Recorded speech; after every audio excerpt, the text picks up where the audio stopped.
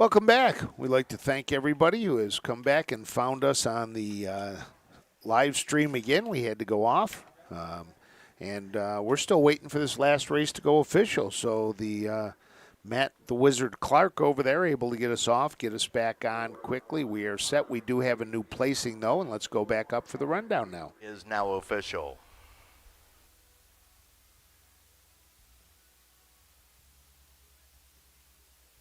The 4, Vandy Lane, returning $11.28, $44. Second of the 1, Massive Hill, $9.44. Third of the 5, Mr. Squeeze, $2.60. Dollar Perfecta, 4-1, $37.10. Dollar Try, 415, $109.30. And the 50-cent Super, 4153, $192.05. The rundown for that fourth race, the 1, Massive Hill, 2. The 2, Nothing But Cat, was 7th place, 6. The 3, Quintuplet, was 5th place, 4th. The 4, Vandy Lane, the race winner. Time to do lifetime mark, 157-1. The 5, Mr. Squeeze, 3. The 6, Sweet Harmony, was 4th. Disqualified in place 7th for interference with the 2, Nothing But Cat, knocking that one off stride.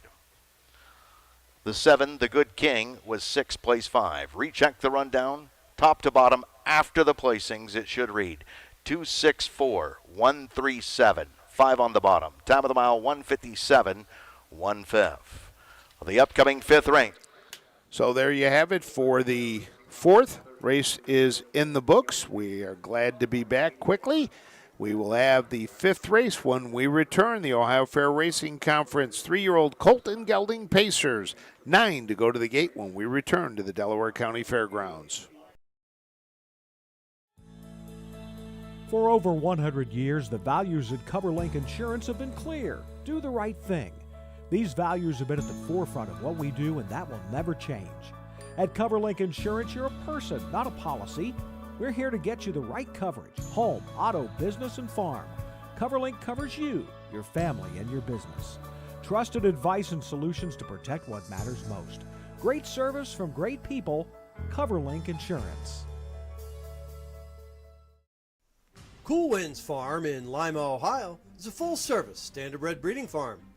Cool Winds stands the popular dancing Yankee, a 2-time world champion, along with 2019 Jug winner Southwind Ozzy, the son of Some Beach Somewhere. Cool Winds also stands the royally bred $2 million earning Western Fame. Cool Winds Farm wants to thank all the bidders and buyers that supported the Ohio Selected Jug Sale.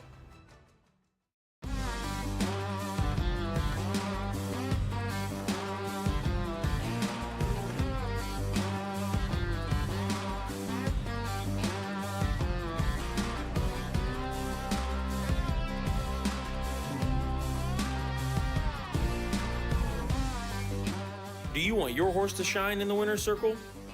Feed DAC Oil. It makes a world of difference.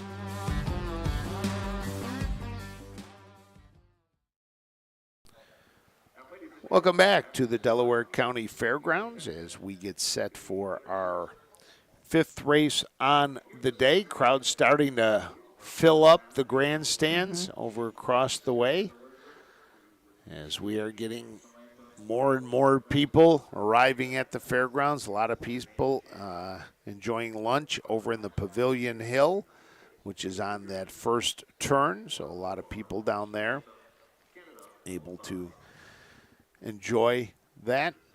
Wind has kind of died down here at the thing, so we'll pick up the national anthems and the Canadian national anthems. True patriot love in all thy sons command. With glowing hearts we see thee rise, the true north strong and free. From far and wide, O Canada, we stand on guard for thee. God keep our land.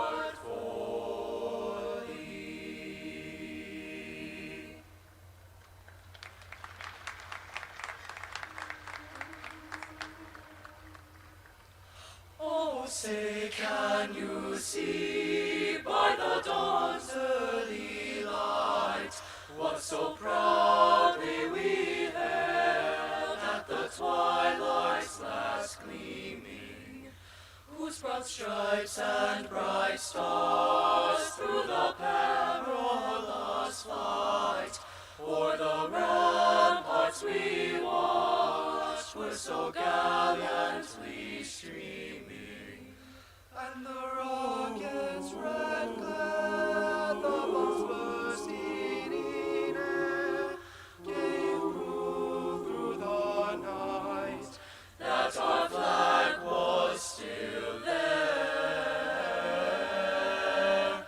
Oh, say does that star-spangled banner yet wave o'er the land of the free and the home of the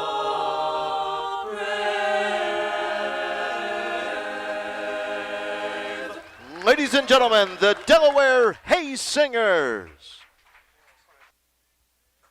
Delaware Hayes, the high school here in the city of Delaware, nicknamed the Pacers. How appropriate is that? Yeah, and that was a great rendition. It of really both was. National anthems. That was really good. So they are making their way off the track. In fact, it was kind of nice. They did not have any horses warming up during the national anthem. So all attention was turned to the Delaware Pacers choral group that sang there. We've Looks got like we're- people all over watching us. Yes, we had Buenos Aires, Argentina, New Mexico. Those were the two ones that I had never seen before. I don't ever remember. But Sharon says, welcome back. Everything is working fine. So There you that's go. good to know. Yeah, we had to leave our stream because we are limited to 8 hours on Facebook, and with the post time moved up, at right before 7 o'clock, our 8 o'clock, our 8 hour window would have closed. We had that happen to us. I think it was 2 years ago when we realized that. Yeah. And so Matt, on the ball, knew what was happening, knew it was going to happen, and had it ready for us to make sure that it did not happen. And we were prepared. He took care of it. And Preemptive. Preemptive, and we figured we'd get it done early in the card. That way we would be able to go. What do you got there, Susan? I have a program from the 1964 Grand Circuit races here at Delaware. This has got the Little Brown Jug, Little Brown Jug number 19. And now I believe we're 79, 60 years 79. ago. So, yeah, we had 2 divisions and then the final. And the conditions say right here, winner must win 2 heats. The first 5 horses qualify for the 8th race. In the event that one horse has not won 2 heats at the end of the 8th race, the winners of the 3rd, 4th, and 8th races return to decide for the 10th race. So at that point, they could have gone 4 heats in those years. And I know they did go 4 heats. I know a couple times I believe they did go 4 heats. I have to find out exactly when that was. Jay Wolf does just such a fantastic job of doing it. Well, in 1946, the very first, they had 3 heats and a race-off. So you would have gone twice there. Let's see. It's interesting to look at these old programs because, of course, there's no past performance lines or anything. It just names the horse.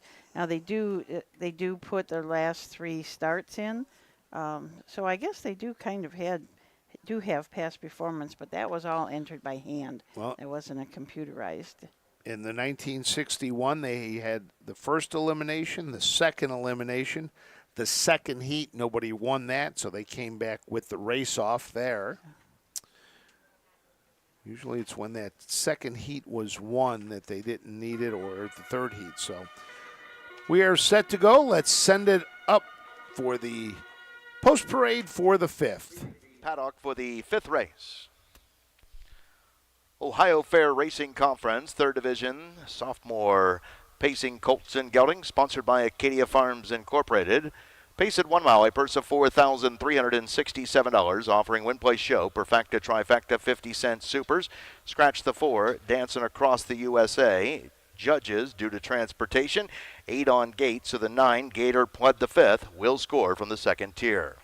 Number 1 is Here's Popeye, owned by the Here's the Stock Incorporated of Bucyrus, Ohio, and Annie Wilford Care of Gallion, Ohio, trained by Jessica McCown with Cam McCown up. Mark St. Louis Jr. drives the 2, Rock the Hill for Jessica Rogner of Streetsboro, Ohio, and Paul O'Neill of Saratoga Springs, New York, trained by Jessica Rogner. The 3 is Rockin' My Boxers, owned by Spurwood Farm LLC of Marysville, Ohio, trained by Terry Henry Chris Page. The 4, Dancing Across the USA, scratch. Judges due to transportation. The 5, Rock the Vintage, by Newberry Stable LLC of Beaver Creek, Ohio, and Mike Paul Hamus of Troy, Ohio, trained by Mike Paul Hamus with Ronnie Gillespie. The 6 is Frisky Up, owned by Norris, Gregory Morgan, Zemer. They're all of Muskingum County, Zanesville, Ohio, trained by David Morgan, Dan Noble. The 7, Do Want a Shot of Crown, by Pat Sweeney, Delaware, Ohio, and Sean Sweeney, Jupiter, Florida. Lemmer Racing LLC of Rockwood, Michigan, trained by Mike Sweeney, Curtis Harper. From the outside, the 8 is Hail the Dragon, owned and trained by Daniel J. Brewer, Oregonia, Ohio. Brett Miller is up.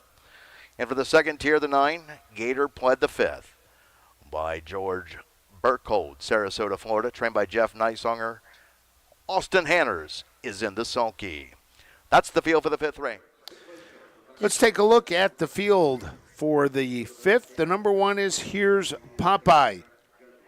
Cam McGowan drives for his wife Jessica. This is a bit of a legend N out of the Coast to Coast Yankee mare Elm Grove in a Rush. Here's Stock of Bucyrus, and Annie Wilfer Kaler of Gallion are the owners. 22 starts this year, 4 wins, 5 seconds, 3 thirds, lifetime 37 starts, 6 wins, $63,000 in earnings. Rock the Hill with Mark St. Louis Jr. up for Jessica Rogner. Jessica co-owns this horse along with Paul O'Neill, who is from Saratoga Springs, New York. This is a racing hill out of a rock and roll Hanover mare, Rock Ratis. 9 for 13 first, seconds, or thirds this year. The 13 starts, 5 wins.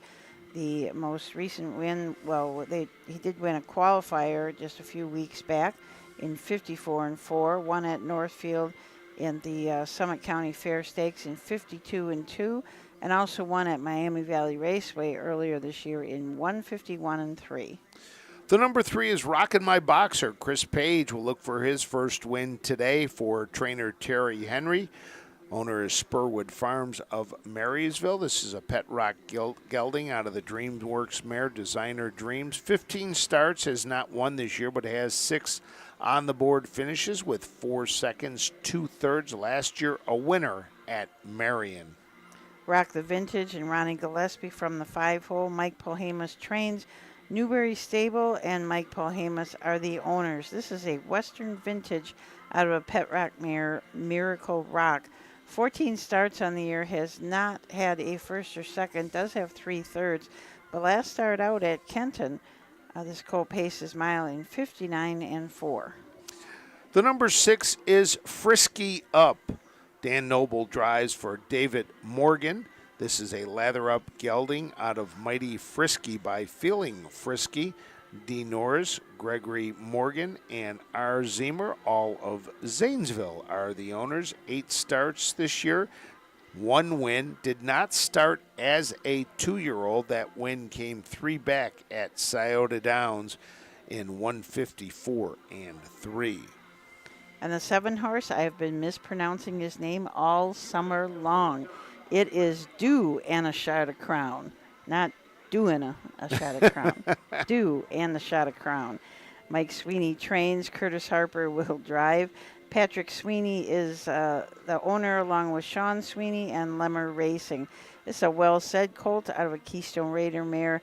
3 wins on the year in 3 seconds. Was second last start out at Upper Sandusky, 1 at Mount Gilead in 2-6-1, and 1 at Bellefontaine in 59-1. The number 8 is Hail the Dragon. Brett Miller drives for Daniel Brewer. This is a Fear the Dragon out of the Real Desire mare, Real Ravishing. Daniel Brewer is also the owner of Hail the Dragon. 13 starts this year, a win, 3 seconds, and a third-place finish. And lifetime 25 starts, 2 wins, 6 seconds, and 3/3. Was a winner out last time out at Scioto Downs. Gator pled the 5th, Will Trail. Austin Hanners drives for trainer Jeff Neissanger. George Burkhold from Sarasota, Florida is the owner and the breeder. So well said colt out of a tell-all mare, Gator Won't Tell. 14 starts on the year, has 4 thirds. His last third was at Kenton, and he paced his mile in 59-1. We have some announcements. Yeah, the announcement is the wind picked up a canopy that flew into another canopy, so they're telling people to make sure that they have their canopies tied down and anchored. So that is the field for the 5th. I think it was yesterday, Mike Sweeney came up and talked about how he names his horses, and they have parties and they have fun doing it. And he said they all like Mountain Dew with a shot of Crown in it, so that's why they named this colt Dew and a shot of Crown. Found out the naming of Eddie Nine Toes. You did? I did. I found that out. Winchester Bay Acres, the owner of the horse, talked to Dan Tell. His father was Ed Tell. That's the Eddie. Okay. Had a toe amputated. And always talked about, I think it was a relative who had lost a toe and made the joke about that. And Dan said when his father passed away, he said they got a horse, and he said, I had to name him Eddie Nine Toes. That's good. That's pretty good. So we are getting ready to go here. Let's send it up for the call of the 5th. The Mike Webkenberg starting gate swing to the top of the stretch, and here they come.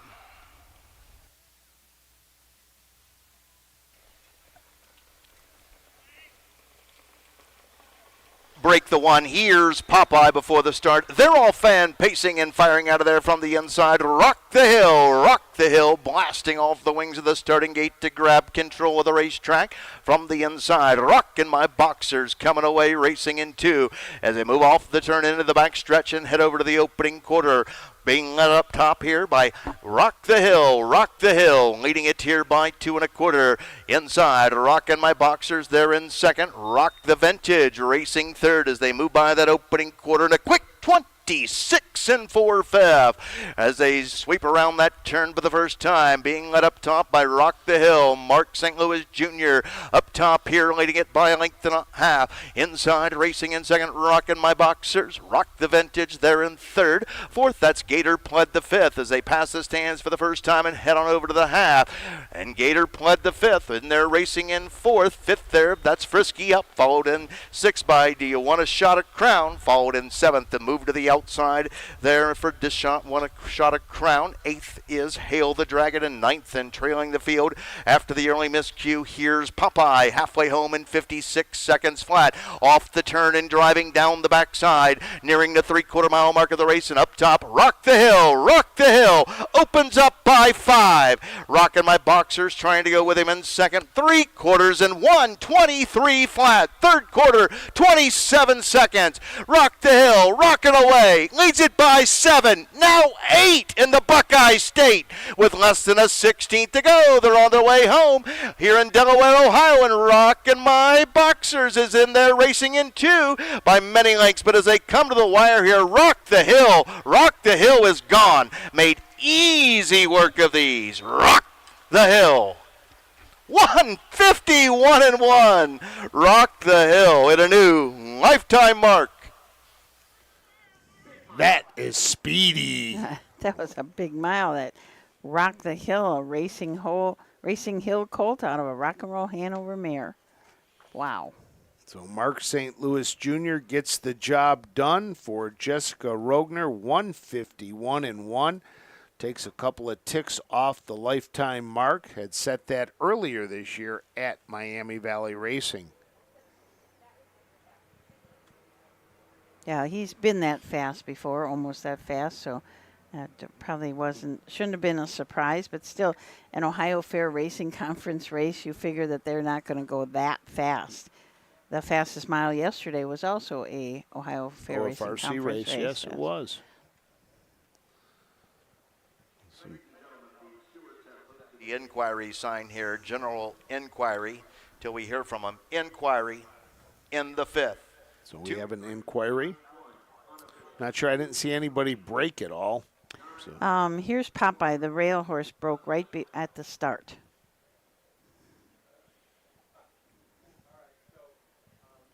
And here's Popeye. Did finish 4th, finishing 3rd. It was Gator pled the 5th.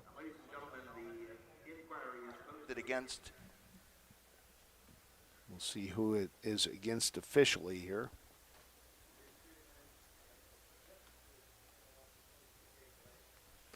Jason started to tell us. Taking a look at the breaking horse at the start of the race. So, as Susan told you, she had it. So Susan had who it was.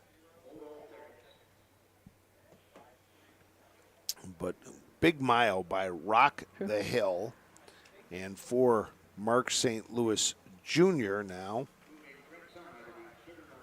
Winner's Circle.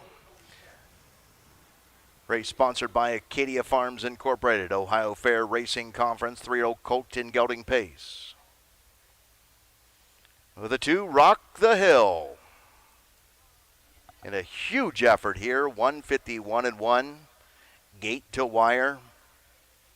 Posting the 6th win in 2024 and the 16th win of this one's career. Bred by GBW Breeding Farms Incorporated of Ohio. New lifetime mark, 151-1. 3-year-old bait gelding by Racing Hill out of a Rocketees. She by Rock and Roll Hanover by Jessica Roger of Streetsboro, Ohio. Paul O'Neill of Saratoga Springs, New York. Trained by Jessica Rogner, nicely handled here. This afternoon by winning driver Mark St. Louis Jr. Caretaker Don Sherman.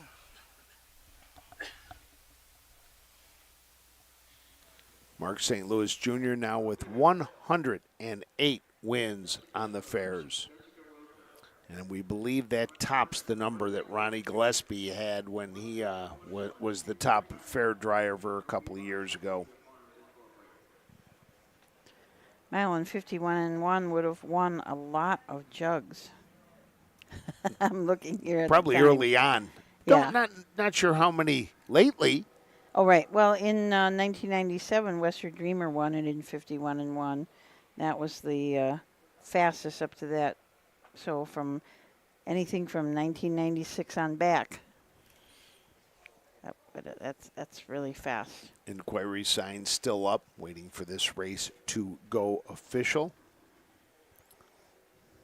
Right now, our fair standings for the drivers. Mark St. Louis Jr. tops at 108.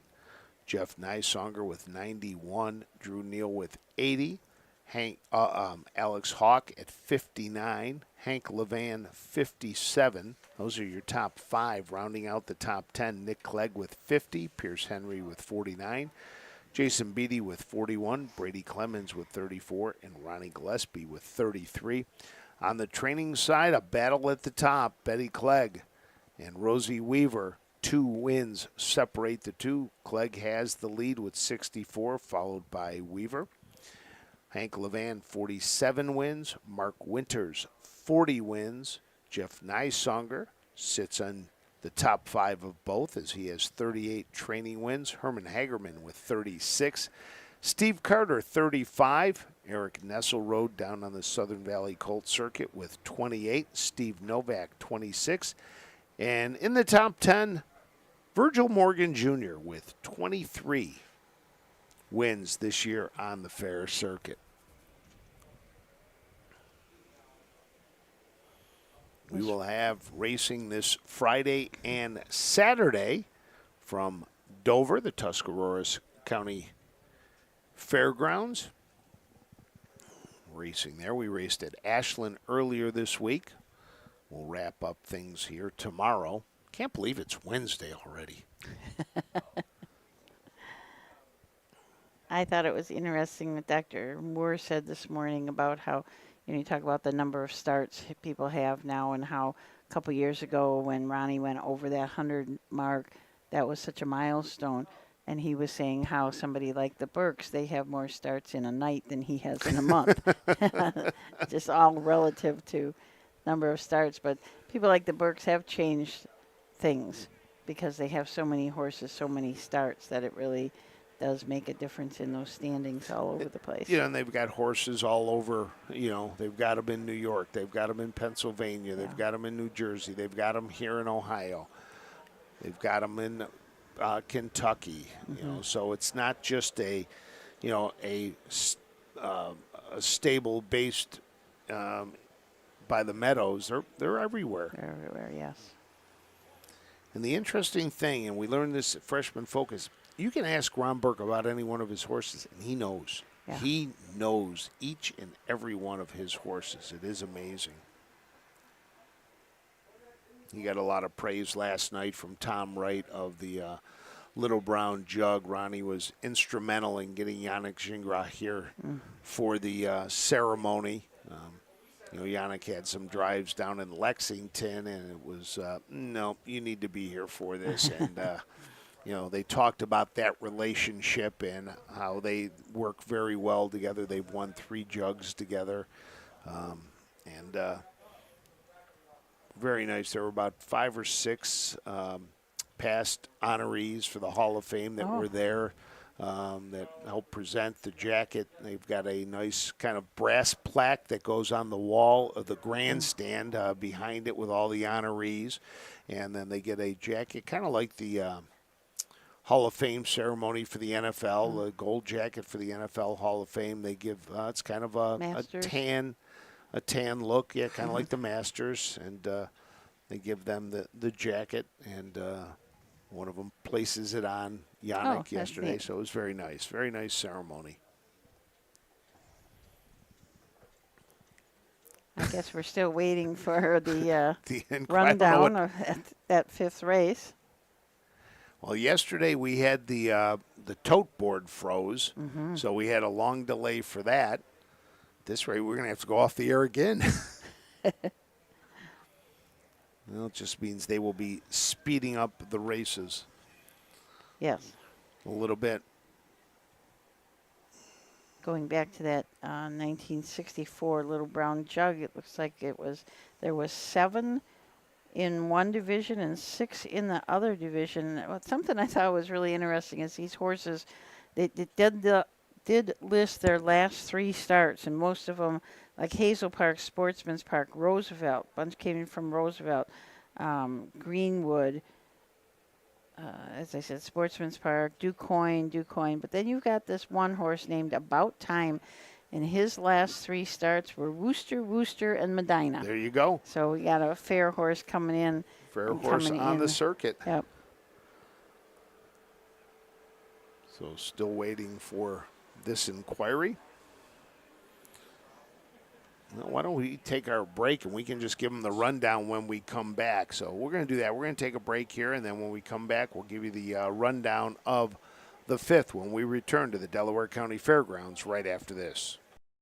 When you need supplies for your horse, one name stands out: Big D's. Since 1976, Big D's Tack and Vet Supply has been the equine experts you can trust. Whatever your horse needs is available at Big D's Tack and Vet Supply. Visit the retail outlet in Streetsboro, Ohio, or order online at BigDWeb.com for fast shipping. Most orders ship that day. Or call 1-800-321-2142. Big D's Tack and Vet Supply. Hi, I'm Jenna Hahn, and this year I'm teamed up with Yannick Gingras, Tony Alania, Burke Racing, and Weaver Buscemi as we represent SBH Health System of the Bronx. We need your help securing the win for this year's 2024 Breeders' Crown Charity Challenge as we look to tackle Team Dunn, Team Tetrick, and Team Miller. Scan the QR code on your screens now, scroll down, vote for Team Gingras, help us win this year's charity challenge. Never let my older sister win, and I'm not going to start now. At Ohio State's Galbraith Equine Center, our veterinary champions are here for your champions 24/7, 365 days a year. Our expert team of boarded surgeons, sports medicine and rehabilitation specialists, together with veterinary cardiologists, internal medicine, and ophthalmologists, make our hospital your best resource for all sport horse performance issues. The Ohio State Veterinary Medical Center's Galbraith Equine Hospital. Call us today at 614-292-6661. I flipped the page in that 1964 program from Delaware here, and in the 5th race that year was Brett Hanover. Was interfered with by the 1, Here's Popeye, before the start. Therefore, did not receive a fair start. So for wagering purposes only, the 9, Gator Pled the 5th, is a scratch, and refunds available for all wagers on the 9. Gator Pled the 5th is being considered a scratch as he did not receive a fair start due to the interference of the 1, Here's Popeye, before the start.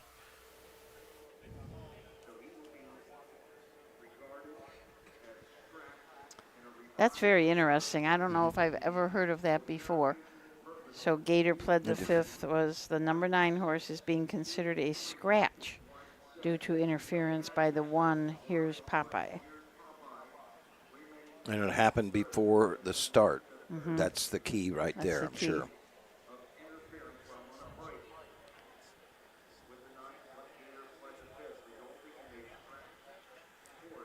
Oh, I wonder how that. So The he's start declared for a scratch. full refund.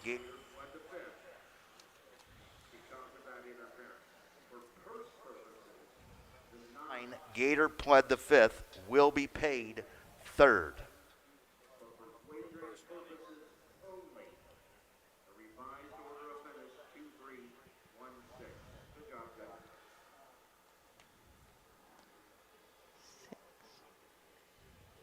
So for wagering purposes, it is 2, 3, 1, 6. I thought he said. I just hope he gives So us the whole he rundown. explained that Gator Pled the 5th. 2, 3, 1, 6. The 1, Here's Popeye, while on a break, did interfere with the 9, Gator Pled the 5th, before the start. So therefore, Gator Pled the 5th is being declared a non-starter and scratched. So therefore, the 1, Here's Popeye didn't really interfere with anybody. That's for the race wagering. started. But for purses, the 9, Gator Pled the 5th, will receive the 3rd place finishing money.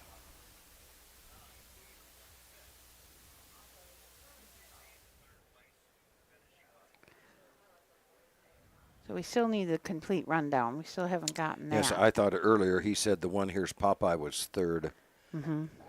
I think he meant the 9, Gator Pled the 5th. Because if I recall, the 1, Here's Popeye did make a break and was way back. I didn't pay a whole lot of attention to that race. I was getting ready to come over here. Well, 2, 3, 1 on the board. Doesn't even show the 9 in the top 4. On the top 4 shows 2, 3, 1, so. The 9 got interfered with. There should have been Correct. a recall, basically, is what they're saying. Mhm. So the 9 will get 3rd place purse money because he did finish 3rd, but he was interfered with. It was not a fair start for the wagering. Well, I've never seen that down here. There's only a recall at a certain point. Mike can only do a recall Yeah, at sure. a certain point. Well, He yeah. It actually happened right here, right before the wire. Actually, But it was before. yes, Before it the was wire. before the start. Yeah, I've never seen that here at Delaware and a lot of races. I know at Hoosier Park they have what they call a fair start pole. Right. That's very interesting. Still basically waiting for the complete rundown, though. We have not got that. I was talking about this 1964 program, and something really interesting is that Brett Hanover raced in the standard bred that year, for 2-year-old For pacers. 2-year-olds. And then next year he came back as a 3-year-old and won the Little Brown Jug. I remember the programs like that. Yeah, yeah. Yeah, it's, like I said, they had to hand put this all in. This wasn't probably the computerized. They had to typeset all this and put their last starts in and their money. At that point, Brett Hanover had already won $116,000. That was a lot of money. He was 19 for 19 at that point. That was a lot of money back then in Definitely. 1965. A lot of money today to me. It is, you're right. I wouldn't mind a horse that made that much money. So some of the other races that they have in this program don't have all that information, and they only list the horse and the driver. So it was just those big races, the Grand Circuit races, that they had all that Now information. it's 2-3-1-6 official. The dollar perfected 2-3-6.30. Dollar try 2-3-1 $8.90. 50-cent try 2-3-1-6 $13.75. The dollar pick 3 of 3 3-4-2 73.20. The 2 Rock the Hill 210 210 210. Second to the 3 Rockin' My Boxers, returning $6.20 $3. Third to the 1 Here's Popeye 210. Here's the rundown for that 5th race. This is for wagering purposes only. The 1 Here's Popeye 3. The 2 Rock the Hill, the race winner, new lifetime mark 151 1/5. The 3 Rockin' My Boxers 2. The 4 Dancing Across the USA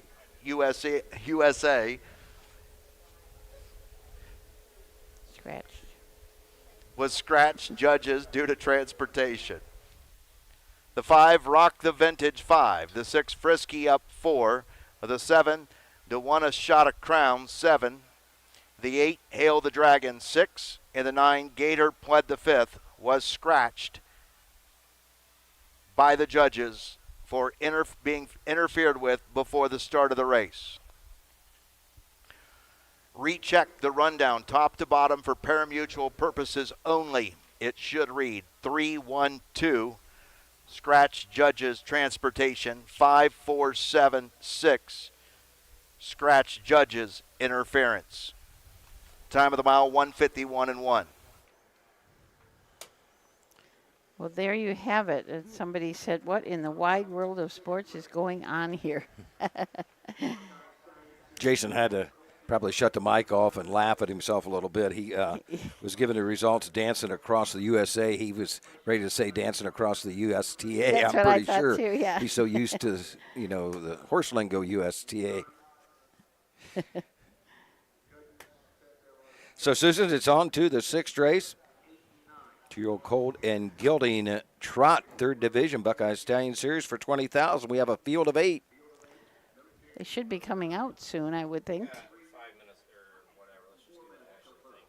Okay, we've got a little bit from Ashley Daly.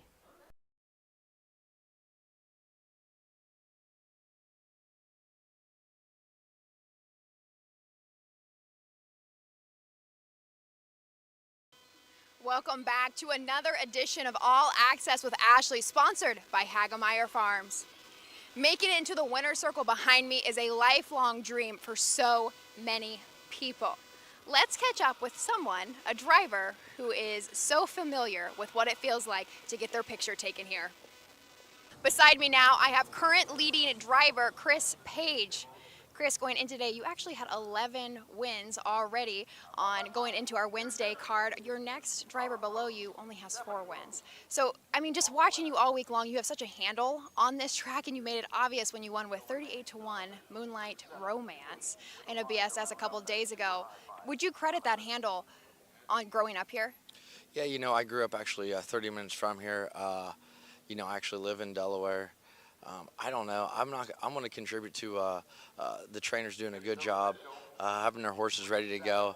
And yeah, I've been, you know, that was probably a little more luck than anything, the 38-1 shot. But you know, with no passing lane here, there is some strategy going into driving for sure.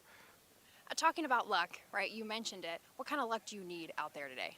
I mean, honestly, everybody, you know, this is like, you know, kind of like our Super Bowl. Everybody from Ohio wants to win the Little Brown Jug. Luckily enough, I was able to. But, like, even to win a race at Delaware is special. So, you know, growing up in the business, everybody always wants to win here at Delaware. So it's tough to win because everybody's bringing their A games. The drivers are on top of their games. The trainers have their horses ready to go, and the owners are in the grandstands watching them race. You have won the Little Brown Jug with By the Missile a couple years ago. So has making it into the winner's circle lost its luster for you yet? Absolutely not. You know, as a little man, listen to interview, or a young man in this business, listen to you know, your role models as drivers talk. You know, they kind of said, I always remember them saying, you know, when I lose that nest, like getting you know, no race is more important than the other, like the good feeling of just actually winning the race. So every race, it's still the same great feeling. I mean, the Little Brown Jug was maybe a little more special, obviously, but you still get that warm, fuzzy feeling on anything. We still have plenty of races to go in the next couple of days, but what has been the best thing to happen to you so far this week? You know, a lot of smiling faces, you know. You know, winning races. Also, you know, I'm a people pleaser. You know, I like seeing smiling faces. So there's definitely probably not one particular moment, but a lot of smiling faces. So there we go. Current leading driver Chris Page, and I'm sure many more to come. Let's head back up to the studio. Miller.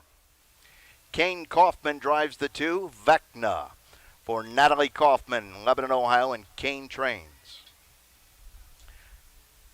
The 3 is Let's Go to Paris, owned by Edward Miller of Polk, Ohio, and Ashley Dunn of Polk, Ohio, trained by Ed Miller with Aaron Merriman. The 4 is McCown, Unstable Brothers, Gisser, Brown, they're of Ohio and Michigan, trained by Jessica McCown with Cam McCown. The 4, Good Envy. The 5, My Next Chapter, owned by Powerline Racing Stable of Salesville, Ohio, trained by J.H. Miller, Ronnie Gillespie. With the 6, Last Call Romeo, owned by Bet the House LLC of St. Petersburg, Florida, trained by Jeff Smith. Trevor Smith is up. With the 7 is Anthony Miller of Dundee, Ohio, and Hegerman Racing of Mount Vernon, Ohio, Splurge on Uncle, trained by Herman Hegerman, Dan Noble. And for the outside, the 8, 7, Lick Tom, owned by Alan J. Miller of Millersburg, Ohio, trained by Scott Cox. Chris Limbs in the sulky. So let's take a closer look at the horses in this race. Number 1, Cowboy Poker. Brett Miller up for Jim Arledge Jr. This is a Marseille colt out of a triumphant caviar mare, Ann E. Oaks, owned by Phillips from Scottsdale, Arizona. L&P Baker from Galloway, and J. Russell Arledge from Orient. This horse is 3 for 4, very lightly raced, only 4 starts in the year, had 1 win. That was in a Buckeye Stallion series up at Northfield Park in 159 and 2. Susan the 2 is Vecna. King Kaufman trains and drives for his wife, Natalie. This is a 2-year-old bay goat, son of Enterprise, out of the Muscle Hill mare, Rare Book. $11,000 yearling purchase. In 6 starts, has been to the winner's circle 5 times. A second, $41,000 on the year. 157 and 2 at Scioto Downs for the 2 Vecna. Let's go to Paris and Aaron Merriman from the 3 for trainer-owner Edward Miller, and Ashley Dunn also owns a piece of this horse. He is a Mr. Anson out of a giant hit mare, Paris filly. 5 for 8 on the board, 8 starts, 4 wins. The fastest of those wins was at Northfield in 2 minutes and 4/5, and that was his last start in the Buckeye Stallion Series. Also won at Canfield in 2-4 and at Burton. The 4 is a 2-year-old bay colt by What the Hill. It's good envy. Cam McCowan trains for his wife Jessica, owned by the McCowans and the Unstable Brothers, and Keith Gisser and Kay Brown, all of Ohio. 5 starts, has a second and a third, $9,260. 4 back was second at Northfield Park in a Buckeye Stallion Series, trotting in 2:02 and 3. My Next Chapter, Ron Gillespie up for trainer J.H. Miller and Powerline Racing Stable from Salesville, Ohio. This is an Uncle Peter out of a Chapter 7 mare, Tribute to 7. 7 starts on the year, 2 seconds and a third. The last second was at Washington Courthouse. No, Old Washington, excuse me. Finished second, trotted in 2-4 and 2. Back a little while ago, he finished 4th in a Buckeye Stallion Series, trotted in 59 and 4. Number 6, Last Call Romeo. Trevor Smith drives for his father Jeff on Babette the House LLC of St. Petersburg, Florida. This is a 2-year-old bay-gelded son of Team 6 out of the Stephen 1 mare. The Grippers, a $5,700 purchase. 5 starts this year, has 2 seconds and 1/3, $9,000 on the year for Last Call Romeo. The 7 is Splurge on Uncle. Dan Noble drives for trainer Herman Hagerman. Anthony Miller from Dundee and Hagerman Racing from Mount Vernon are the owners of this Uncle Peter. It's out of a cadaver mare, Splurge on Me. 8 starts on the year, 1 win that was at Canton in 2:07. And number 8, 7, Lick Tom. Chris Lems for Scott Cox, 2-year-old bay-gelded son of Long Tom. This $25,000 Ohio Select purchase is owned by Alan Miller, Millersburg, Ohio. 8 starts, 2 wins, 2 seconds, $34,000 on the year. A qualifier at 2:01 and 2 at the Meadows. Last time out, just beaten a quarter of a length in 2 minutes and 4/5. Buckeye Stallion Series action at Northfield Park. That's the 8, 7, Lick Tom. The Vecna is sitting second in the Buckeye Stallion Series points. And Let's Go to Paris is 8th right now, so they certainly want to do well to try and get in that final. And that final is October 6th, I believe, at Dayton Raceway. 5th or 6th? I think it is the night before the Montgomery County Fair held there, right? Yes. I have to look at my calendar. It's on a... Yes, October 5th. October 5th. A Saturday night at Dayton. And talking about Dayton Hollywood Gaming, Susan, they open up this next Tuesday with a 4 o'clock post. Probably look, I don't know if they'll draw tomorrow probably for that Tuesday card, or Friday for that Tuesday card. So Dayton, they're getting ready to open their doors. Sauter Downs just closed. Dayton opens up and goes through roughly December 30th, a Tuesday through Saturday, 4 o'clock post. September 28th, their Grand Circuit action at Dayton Pacing Derbies. As we mentioned, Sauter closed. They're still racing at Northfield Park, roughly 4 nights a week. Lots of racing in the Buckeye State for sure, especially during the summer when we have all the fairs going, and just a few fairs left. But we're going to head to upstairs to the announcer for race number 6. Standardbred Horse Sales Company, field of 8, on gate, swing to the top of the stretch. Here in Delaware, Ohio, and here they come.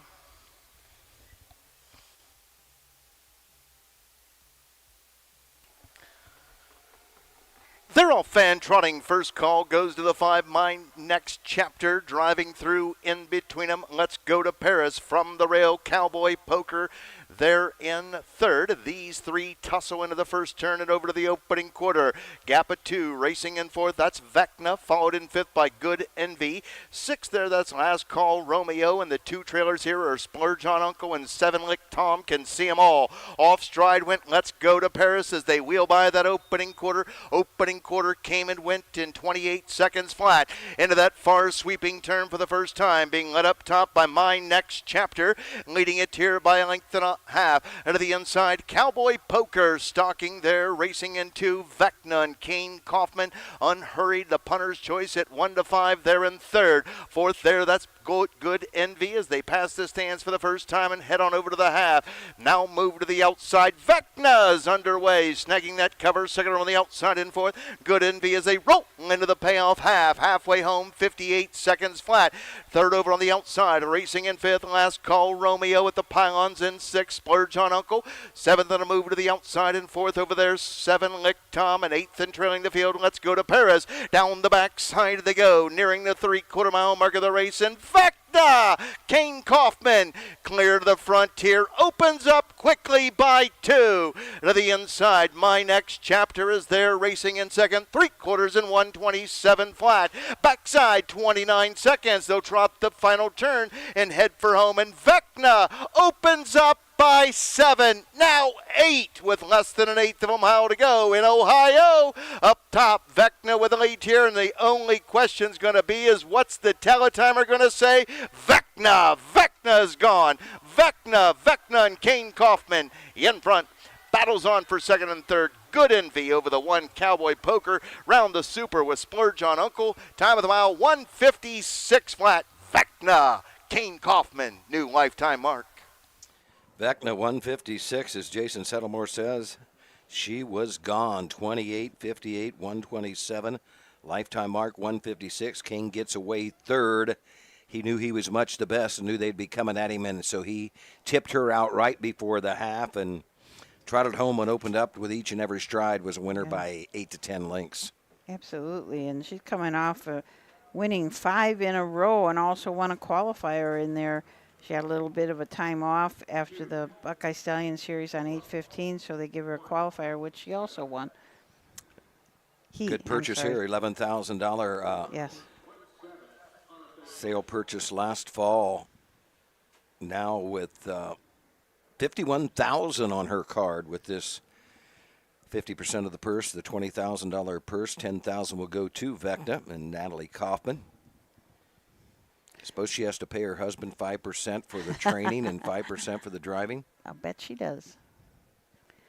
We've had a couple comments about interference before the start should have triggered a recall, but the USTA rules do say no recall after the word go. Yep. There should be no recall after the word go has been given, and any horse, regardless of his position, shall be deemed a starter. So that was... Yes. And the starter does not just... The wings are, he says, go right before they get to the wire. Yeah. And that's when it happened. I was sitting across the way, Yes. and when Cameron McCowan made that break with the 1. So that's what took them a while to sort it out. They made the right decision. Mm-hmm. Some of those things like that are a judgment call. Here you do have the replay. So, yes, you know, at a county fair, that could have went miss because you don't have the replay at a county fair. Right. But they got replay here, just like a Perry Mutual track. So here's your winner, the 2 Vecna, 2-year-old bay-goated son of Enterprise, out of the Muscle Hill Mare Rare Book. Owned by Natalie Kaufman of Lebanon. King Kaufman trains and drives. Farm winner's circle, the winner of the 6th race, Buckeye Stallion Series, 2-year-old Colton Gelding Trot. Timed at a new lifetime mark, 156 flat. Posting the 6th win in just 7 career starts. The only blemish at the beginning of the year in Wilmington, Ohio, where he was second after an early miscue. Then he's went on to win 7 in a row here in Ohio. The 2 Vecna, a 2-year-old bay gelding by Enterprise out of a Rare Brook. She by Muscle Hill. Owned and caretaken by Natalie Kaufman, Lebanon, Ohio. Nicely handled here this afternoon by winning trainer, driver, Kane Kaufman. Lisa Nina Eastie was in the winner's circle. The breeder is Springhaven Farm, so she was down there congratulating that horse. Natalie Kaufman, home a winner in the Buckeye Stallion Series in 156 flat to win the Standardbred Horse Sales Company Trot. In the winner's circle to make the trophy presentation on behalf of the Buckeye Stallion Series and the Standardbred Horse Sales Company, Mr. Ed Powers. It's official, 2417 official. The 2 Vecna, 240, 210, 210. Second, the 4 Good Envy, 1380, 560. Third of the 1 Cowboy Poker, 240. Dollar Perfecta, 24, 2370. Dollar Try, 241, 5950. And the 50-cent Super, 2417, $283.20.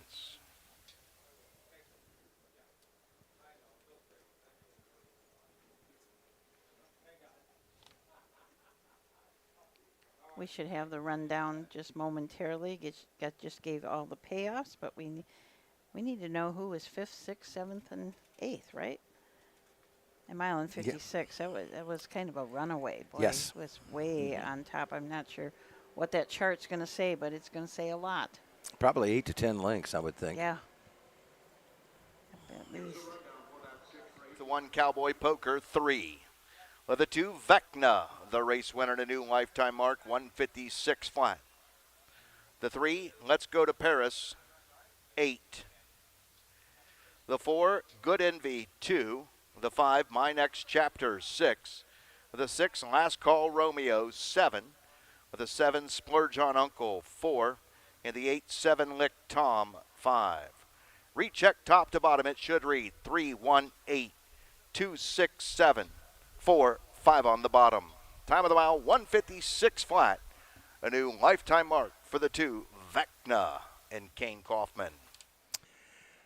Well, up next, the 7th race, first division of the 3-year-old fillies. Buckeye Stallion, not quite a third of the way through. 22 race card today. Jugette coming up earlier, or later, I should say, in the program. Most probably go off at first the divisions at 4:30 or so, and the final around 6. So we'll take a commercial break here, and we'll be back to look at this 7th race right after this. For over 50 years, Midland Acres has provided top-quality Ohio-bred colts and fillies. As a third-generation farm, we understand the importance of delivering well-cared-for and well-mannered yearlings. Get in the winner's circle with the yearlings by Fear the Dragon, Yankee Cruiser, Long Tom, Summa Cum Laude, Ready for Money, and Bit of a Legend. Midland Acres, doing our best to bring you the best.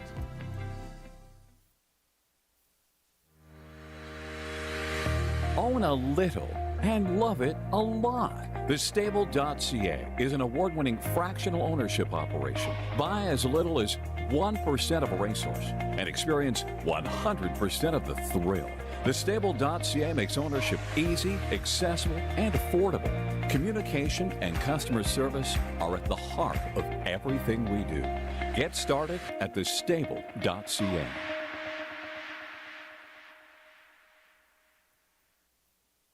Mark your calendar for the new and exciting North American Standard Bred Mix Sale. Tuesday, December 17th at the Mount Hope Event Center in Mount Hope, Ohio. Broodmares, broodmare prospects, racehorses, and stallion shares. Pedigrees announced by Ed Teefee and Gabe Pruitt. Online bidding, clean, heated facility. The North American Standard Bred Mix Sale. A live auction to see quality horses with industry-leading pedigrees. Tuesday, December 17th in Mount Hope, Ohio. Entries are now open. Welcome back to Delaware. We're coming up on race number 7. Just a few minutes ago, we had a nice interview by Ashley Daly with Chris Page, and that was quite interesting, Chris.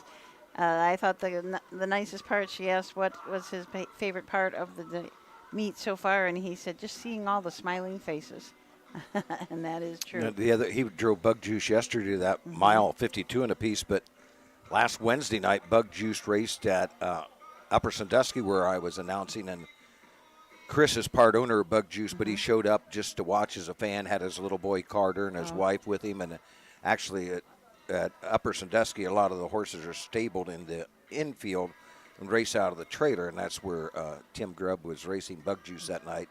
So Chris was over there helping, and then before the race, they left and they went over into the grandstand area, and they came out and went to the winner's circle as an owner. He did. Yeah. So I'm sure he just likes to do that once in a while and relax. Yes, get away from that. But I think that most of these guys that are driving, that's just what they want to do. Frank was talking about Yannick Gingras yesterday wanting to stay down in Lexington, and Ron Burke had to convince him to come up here because they just want to drive for the day.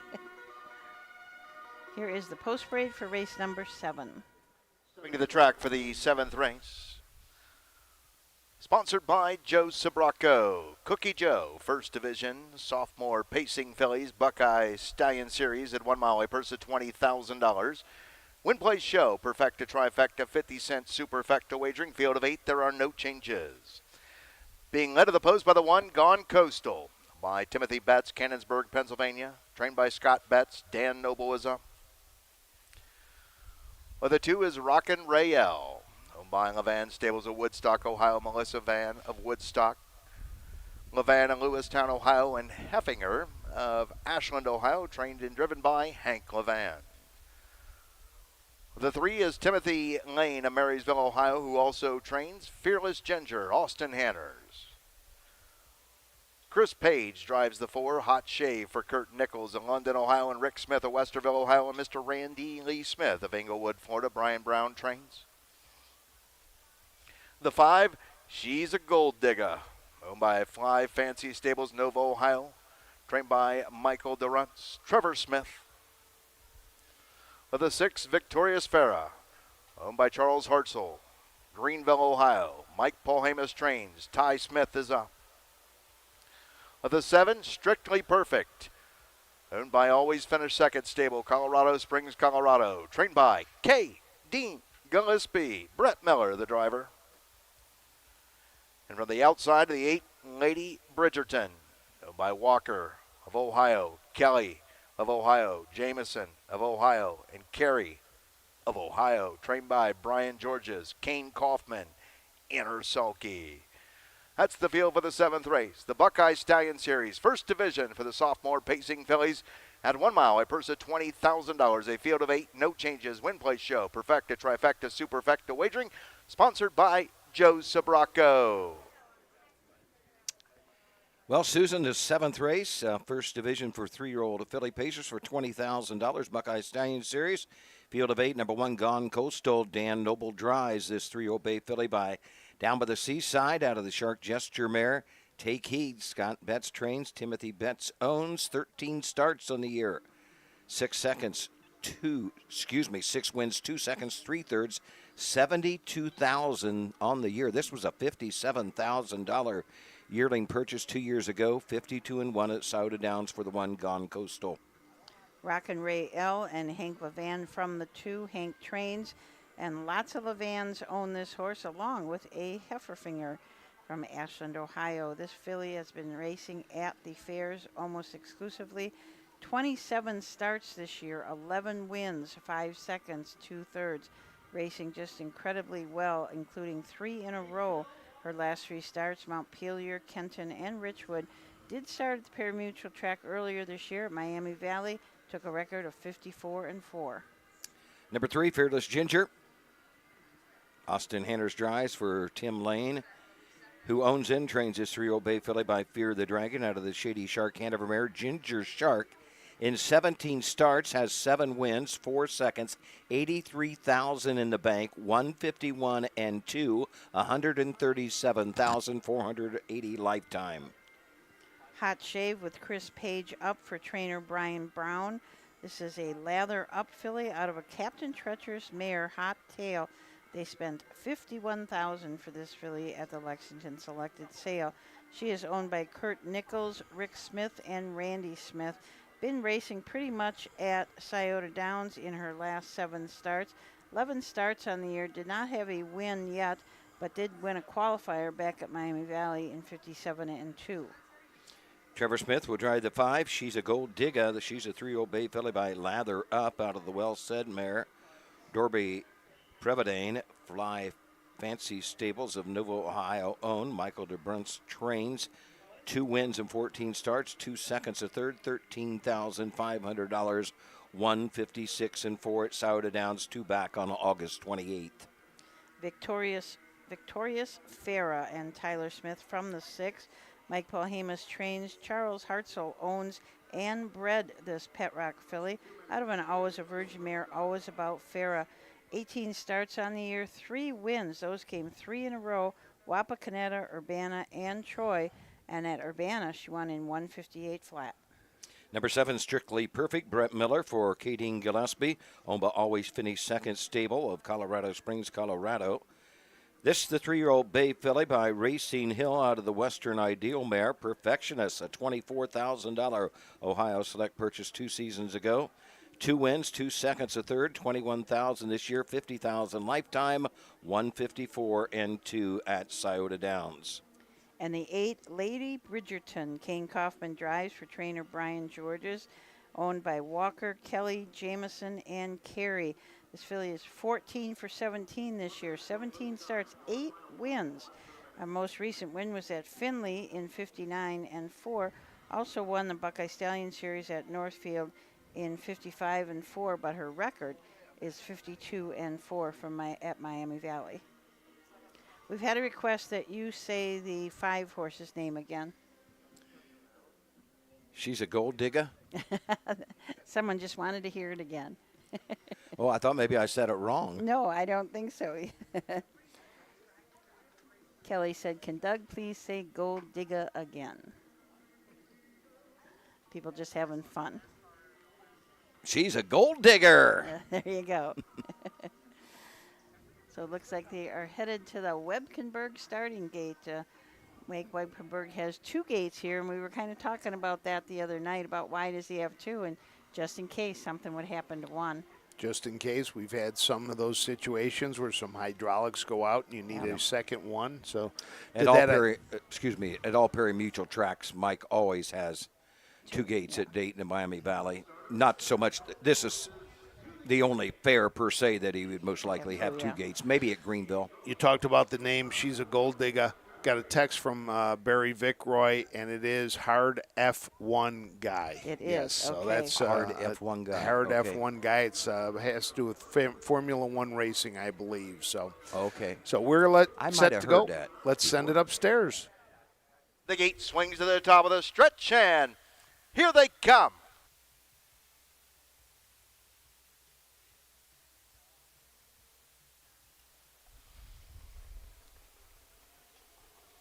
They're all fan pacing in a very nice start here. Gone Coastal from the inside. Right alongside of her, Rockin' Ray L. will land at the garden spot, racing in 2. Fearless Ginger comes away, racing 3rd.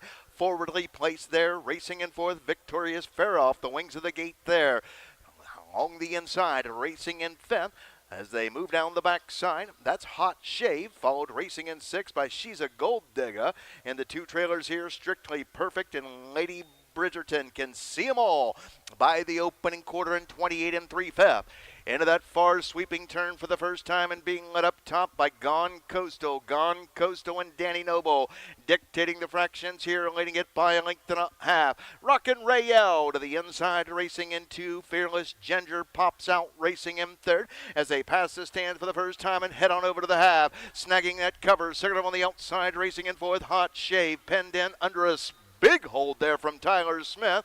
That's Victorious Farah racing in 5. 3rd over on the outside in 6. Strictly Perfect. The 2 trailers here are She's a Gold Digger and a move to the outside. 4th over racing in 8th. Lady Bridgerton. They were halfway home in 57 and 1/5. Off the turn and driving down the backside. Up top, Gone Coastal with the lead. Fearless Ginger to the outside, racing 2nd. Rockin' Rael trying to go with him in 3rd, and 2nd over on the outside in 4th. Hot Shave, 3/4 in 124 and 4/5. The drums are beating up top. Gone Coastal opens up by a length and a half. Fearless Ginger to the inside is racing in 2nd with less than an 1/8 of a mile to go in Ohio. They're on their way home from the inside. Gone Coastal to the outside. Fearless Ginger, but coming to the wire. Gone Coastal is going to take this field gate to wire. Fearless Ginger to go 2nd. It's going to be tight there for 3rd. May have been the 4 Hot Shave. Time of the mile, 1:52, 2/5. Gone Coastal. Just 1 tick off Gone Coastal's lifetime mark. That was 52 and 1 at Scioto Downs. Out here, 52 and 2 on this half-mile track. That's her 7th of the season. She's been racing in the Buckeye Stallion Series, probably throughout the year. She raced in a Courageous Lady Finished second on August 10th at Northfield Park. And she is sitting second in the Buckeye Stallion points for 3-year-old filly pacers right now. So this may have, it's a funny thing with the points because you think, you know, maybe she stays right there, but depending on how many divisions and the other horses, it's a very fluid thing. We'll be updating all those points again next Monday. So after all this is over, we'll have the new points up. They are current right now through last Friday, I think it was. Interesting, Elizabeth says, it's been a dream of mine to paddock a horse down there at the Little Brown Jug. And this place is where dreams come true, isn't it? I'm sure that if you came down here, we could find you someplace, some horse to paddock. Jimmy Byers was his dream to Rake rake the the dirt. track. And he, I was talking to Brad Conrad. He said Jimmy got done. He ran and got on his phone. Said cross one off the bucket list to somebody on the phone. So back to the winner's circle is Dan Noble.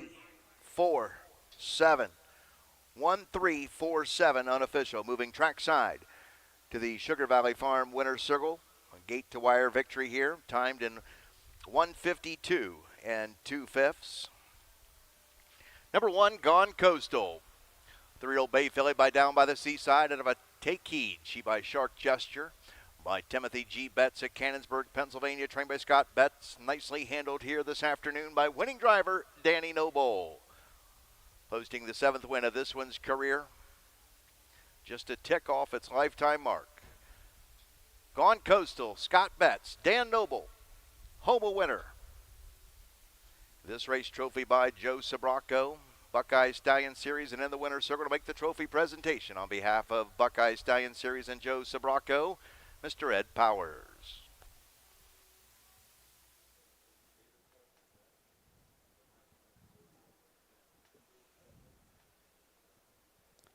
Okay, so we're waiting for the rundown. I just had a winner's circle presentation. It's just, they always make them very special. They're special all week, but I saw a lot of flowers out here today, so I think there's going to be a lot of races that somebody's going to get a bouquet of flowers for. Well, you've got the Grand Circuit races. You have the OBC, the Jugette. So a number of bouquets of flowers will be handed over. Yep. I took a picture and I sent it to Jason Roth at Scioto, and I said, yeah, we need more flowers at Scioto next summer. Well, you are the official horticulturist of the Scioto Downs, are you not? I did get relieved of my watering duties the past 2 years. I used to take water in jugs and drive down there when they weren't racing. No, and water the flowers. You got relieved. Does that mean you got fired or what? I probably did get fired, but they just said, oh, you don't have to do that anymore. Probably was a reason. So we had the second and third place in the Buckeye Stallion Series points were in this race. 7 official. 1, 3, 4, 7 official. The Gone Coastal was sitting second, and Lady Bridgerton was sitting third.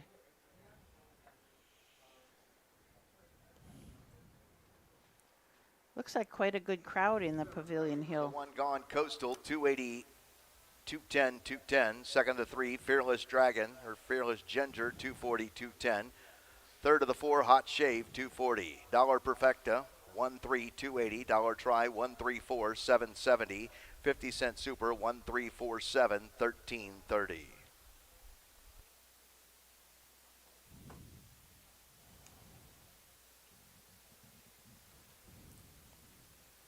I want to thank everybody who was able to hop back on Here's our a rundown stream. for that 7th race. Gone Coastal, the race winner, timed in 1:52 2, just a fifth of a second off his lifetime mark. The race winner. The 2, Rockin' Rael, 5. The 3, Fearless Ginger, 2. The 4, Hot Shave, 3. The 5, She's a Gold Digger, 8. The 6, Victorious Farah, 6. The 7, Strictly Perfect, 4. And the 8, Lady Bridgerton, 7. Recheck top to bottom, it should read 152, 386, 47 on the bottom. Well, the upcoming 8th race, sponsored by South Mountain Stable, and at this time we ask that a representative or representatives of the South Mountain Stable Okay, so this is our first Grand Circuit race of the afternoon, the standard bred for 2-year-old fillies. First of 2 divisions for these fillies, and we just have 6 in this race. But there's some good ones. Yes. We're going to take a look at them when we get back.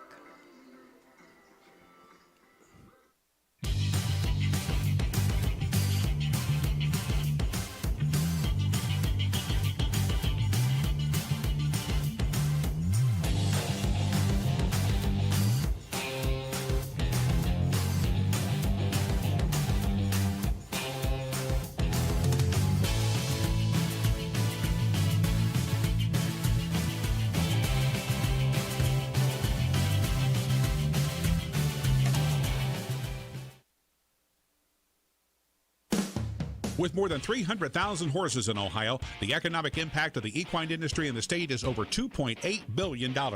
Much of that value comes from standardbred horse owners, breeders, trainers, and drivers who participate in the sport of harness racing. The mission of the Ohio Harness Horsemen's Association is to preserve, protect, promote, and serve the entire standardbred industry in Ohio and beyond.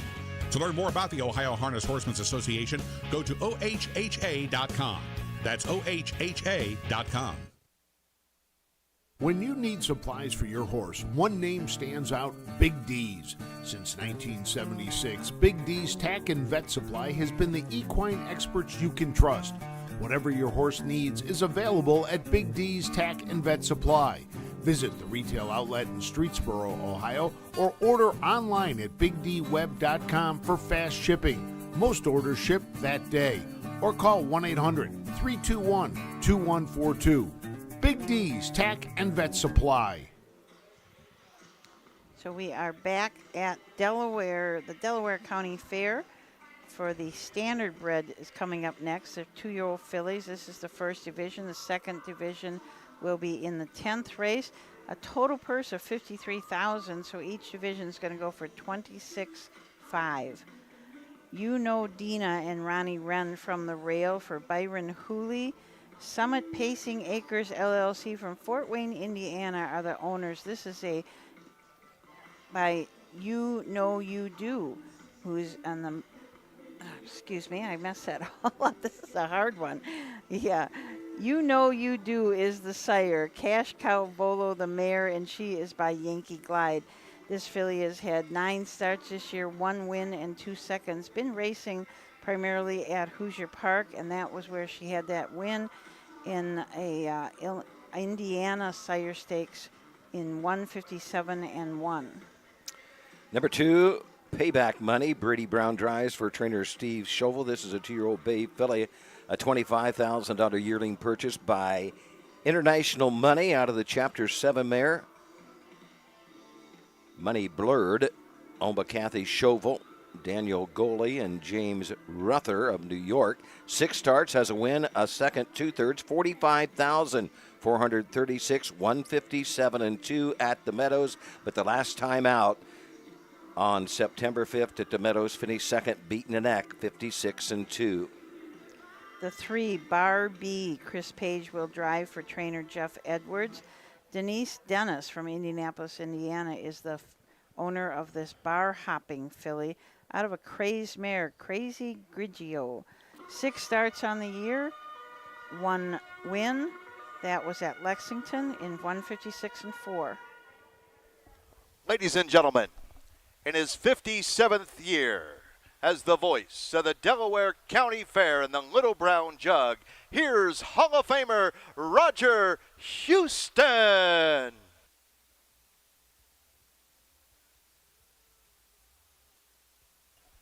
Horses are on the track. Parading the post for the 8th race. The standard bred 2-year-old filly trot. First division, $26,500. Number 1, You Know Dina. Summit Pacing Acres, Brian Hooley, the trainer. Ronnie Wren Jr., the 1, You Know Dina. Number 2 is Payback Money. Kathy Schoffel, Daniel Goley, James Luther. Steve Schoffel trains. Brady Brown drives the 2, Payback Money. Number 3 is Bar B. Denise Dennis owns. Jeff Edwards trains. Chris Page driving the 3, Bar B. Number 4, Tacky Sugar. Ryan Smith owns, Vernon Beachy trains, Hunter Myers driving the 4, Tacky Sugar.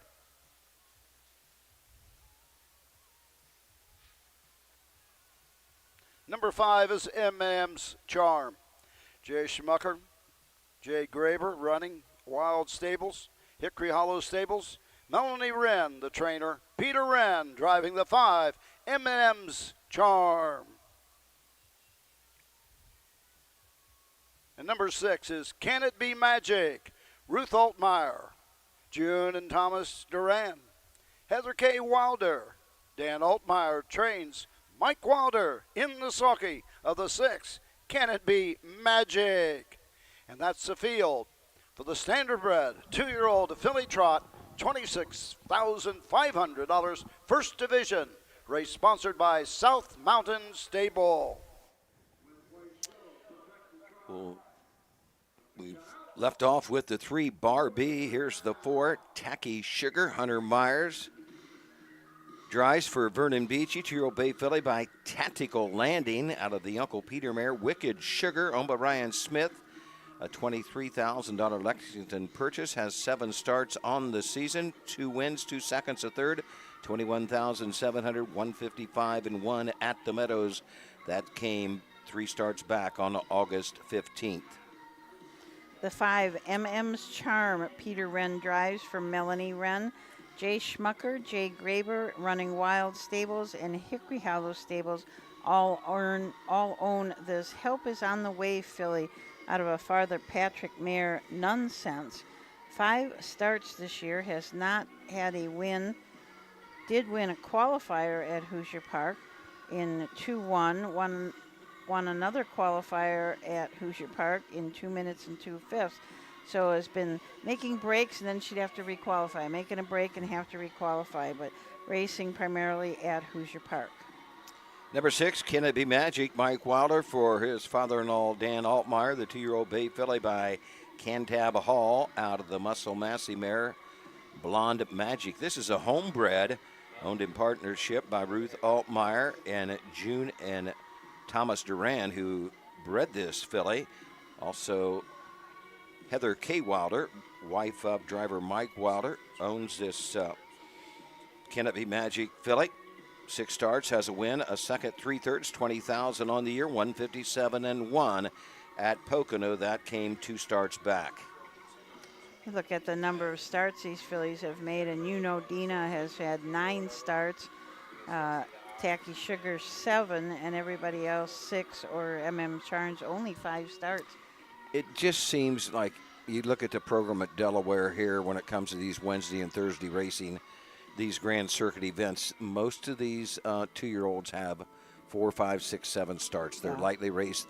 They're getting them ready now for the Grand Circuit events, you know, especially probably the Red Mile. Right. Going back down to Lexington, and some of these horses have made a few starts at Lexington. Bar B has raced in that Wildcat series at Lexington, had 3 starts in that. Tacky Sugar also went to the Meadowlands for the New Jersey Classic. So these horses are coming in from all over the place. Tacky Sugar, Meadowlands, and the Meadows racing at those 2 places. So it's really a lot of shipping around for some of these Grand Circuit horses. Frank Frost, while you're still with us here, before you step here out of the studio, you're all set for the Mar. You got tickets for everybody coming at will call? I have no idea what the count is yet. Still waiting to find out. I've got people calling, but I do know one thing. Poster Pets is on the grounds. He came in today. Bill Rhodes had one going this morning, and he was going to spend the night, so he figured he'd just bring Poster Pets down with him. So for the horse, familiar sights. He used to train here back as a 3-year-old, and so very familiar with this track. So. Now, a lot of times when they bring these horses in, they have a guard with them all night. Are you going to stay with Poster Pets tonight? No. You're not going to stay with Poster Pets? You really should. You should sleep I got too right much in other front. stuff to do. Get the cot out and just lay there. You know, that it's not that, I guess it is that long ago now when I think about it, but that's what you used to do. Oh, yeah, they when you did. shipped around, you put your cot there, and if you were lucky, you had a fan and a cooler, And that's where you stayed. You slept right there with your horse. Well, Matt Clark be good at that. He's at least got one of those with him at all times. He's got the cooler, yeah. Have to check, see what Matt's got here today. Let's see. We got some water. Looks like we got some more Monster in there. I don't see any dew. No Mountain Dew. Uh-oh. Watch out. This is the time when you need some of those energy drinks. You really do. And we didn't even stay out. I don't think any of us stayed out late last night. There was some partying going on back at the campground. Oh, there was a lot of partying going on yesterday when we left.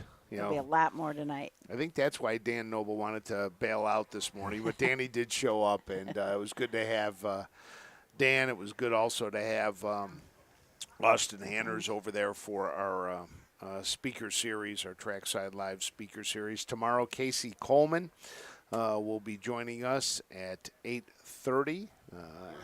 And then we will have Roger, Wendy, and Gabe Pruitt. Real quick, before we go to Roger, how many cinnamon rolls did you bring in this morning and how many tomorrow? 6 dozen cinnamon rolls, 6 dozen Jolly Pirate donuts. Tomorrow it's 20 dozen total.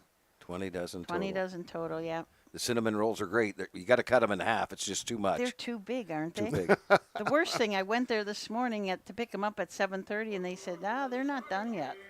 Oh, no. But they got them done by 8 o'clock. That's good.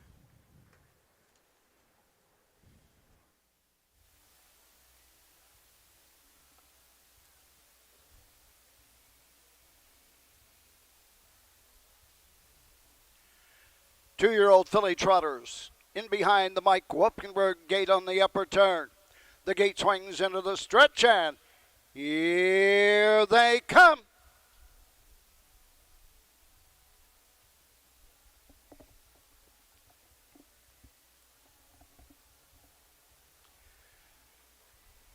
They're off and trotting. Can It Be Magic? Leads on the outside and grabs the lead in the turn.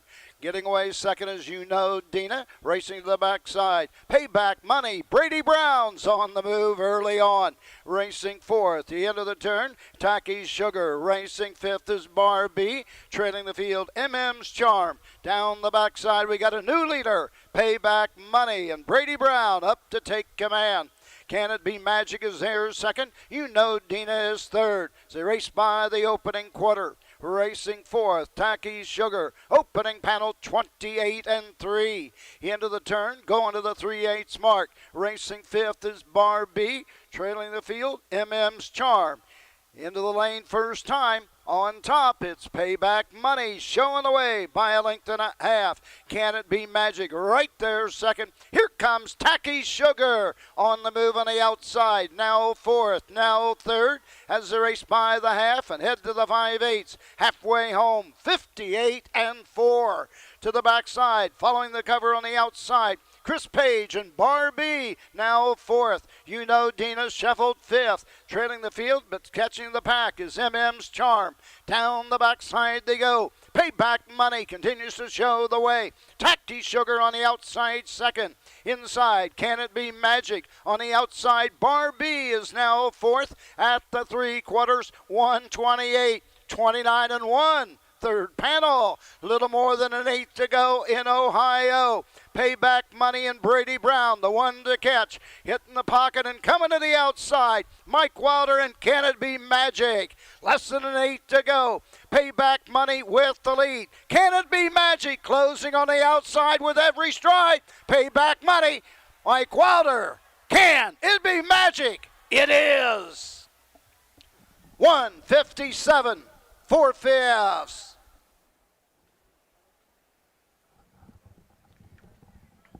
Can It Be Magic? Came from behind. Mike Wilder having a very good week. Had 2 winners yesterday.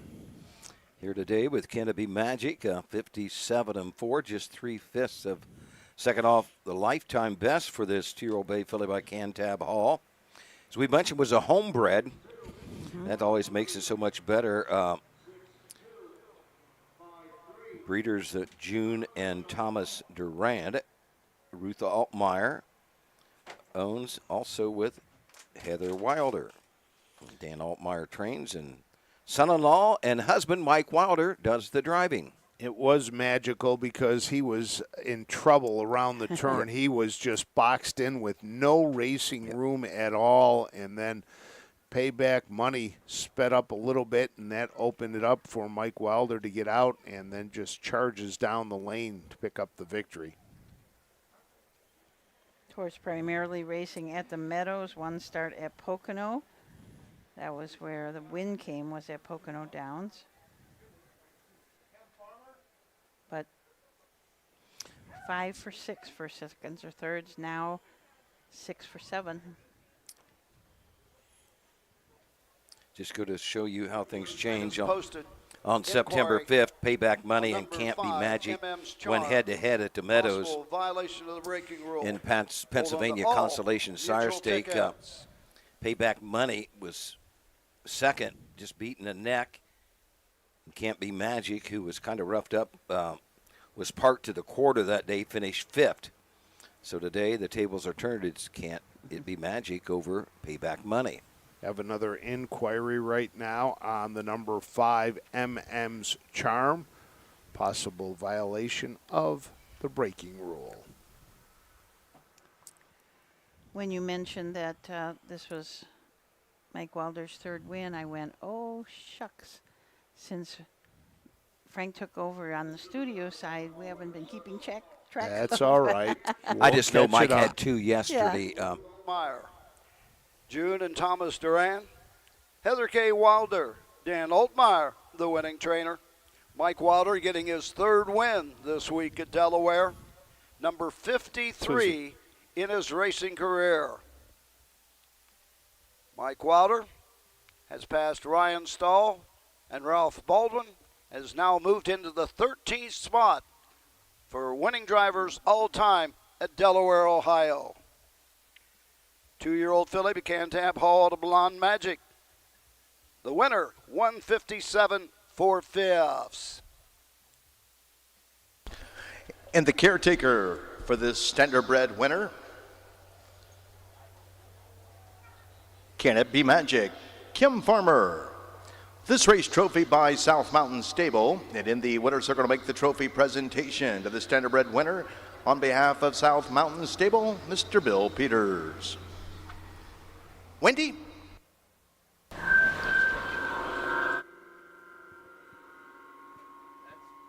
That's never good with all that feedback they've got down there. Inquiry sign is down. No violation by the 5, MM's Charm. 6253 is unofficial. Now to the winner's circle, Wendy Ross, winning driver, Mike Wilder. Well, maybe not down to the... A little bit of technical difficulty, but that's okay. That's not going to damper rain on our parade. Wilder, as we wanted to be back here and getting this winner's circle, and we did just that. Congratulations. Yeah, thank you very much. It's nice to win with our own horse. It's kind of a family tie horse with some friends, Tom and June Duran from Canada, and she's a homebred, and it was quite a win. Wilder Racing, I think you do here. You had a filly from the side. You had, I think you said, this filly is. Yeah, she's very handy. My plan was to just, hopefully she showed up and just cross over and wait on one of the 2 favorites, and it couldn't have worked any better. Big shout out. I had to get my picture taken with the Altmeyer Wilder Racing team. You guys have done so much, of course, for your owners. You're growing, and for social media. Hats off to you guys. Yeah, we really appreciate it. You're quite a good friend of ours as well, so we're glad to have you in the picture. Mike, congratulations. Thank you. Winning driver, Mike Wilder.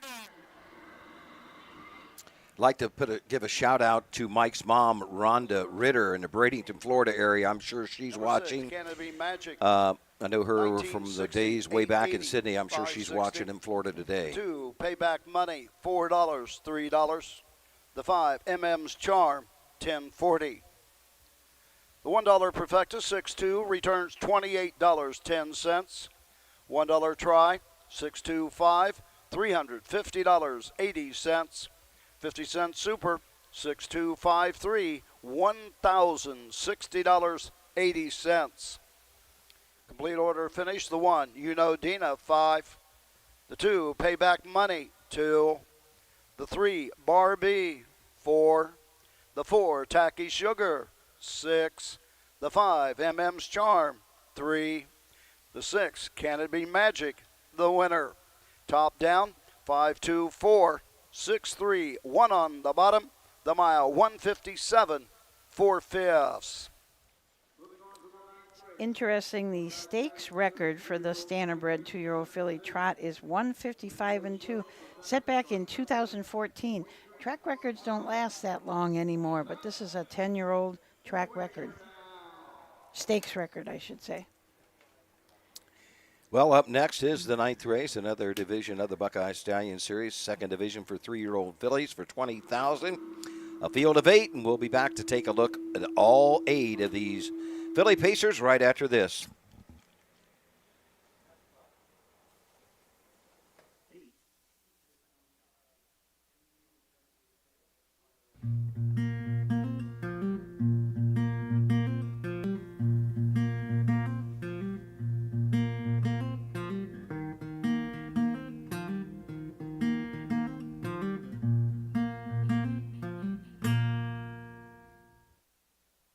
Home to the most renowned week of racing in the United States, the Delaware County Fair needs no introduction among horsemen. The first fair was held in 1834 as a common exhibition of livestock and farm products. However, in 1946, the fair would be completely transformed by the creation of the Little Brown Jug. Local attorney Joe Neville and Hank Thompson, sports editor of the Delaware Gazette, changed the game of harness racing forever. Neville, concerned by the emphasis placed on trotters, turned toward showcasing pacers. Receiving its name through a newspaper contest, the initial Little Brown Jug had a purse of $35,000 and was won by Ensign Hanover, with Delaware's Curly Smart driving. 27,000 people watched the inaugural race.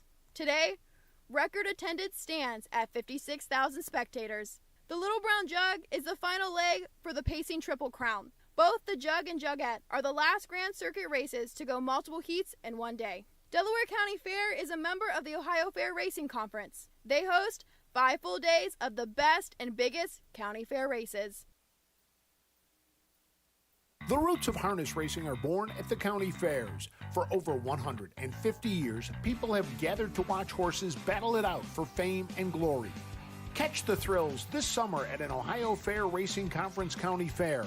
The OFRC races at 21 fairs in 19 Ohio counties. Trotters and pacers put it all on the line to be called the best in the Buckeye State.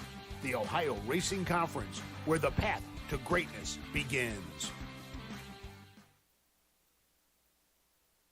Buying or selling a racehorse? OnGate.com is your one-stop website.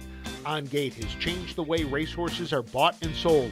Easy-to-view listings makes it easy to find your next champion. Buy or sell at OnGate.com. Taking a look at this 1967 Delaware County Fair program for Jug Day, looked like there was only one race, one elimination, so there was 8 in it, and some horses that we've certainly heard about. Best of All, Romulus Hanover, looked like Best of All came and won that.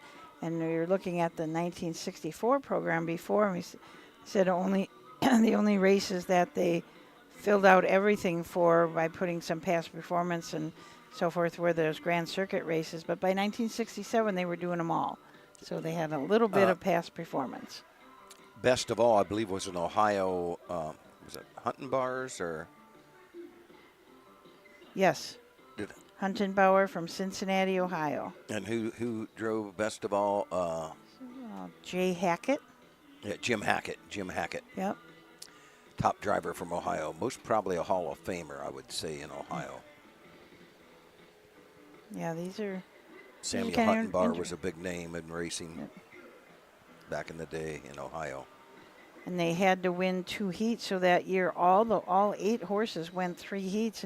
Best of All won the first one, and Nardin's Bird won the second one. So everybody came back for the third, and luckily Best of All won the that third heat, so they didn't have to come back for a 4th race-off.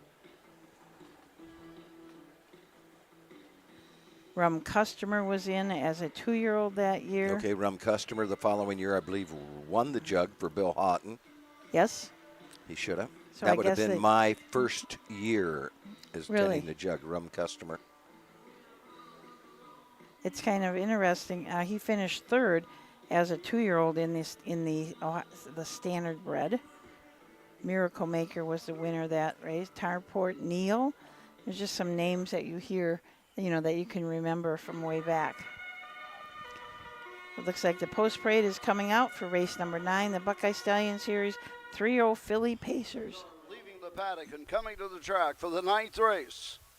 Buckeye Stallion Series 3-year-old filly Pacers, 2nd division. Race sponsored by Joe Sabraco.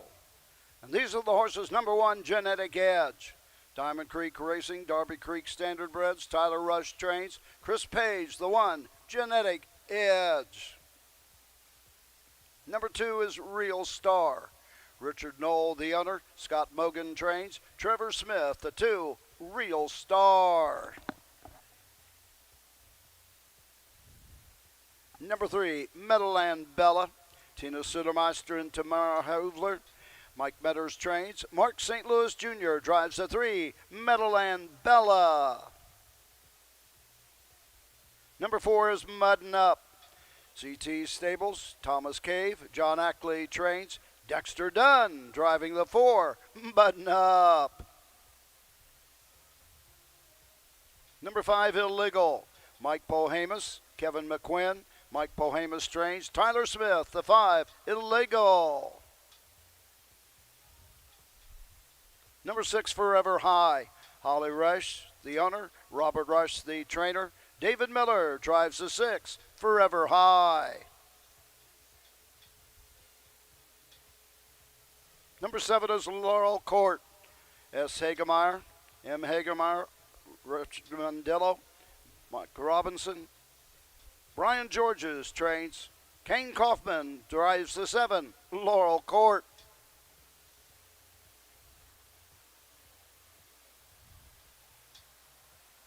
And number 8 is Rock Your Wings. Marjorie Dushelski, the owner. Mike Sweeney trains. Austin Henners in the sulky of the 8, Rock Your Wings.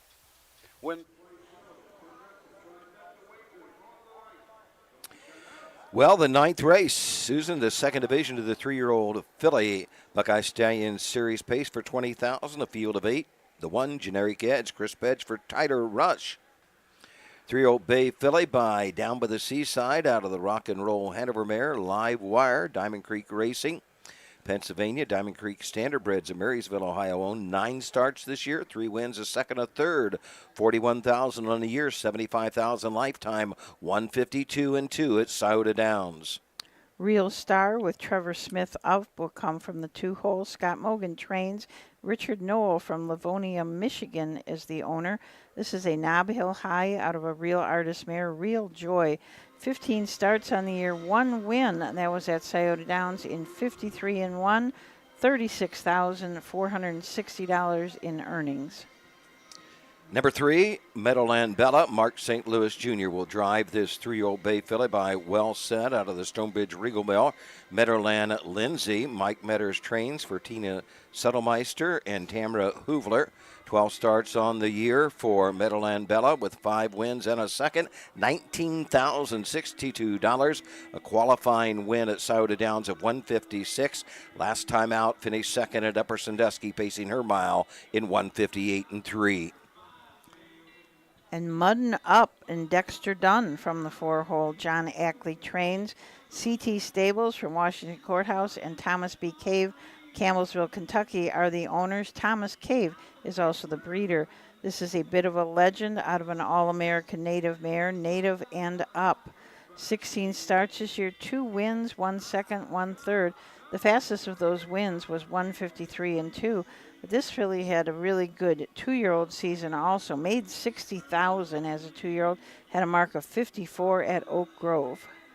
Illegals of 5. Tyler Smith will drive. Mike Paul Hamas trains. She's a 3-year-old bay filly by Western Vintage out of the Mach 3 mare. Machine Baby, an $11,000 purchase to Buckeye Classic sale. Mike Paul Hamas in partnership of Kevin McQuinn own. She has 13 starts this season, 3 wins and a third. $32,850 this year. Lifetime $111,500. 152-1 at Scioto Downs. Forever High and David Miller from the 6 for trainer Robert Roosh. Holly Roosh is the owner. She's from Wellington, Florida. This is a Knob Hill High out of a Stand Forever mare, Perfect M Forever. 14 starts this year, 3 wins. The fastest of those was 156-2 at Scioto Downs. The most recent win was at McConnellsville in 2-1-4. King Copham will drive number 7, Laurel Court. Brian Georges trains his 3-year-old filly by Knob Hill High out of the Western Ideal mare, Adzon Harema. Scott Hagemeyer and Mel Hagemeyer and R. Mondello and M. Robinson owned. This is a homebred by the Robinsons. King Copham looking for his second winning drive of the day. 15 starts for Laura Court. 5 wins, has a third, 42,000, 48,000 lifetime, 152-2 at Scioto Downs. And Rock Your Wings rounds out the field. Austin Hanners will drive for trainer Mike Sweeney. Marjorie Deshesky from North Branch, Michigan is the owner. This is a Racing Hill out of Mama Rock, who's by Rock and Roll Hanover. 8 for 16 this year on the board. 16 starts, 1 win. That was just her last start at Scioto Downs. She was in a Fillies and Mares Now Winners of 4 and won that in 153-4. So she's a little over $50,000 lifetime earnings. So the field has completed their score. They're heading it to the gate. Post time favorite now. It looks at 8-5. The 1 Generic Edge coming off the rail for Chris Page. Tyler Rush trains this in 3 wins on the season. Currently at 9-5. The bettor's choice. Illegal is sitting 6th in the Buckeye Stallion Series points. Laurel Court is 8th, and Muddin' Up is 11th. So let's go upstairs to the voice, Roger Houston, for the call of the 9th. Approaching the starting gate.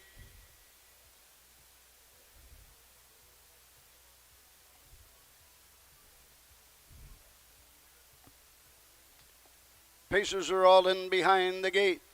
The gate swings into the stretch, and here they come.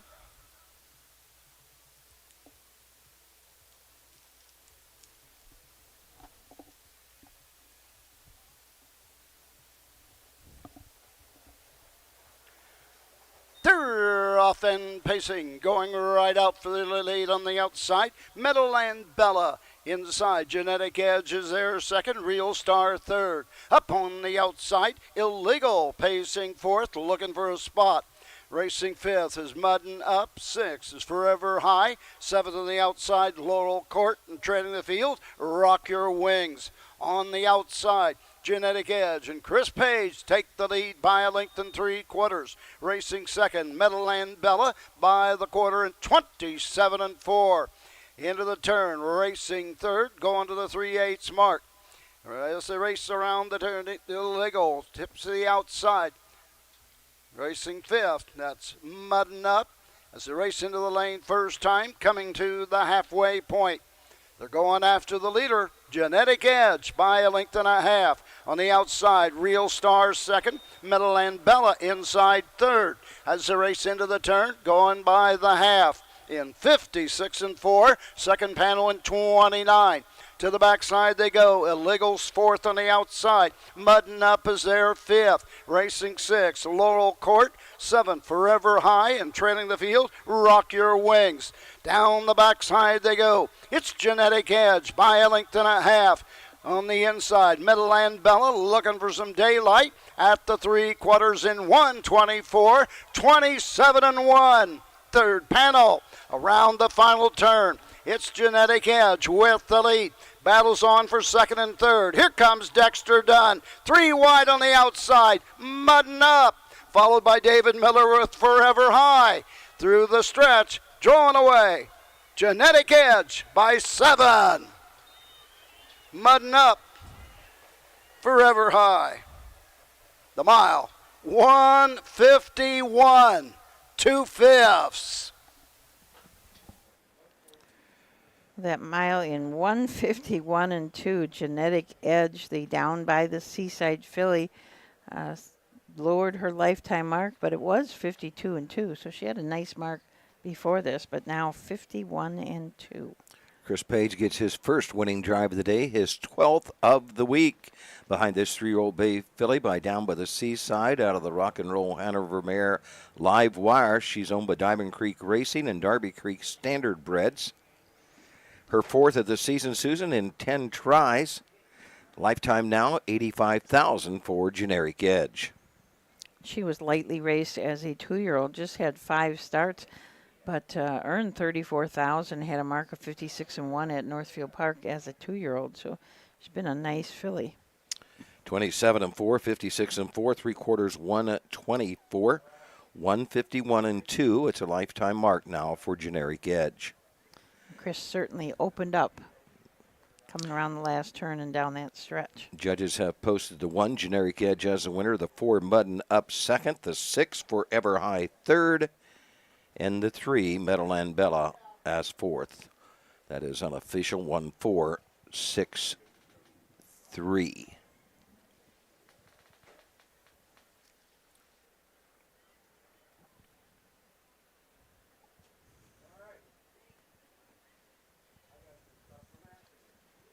So we'll see Genetic Edge coming back to the winner's circle. Diamond Creek Racing from Wellsville, Pennsylvania, and Darby Creek Standardbreds from Marysville, Ohio. Just a homebred. Darby Creek Standardbreds. Good to see these homebreds. Noticing quite a few of them this week. Yes, we certainly are. Nice that people can keep them. I think it means just a little bit more if you had Mom, too.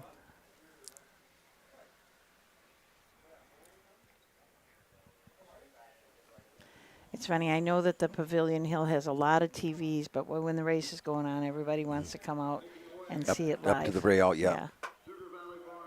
Circle. Number 1, Genetic Edge. Diamond Creek Racing, Darby Creek Standardbreds. Tyler Rush, the winning trainer. Chris Page, his initial win today. Number 11 for our top winning driver this season. Career win number 147, 4th on the all-time list of winning drivers at Delaware. The 3-year-old filly by Down by the Seaside at a Live Wire. 151, 2/5, a lifetime mark. Tyler Rush, Chris Page, Genetic Edge. In the caretaker for the 1 Genetic Edge, Scott Phillips. This race trophy by Joe Sabraco. And then the winner's circle to make the trophy presentation on behalf of Cookie Joe, Will McLeod.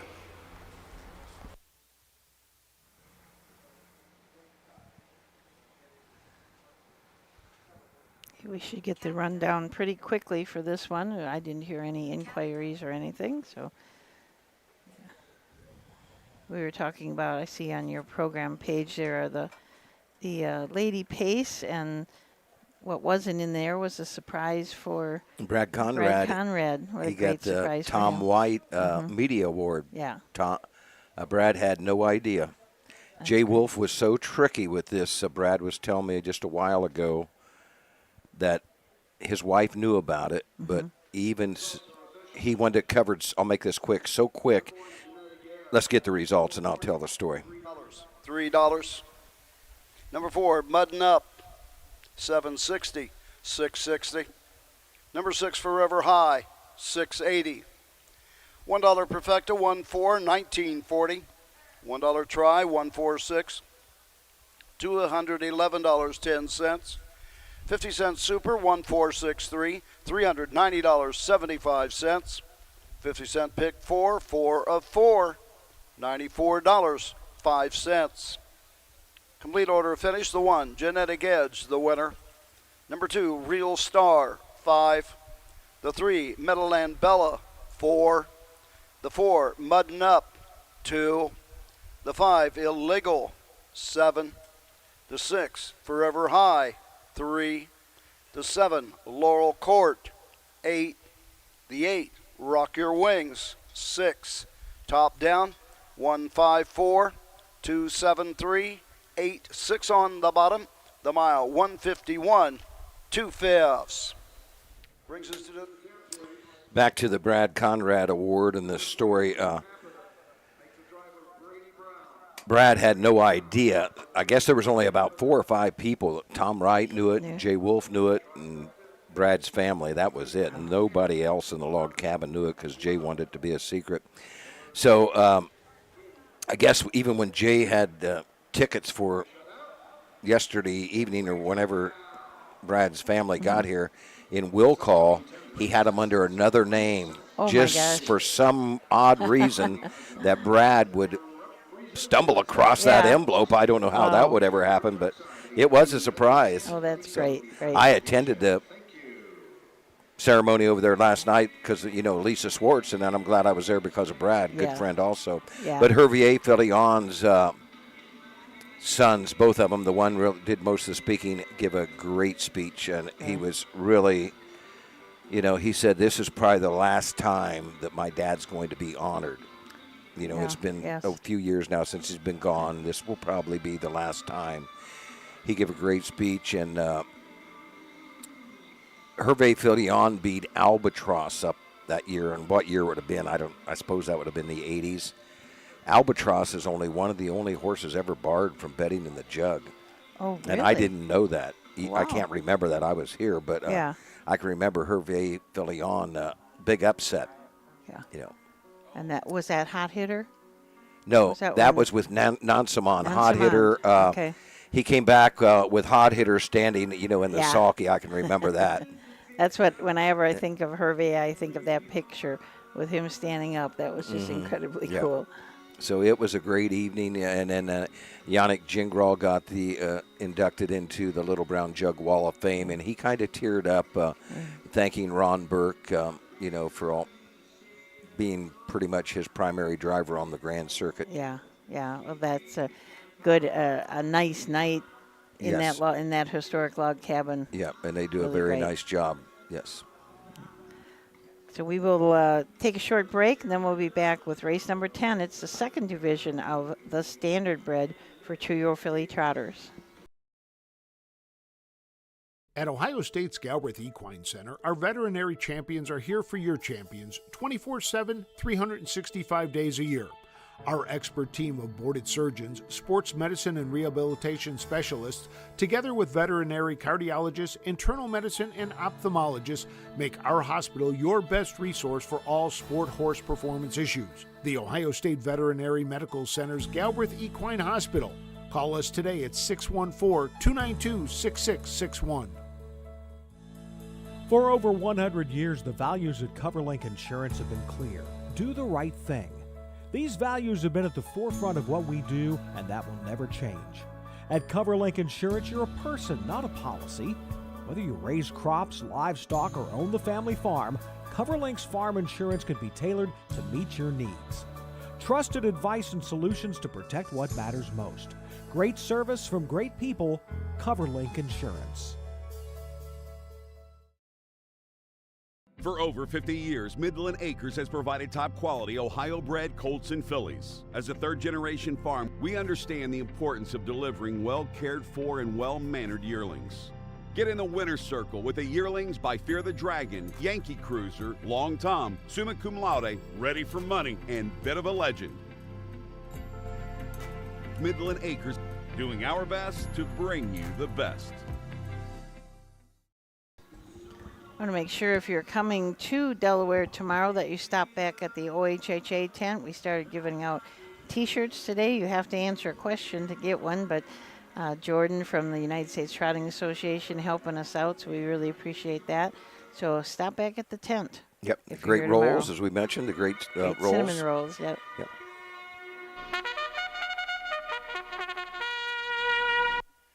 Horses are on the track. Trading the post for the 10th race. The standard-bred 2-year-old filly trot, second division, purse of $26,500. And these are the horses for the 10th. Number 1, Triple Kiss. Thomas Hicks owns. Chris Beaver trains. Dan Noble drives the 1, Triple Kiss.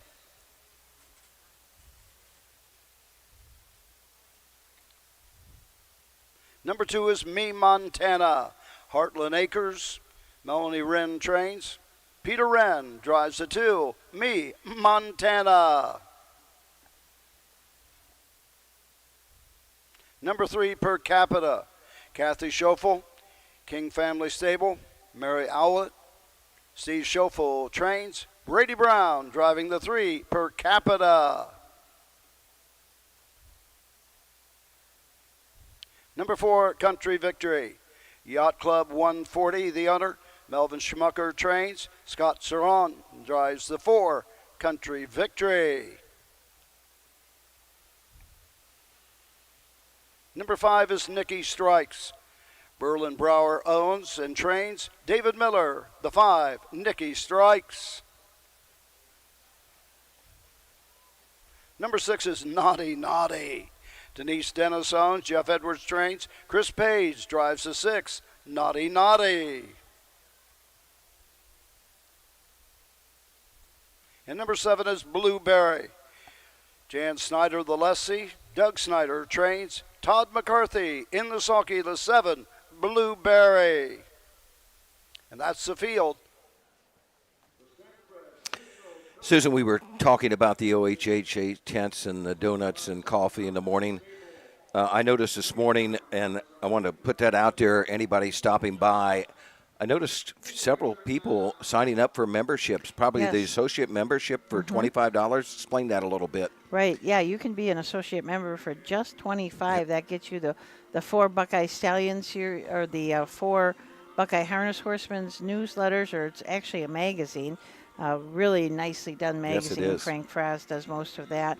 That gives you the Stallion Directory, which is all the stallions that are racing in, or that are standing in Ohio, and the staking guide gets you that. And too. that gets you one pass for the Ohio Fair Racing Conference. Yes. It will get you into Delaware.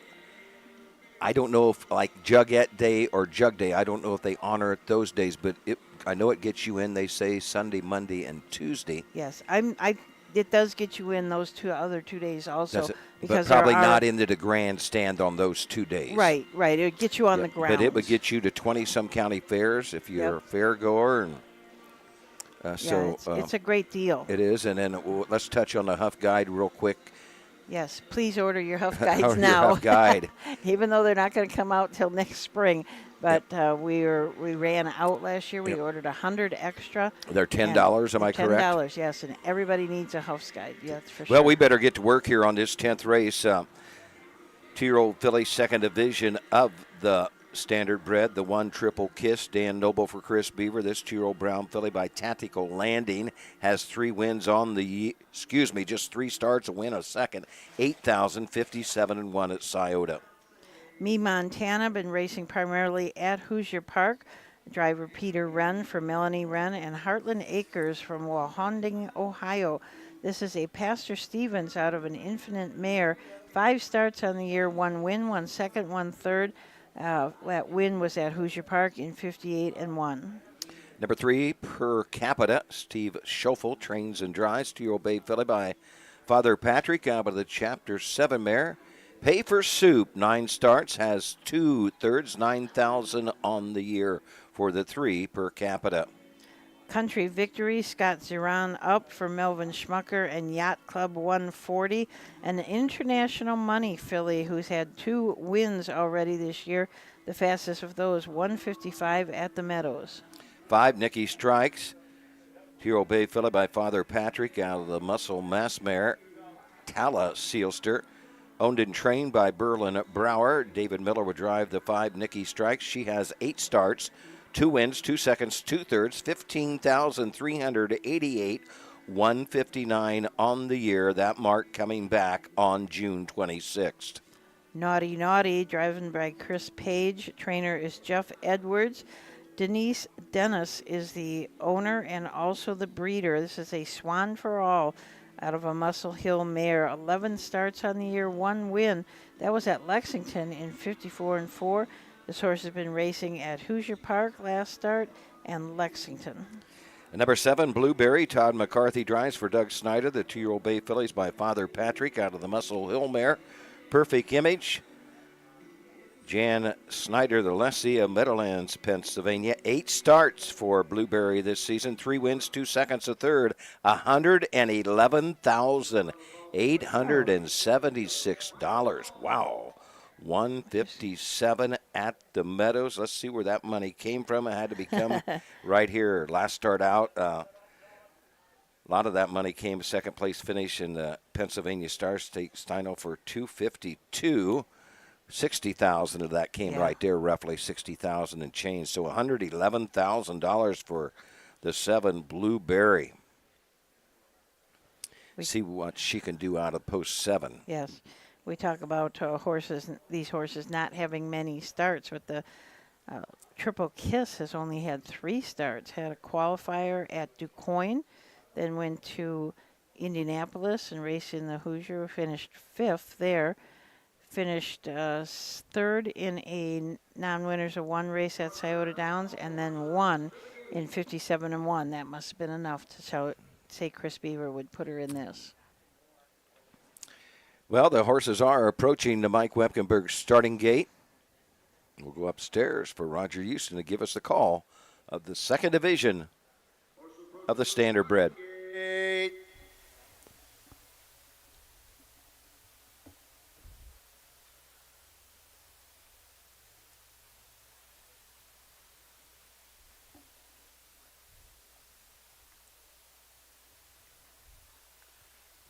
2-year-old filly trotters in behind the Mike Wepkenberg gate on the upper turn.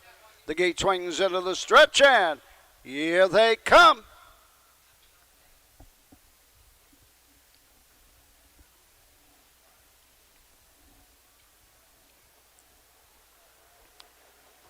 They're off and trotting. Per capita off stride at the start.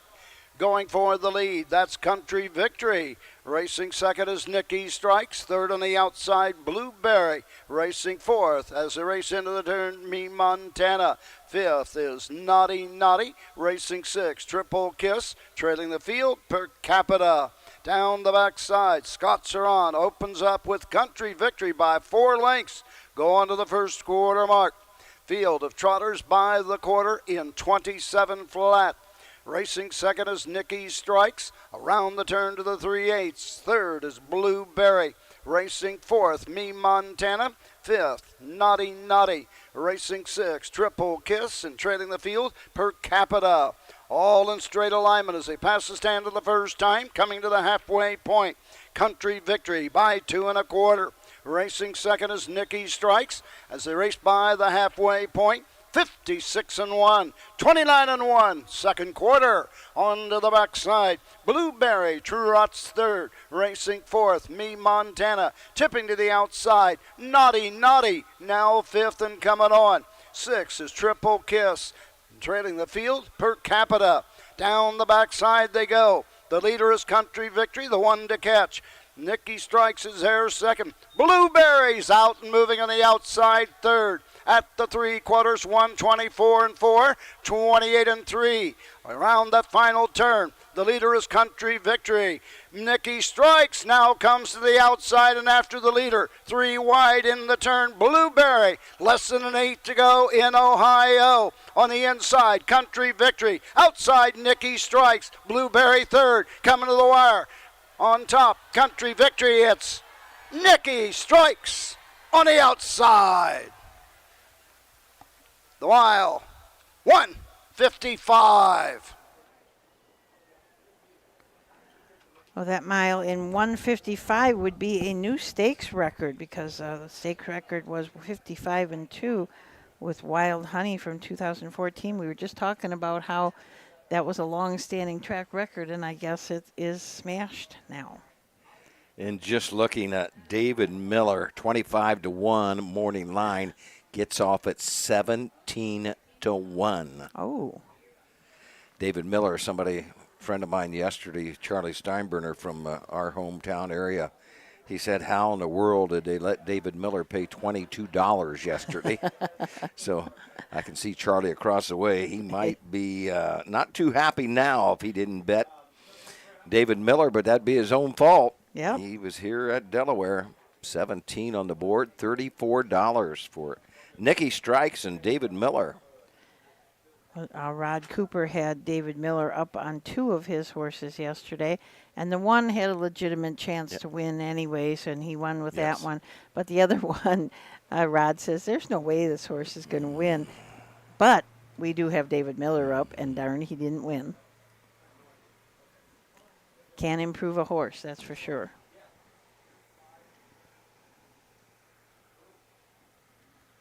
Someone just asked how many wins from the rail, and so far up to this point there have been 12 wins from the rail, and the 2-hole has had 12 wins, the 5-hole now 11 wins, so those are the 3, so the 1 and 2 12 wins, and the 5-hole 11.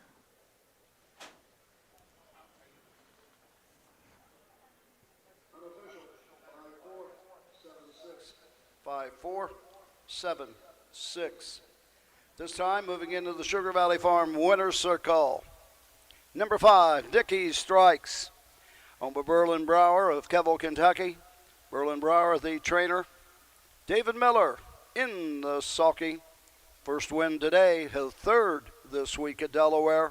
Career win number 248 for the top dog at Delaware County Fair.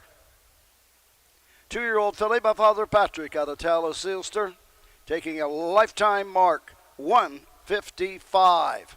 Final half, 58 and 4. Final quarter, 30 and a 5th. Berlin Brower, David Miller, Nicky Strikes, as it's Miller time in Delaware, Ohio.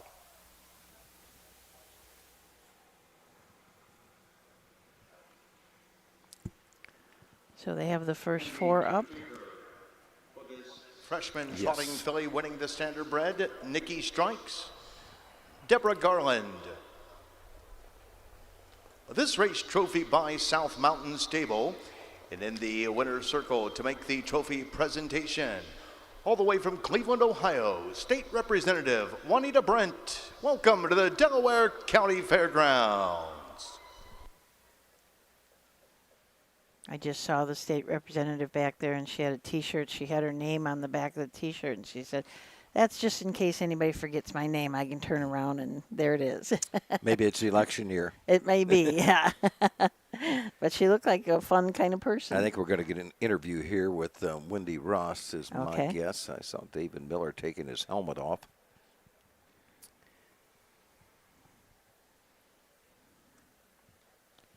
Real quick here, Jimmy Byers yesterday was putting the blankets on, and he was telling me this year, talking about David Miller used to groom horses at Urbana, just lived there on the fairground. Wow. And I'll tell the story here in a minute. Roger's going to give the results. $37, $67, $63. The 4 Country Victory, $210, $210. Blueberry, $240. Perfecta 5-4, $42.50. $1 try, 547, $213, 50 cent super, 5476, $132.15. To the winner's circle with David Miller, Wendy Ross. Well, Roger, thank you so much. It's Miller time here in Delaware, Ohio. And, it's always Miller time, but it's 17-1. I sure will take it. Congratulations. Oh, thanks, Wendy. Yeah. Now, you showed up yesterday. You kind of quietly came out on the track on one of your drives, and then you said, hey, guys, I'm going to try to win as many races as I can. You're already 3 for 5.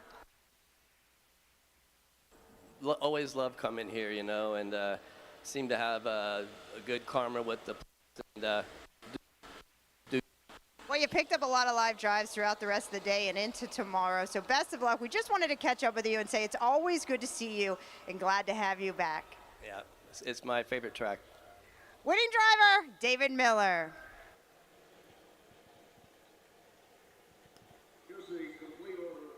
10th race. Number 1, Triple Kiss, 6. The 2, Me Montana, 5. The 3, Per Capita, 7. The 4, Country Victory, 2. The 5, Nicky Strikes, the winner. The 6, Naughty Naughty, 4. The 7, Blueberry, 3. Top down, 657, 214. 3 on the bottom. The mile, 155. The 11th Back to the story about David Miller, Jimmy Byers saying, I grew up with him here when David paid his dues, as a groom. Lived in a tack room there at Urbana and hit it big, But Jimmy says, he still knows me to this day. He said, well, David's my friend. And he said, I can remember when he broke the track record here at the Champaign County Fairground with a horse called It's a Date. Well, the name It's a Date rang a bell with me. I announced that race, but I can't remember David Miller driving at the Champaign County Fair. So you start at the bottom and you make your way to the top. Way up, yes. Dr. Ian Moore, Frank asked him in the speaker series this morning what advice you would give a young person that's trying to get into the business, and his first thing was to work hard. Yep. Work hard. Hard work pays off. Absolutely. So that is the 10th race in the books. 11th coming up is the 4th of 4 divisions of the Buckeye Stallion Series for 2-year-old colt trotters. We'll be right back. Own a little and love it a lot. TheStable.ca is an award-winning fractional ownership operation. Buy as little as 1% of a racehorse and experience 100% of the thrill. TheStable.ca makes ownership easy, accessible, and affordable. Communication and customer service are at the heart of everything we do. Get started at TheStable.ca.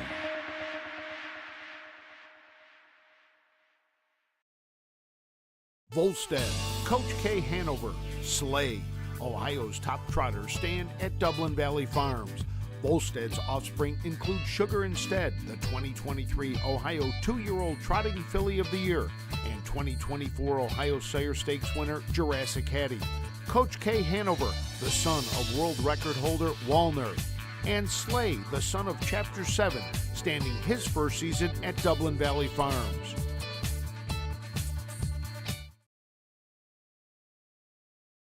When you need supplies for your horse, one name stands out, Big D's. Since 1976, Big D's Tack and Vet Supply has been the equine experts you can trust. Whatever your horse needs is available at Big D's Tack and Vet Supply. Visit the retail outlet in Streetsboro, Ohio, or order online at BigDWeb.com for fast shipping. Most orders ship that day. Or call 1-800-321-2142. Big D's Tack and Vet Supply. Just got a text from a good friend, Bob Eulenhag, watching in St. Henry, Ohio, out on his patio. He took a picture of the TV screen, showed you and I, Susan, so he's sitting there in St. Henry, Ohio. He's coming to Delaware tomorrow. I believe he was here yesterday, but he's coming tomorrow. He's one that always watches all the time and got him hooked on harness racing, watching the OHHA feed, and bought a horse. Oh really? Yes. Oh, great. Great. I think that this has been just a wonderful thing for people. We have so many people come up to us, especially at the fairs, and say, thank you so much for doing this. I can't get to every fair anymore. Yes. So they come to those that they can, but then they are so grateful to be able to watch the fair races. Frank and I was standing over there today, Frank Frost and I, earlier this morning in the OHH tent, and a gentleman came up and recognized us, and I think he's moving back from the state of Washington. Years ago, he had horses. He worked for the Charlie Hill Farm, and he's moving back here. He said, I just love to watch the races on the OHHA broadcast. He said, it's got me hooked again. He said, I'm coming back to Ohio. Wow, that is great. That's something that we started kind of necessity because of COVID, and just didn't do and all other of them. states have picked up. Yes. Where Ohio started. Indiana has a very good program, as well as Pennsylvania. Yeah, we've got lots of, I know Michigan is live streaming theirs. Illinois is trying to do theirs. So it's just great that everybody. I look down the way here, boy,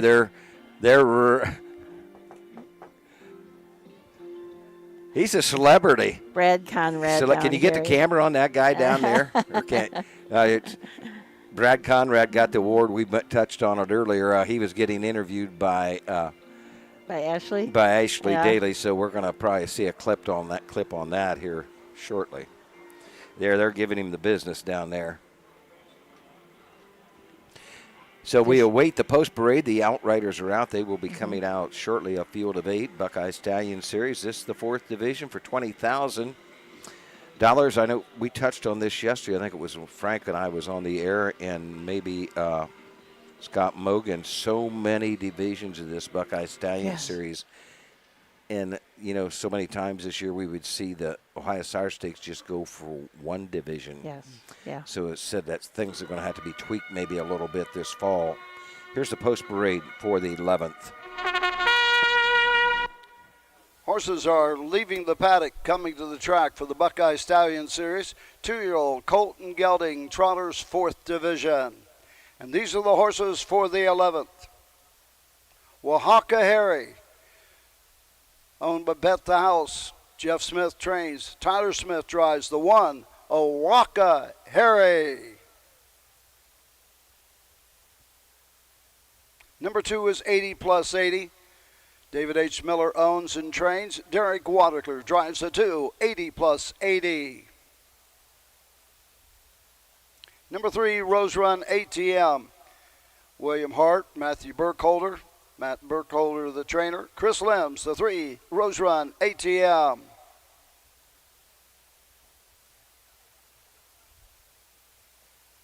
Number 4, Nahabi. Anne Marie Daly.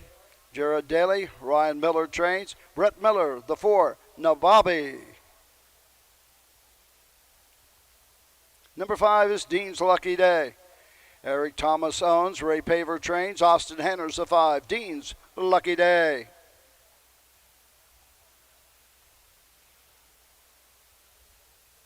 Number 6 is He's a Wizard. Danny Collins, Charles McLean, and Hurley Racing. Danny Collins trained. Trevor Smith, the 6. He's a Wizard.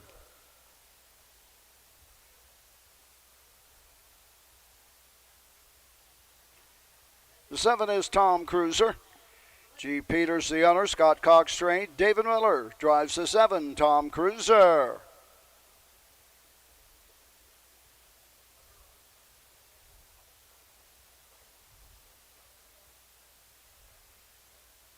And number 8 is Full Moon Howl.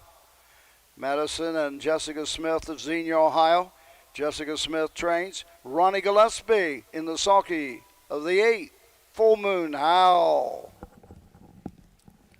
So there was your post parade for race number 11. Let's take a closer look at these horses. The number 1, Oaxaca Harry.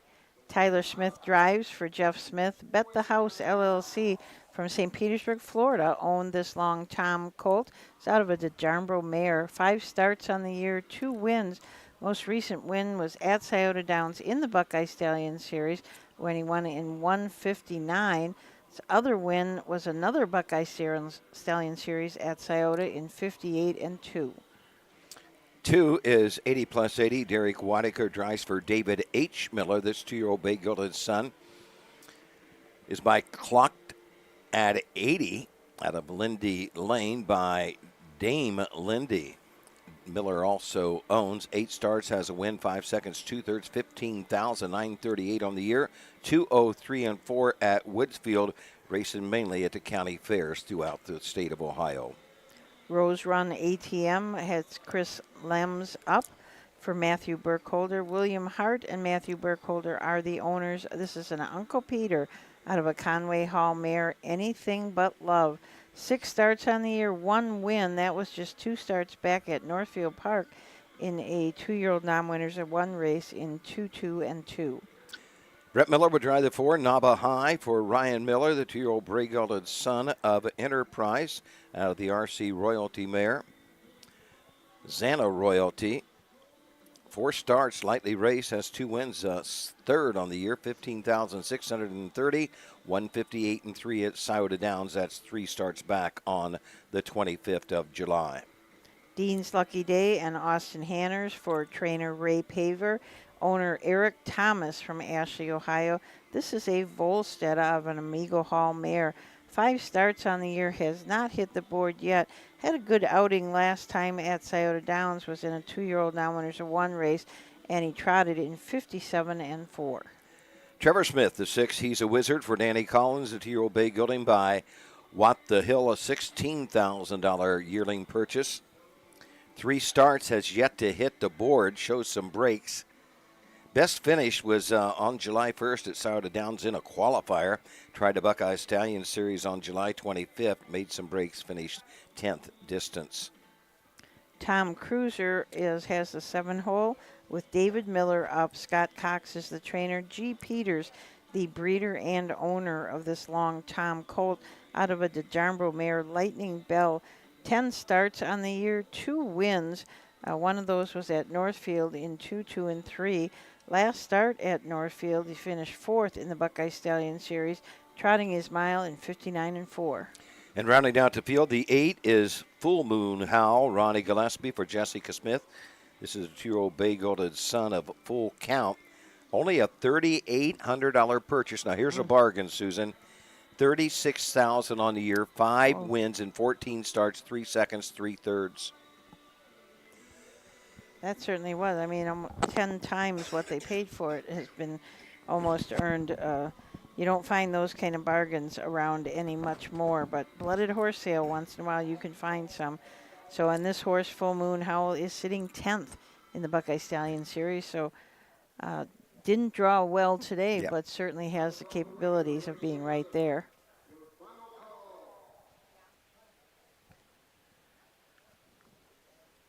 Roger is giving the final call for wagering on this race, the Buckeye Stallion Series. We said this is the 4th of 4 divisions of these 2-year-old colt trotters today. That's a lot of trotters. It certainly is. There have been, as you said, a lot of divisions of the Buckeye Stallion Series all year long. Buckeye Stallion Series today, this whole week at Delaware, this is the last leg of it, and we give kind of unconventional, I'm going to put trophies in quotes, for the Buckeye Stallion Series. We try to give practical things. We'll have a bucket filled with things that you can use for your horse. We've also put things in there for the groom and the trainer and the owner, something to eat, something to munch on. And this week, we're giving away coolers that are rollers. They have a handle on them, and you can roll them along. So all winners get that today. All winners get that today, along with 2 big things of popcorn inside. Let's turn it over to Roger Houston for the call of the 11th race.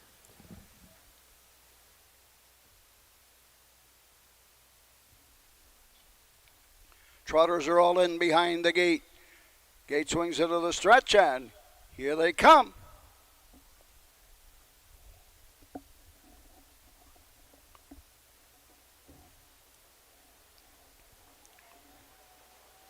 They're off and trotting. Going right out for the early lead, it's Rose Run ATM up on the outside. Nababi as they race into the turn third. Osaka Harry third. Racing up on the outside, now 4th and going on. Around the turn, it's Full Moon Howl. Inside 5th is 80 plus 80. Trotting 6th, he's a wizard. And trailing the field, Tom Cruiser. Down the backside, going to the first quarter mark. Rose Run ATM and Chris Limbs takes them over to the first quarter, 28 and 2. Into the turn, going to the 3/8, racing second. Nababi are up on the outside third. Full Moon Howl. Inside 4th is Owaka Harry.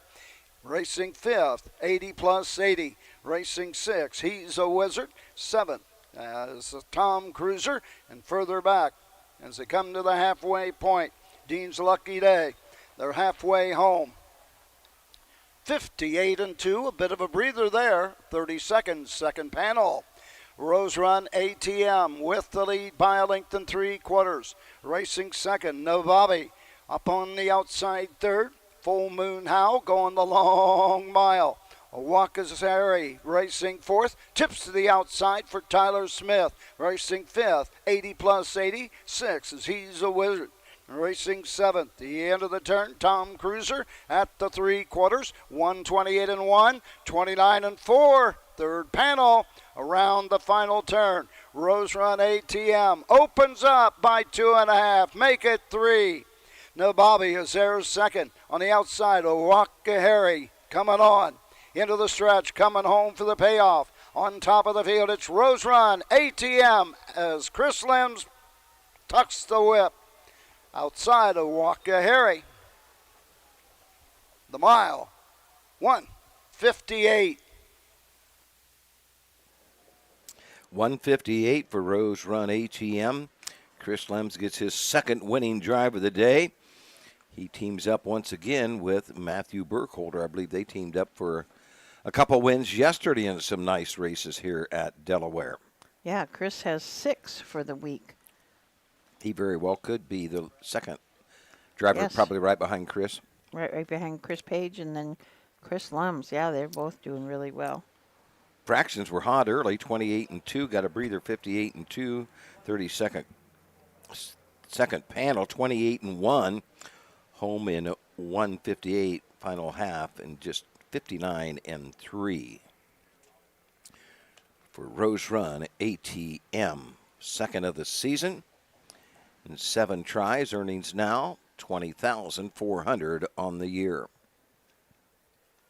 Bred by Rose Run Farm, I believe that they had the winningest or the highest selling yearling at the recent Ohio Selected Jug Sale.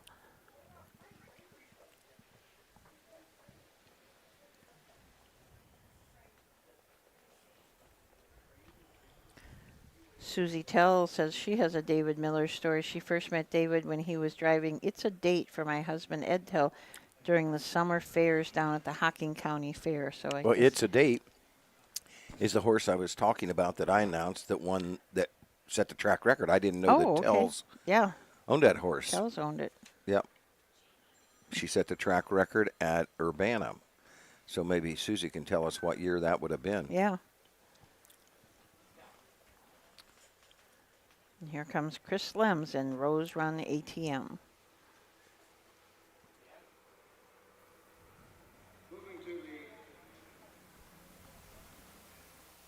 Winner's Circle, the winner, 11th race. Buckeye Stallion Series, 2-year-old colt and gelding trot, 4th division. Number 3, Rose Run ATM. William Hart, Carmel, Maine. Matthew Burkholder of Cortland, Ohio. Matt Burkholder, initial win today, his 3rd this week at Delaware. It's the 2nd winning drive today and the first driver to double up. Chris Lems, his 6th winning drive this week at Delaware. 2-year-old gelding by Uncle Peter out of Anything But Love. Takes a lifetime mark, 158. Final half, 59-3. Final quarter, 29-4. Matt Burkholder, Chris Lems, Rose Run, ATM. And the caretaker for the 3, Rose Run ATM, Courtney Blodgett.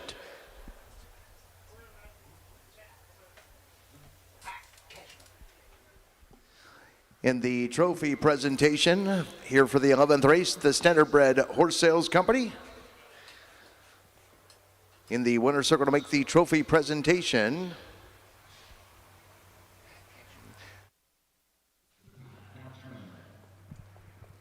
Here with Matt Burkholder. Matt, your horse there, Rose Run ATM, has really started to come around. It's 2 wins in the last 3. Well, he trained down really good. He's been a nice horse, but he had some bad luck. He got sick there. We scratched him out of sire stakes, and he's finally starting to put it together, so it's good to see. Since he was sick, things have been on a roll with him. Chris Lems has been in the bike for those two of those wins there. Yeah, Lems gets along with him real good, and then, so yeah. You're having a pretty good meet so far. 2 wins yesterday, added 1 more today. How many more you got in your pocket? Oh, I don't know. Yeah, it's been a good week so far, so hopefully we keep it rolling. What's it mean to win here at Delaware? Oh, it means a lot, yeah. Yeah, it means a lot for sure. Good luck the rest of the way. Thank you. Thank you. Back up to you.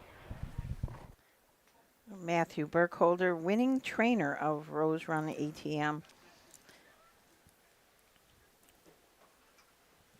Had a friend that had a race bike that we used to call the ATM because he said it just made money. Dayton, Ohio. And at this time, we ask that a Hey, we should be getting the rundown soon.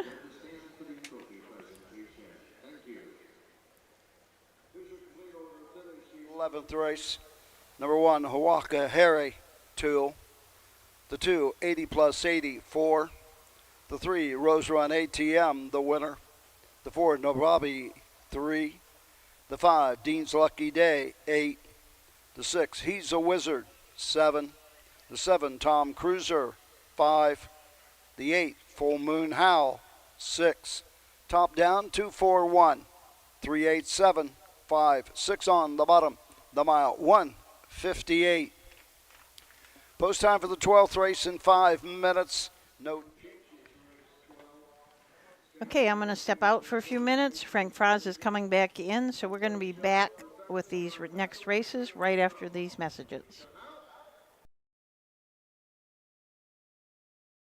For 4 generations, Hagemeyer Farms has been caring for and breeding standardbred racehorses. Hagemeyer Farms is home to a roster of champion stallions, including Western Terror, sire to 12 that have earned over $1 million, Branquino, the son of Some Beach Somewhere, and full brother to world champion Huntsville, Heart of Chewbacca, who owns the 3-year-old pacing record for the fastest mile on any 5/8 mile track in Ohio, and Rodeo Romeo, a half-brother to millionaire stallion Check 6. Hagemeyer Farms, looking to stand the next great stallion in Ohio. The future is bright in Ohio. Ohio Sire Stakes, Buckeye Stallion Series, 66 county and independent fairs. Whether it's the Ohio Sire Stakes, the Buckeye Stallion Series, or the county fairs, Ohio has a place for your racehorse. This year, Ohio breds are racing for nearly $23 million in stakes purses. Be part of the winning. Breed, buy, race, win in Ohio. Buying or selling a racehorse? OnGate.com is your one-stop website. OnGate has changed the way racehorses are bought and sold. Easy-to-view listings makes it easy to find your next champion. Buy or sell at OnGate.com. Welcome back. Well, welcome back. Welcome back to you. Was able to walk around a little bit, made it over to the grandstand, took a walk through, met a lot of people who watch us all the time on our fair broadcast. Some folks from Indiana, had another gentleman come up to me from Ohio. So it was good to get over there, shake a few hands, see some people, and grab a sandwich, and now we're ready to rock and roll. Glad to have you back. Getting set now for the standardbred. Yes, we first got division a good one for here. Philly We feature Pacers. Happy Grad. Heard a lot about her. Steve, we'll just touch on her real quick here while we wait on that post parade. 7 starts, has 5 wins. She's got beat her last 2 starts in the Pennsylvania Sire Stake final. She lost to her last 2 starts, but she has $217,000 on the year, 151-1. She's an Ohio-owned horse by B. Hopper, J. Mossbarger, and SCP Stables of Frederick at Friedland Racing of Georgia. So there is a Ohio connection there. That is with J. Mossbarger. So well, Steve Carter trains, Carter and I know trains Steve's had, I'm not sure if it's a half-brother or a half-sister to her, down on the fair circuit in the Southern Valley, has been racing down there. Oh, really? Yeah, Don Tugger pointed that out to me, and I meant to look it up, and I forgot to look it up when we were doing one apparently of the fair a 3-year-old broadcasts. then. Yeah, I can't remember which one it was, but was racing well down on the Southern Valley circuit. But So a lot of people out there, a lot of people having a good time. And grandstand's starting to fill up a lot of cheering going on over there. It was fun watching them come down the stretch a couple races ago. People on their feet cheering. I made my way back through the upper turn, and some people sitting there in the race. Chris Page won a couple ago. They were cheering loudly for Chris as he opened up down the stretch. So our horses, I can see them stepping to the track. Here comes David Miller with the 1, Strange Summer. We're going to go upstairs to Roger Houston to give us a post parade of the 12th.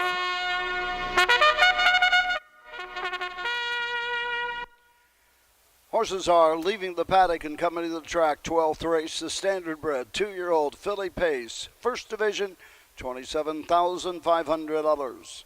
Number 1 is Strange Summer. Douglas Overheiser and Mark Winship. Brian Brown trains. David Miller drives the 1, Strange Summer. Number 2 is Kiki Lou Kiki. Burke Racing Stable, Weaver Buscemi. Ron Burke trains. Ronnie Wren Jr. drives the 2. Kiki Lou Kiki.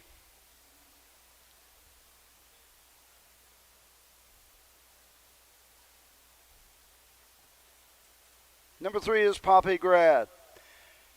Brent Hopper, Jay Mossbarger, TKO Racing Stable and SCP Stable. Steve Carter trains. Brett Miller drives the 3. Poppy Grad. Number 4, Odds On Hialeah. Let It Ride Stables and Odds On Racing. Virgil Morgan Jr. trained. Dexter Dunn, the 4, Odds On Hialeah.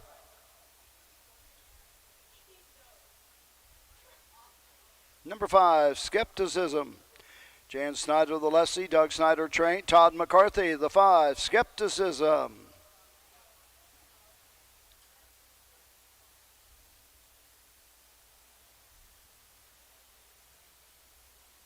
Number 6 is Valley Star. Tyler Cook and Everett Crow. Tyler Cook trains. Brad Ferguson drives the 6, Valley Star.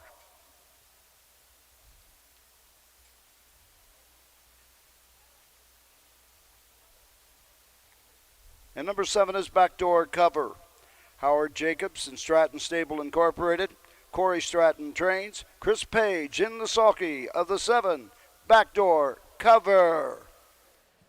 Well, there you had the post parade for our 12th. As Roger mentioned, the first division of the 2-year-old filly standard bred. We'll take a look at the field. The 1 is Strange Summer. David Miller drives for Brian Brown. The 2-year-old bay filly by Tall Dark Stranger. Lightly raced, 5 starts, has a win, 2 seconds, 22,996 on the year, 153 and 3 at the Meadows for the 1, Strange Summer. The number 2 is Kiki Lou Kiki. Ronnie Wren Jr. drives for Ron Burke. This is a Sweet Lou out of Happiness by Rock and Roll Hanover, owned by Burke Racing Stable. Weaver Buscemi, 5 starts this year, a second and a third. Has been 4th the last 2 races over in Pennsylvania. Number 3 is Poppy Grad, probably the post-time favorite. Yes, 1-2 right now by the betting public. Brett Miller drives for trainer Steve Carter. She was a $47,000 Lexington Select purchase. She's a bay filly by Poppy Braub Hanover out of the Better Than Cheddar Mare, Better Than Graduate, B. Hopper and J. Mossbarger, TKO Racing, along with SCP Stables own. 7 starts for Poppy Grad this year, 5 wins, 2 seconds, 217,000 on the year, 151 and 1 at Pocono. Also perfect on the year is the number 4, Odds On Hialeah. 5 starts, has hit the board in all 5, 4 wins and a second. Dexter Dunn gets the lines for trainer Virgil Morgan Jr. This is an Ohio bred. Lather Up out of the Laugh and Be Happy mare by Badlands Hanover. Let It Ride Stables and Odds On Racing, both of Boca Raton, Florida, are the owners. Has a win last time out in a qualifier at Scioto Downs. Won the Ohio Sire Stakes 2 races ago. 152 and 2 at Scioto the Mark. 5 Skepticism. It was an $80,000 Lexington Select purchase. Todd McCarthy drives for Doug Snyder. The 2-year-old bay filly, a Tall Dark Stranger, has a win in 8 starts, 11,000 on the year. The number 6 is Valley Star. Brad Ferguson drives. Tyler Cook is the trainer. This is a filly by Luck Be With You out of an Always a Virgin mare. Candy's a Queen. Tyler Cook and Everett Crow are the owners. 11 starts, 1 second place finish. And rounding out the field, the 7 is Backdoor Cover. Chris Page will drive for Corey Stratton. This was a $40,000 Indiana purchase. 2-year-old bay filly by Huntsville out of the American Ideal mare. Ghost to the Past, Howard Jacobs, along with the Stratton Stable owned in partnership. 9 starts for Backdoor Cover, has 3 seconds, a third, $20,675. Best outing was back on 8-14 at Batavia, New York, 52nd, beaten 4.5, paced in 56-4. That's the 7 backdoor cover, and that's a look at the field for the 12th, the first division of the standard bred for 2-year-old filly pacers. They're going for $27,500. We look across the way in the pavilion tent turn. They've completed their score, and they'll be heading to the Mike Wepkenberg starting gate. 7 to go behind the gate. Pappy Grad and Skepticism both making their first start on Lasix today. So see if it gives them a little boost today. And we are getting close. Mike Wepkenberg's starting gate, moving towards the back stretch. Is getting a little toasty out there today. You know, a lot of white puffy clouds. Not much of a breeze. When it does blow, it's very comfortable. And if you're in the shade, comfortable out there, but is getting a little toasty.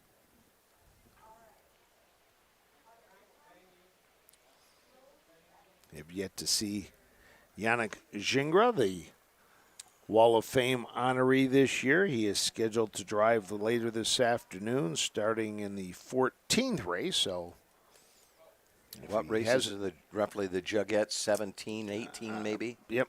And so he's supposed to be here for the second division of this, the standard bred.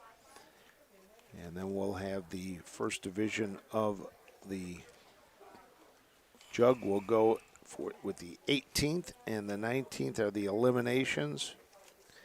And the 21st race will be the 22nd will be the final of the jug. Let's send it up to Roger Houston for the call.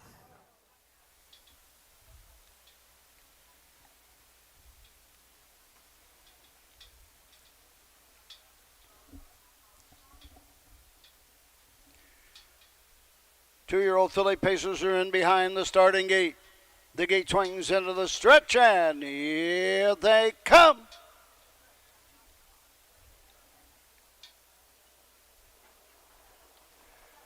They're off and pacing. Strange Summer goes to the lead on the inside. Odds on Hialeah up on the outside second. Going to the third spot is Kiki Lou Kiki racing fourth. Into the turn, Skepticism as they race around the turn. On the move, Poppy Grad now third, now second, and going after the leader. Odds on Hialeah down the backside. Poppy Grad and Brett Miller up on the outside grab the racetrack. Racing second, that's Odds on Hialeah. Opening quarter in 27 for that. Strange Summer pacing third. Around the turn fourth. Kiki Lou Kiki racing fifth. That's Skepticism sixth. As backdoor cover, and the trailer is Valley Star. Straight alignment, passing the stands first time, coming to the halfway point. On top of the field, Poppy Grad with the lead at the half. Odds on Hialeah is there second. Halfway home, 55-1. Second quarter, 28-1. On the move on the outside, Todd McCarthy, Skepticism. Now third and closing in on the leaders. Strange Summer is fourth. Kiki Lou Kiki racing fifth. Sixth is Backdoor Cover. The trailer remains Valley Star. Down the backside they go. Poppy Grad has the lead by a length and 3/4. Odds on Hialeah is there second. On the outside third, it's Skepticism. 3/4. 123-4. 28-3. Third panel. And here comes Odds on Hialeah after the leader, Poppy Grad. Eighth of a mile to go. Poppy Grad on the inside. Odds on Hialeah outside. Coming home third, Strange Summer through the stretch. Poppy Grad. Odds on Hialeah gets up. 151 4/5. Stakes record for Odds on Hialeah. Comes home, stalks, and finally gets the leader. Poppy Grad at the wire. Odds on Hialeah, win number 5. Virgil Morgan Jr. trainee, the 2-year-old Bay filly by Lather Up, owned by Let It Ride Stable and Odds on Racing Stable, both of Boca Raton, Florida. Poppy Grad now 5 wins and 3 second-place finishes. 27, 55-1, 23-4. Poppy Grad did all the work up front and coming off the pace. Odds on Hialeah home in 151-4. I believe I heard him say this is a stakes New record. stakes record, yep. So a stakes record in the 2-year-old filly pace, the standard bred. And we'll be able to get an interview. Wendy Ross from the USTA, who was on the Little Brown Jug simulcast, making her way across the track. Probably going to interview Virgil Morgan Jr. Or maybe even Dexter Dunn. Should probably try to get Dexter Dunn. Hopefully they've got the audio corrected than the way it was earlier in the day. But here comes your winner back around, the number 4, Odds on Hialeah and Dexter Dunn.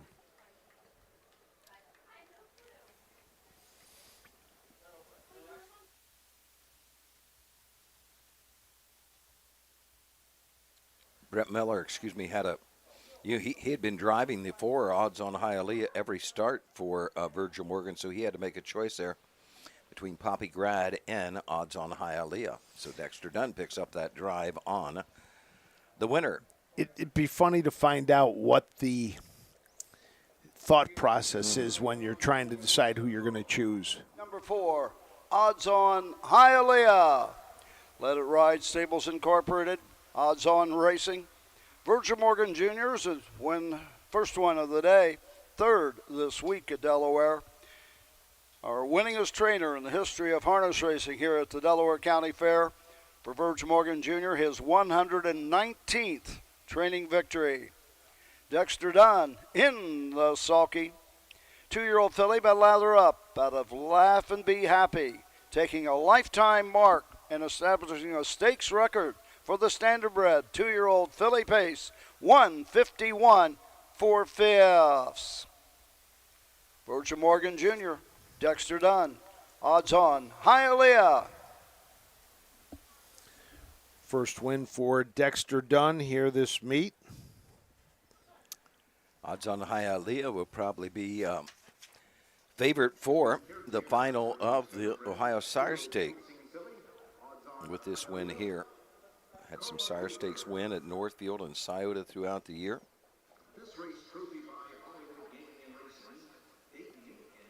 Winner's circle to make the trophy presentation on behalf of Hollywood Gaming and Racing Dayton, the Director of Racing, Jason Bloom.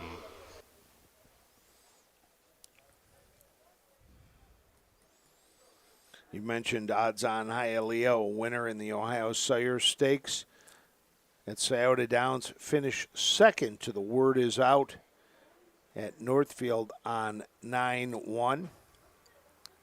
Has won 3 of the 4 legs, so probably will be the favorite going into that. Yeah, that'll be a good final. 220, 210. The 3, Poppy Grad, 210, 210. The 1, Strange Summer, 220. $1 perfecta, 4-3, returns $5.20. $1 try, 4-3-1, $8.70. 50-cent super, 4-3-1-2, $7.60. The $1 pick 3, 5-3-4, $480.60. Complete order to the 1, Strange Summer, 3. The 2, Kiki Lou Kiki, 4. The 3, Poppy Grad, 2. The 4, Odds on Hialeah, the winner. Number 5, Skepticism, 5. The 6, Valley Star, 7. The 7, Backdoor Cover, 6. Top down, 3-4-2, 1-5-7. 6 on the bottom. Stakes record, 151 4/5. Post time for the 13th race coming up.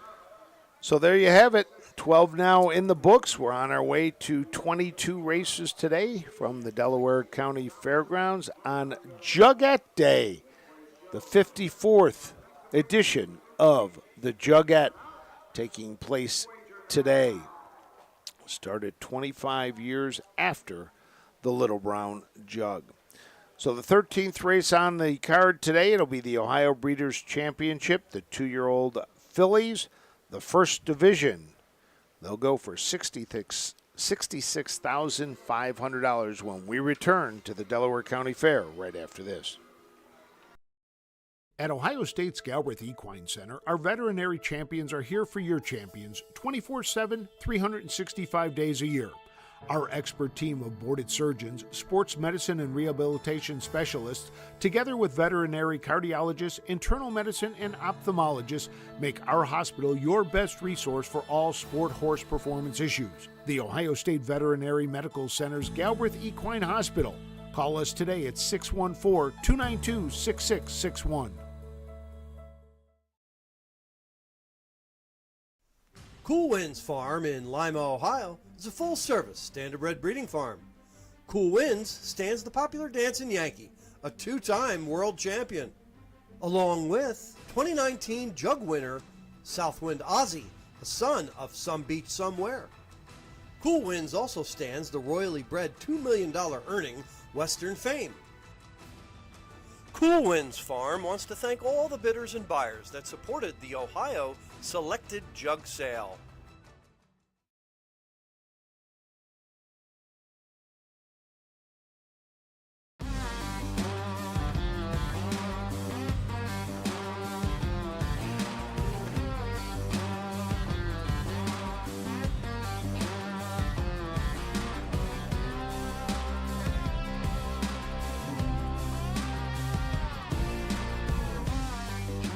Do you want your horse to shine in the winner's circle? Feed DAC Oil. It makes a world of difference.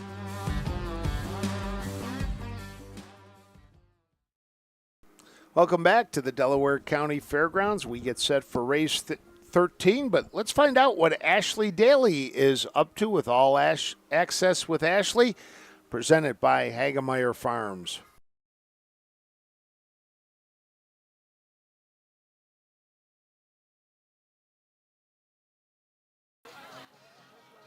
While the crew is slaving away up in the studio, I'm out and about and I'm just having a good time here on Jugette Day.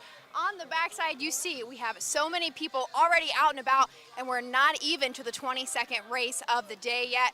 Beside me, I have Doug, who has had a long history here at the Little Brown Jug. Doug, what number does this make you? 50. And so did you grow up here in Delaware, or how did you come about getting here at the Little Brown Jug? I had lots of friends who liked to go to the races, and I just live in Marion, about 20 miles away. And so you're here on the backside. Have you ever been in the grandstand, or do you just prefer to be over here in a tent? I spent half the day in the grandstand yesterday and the rest of the day back here. Which has the better view? The grandstand. Which has more fun? Back here.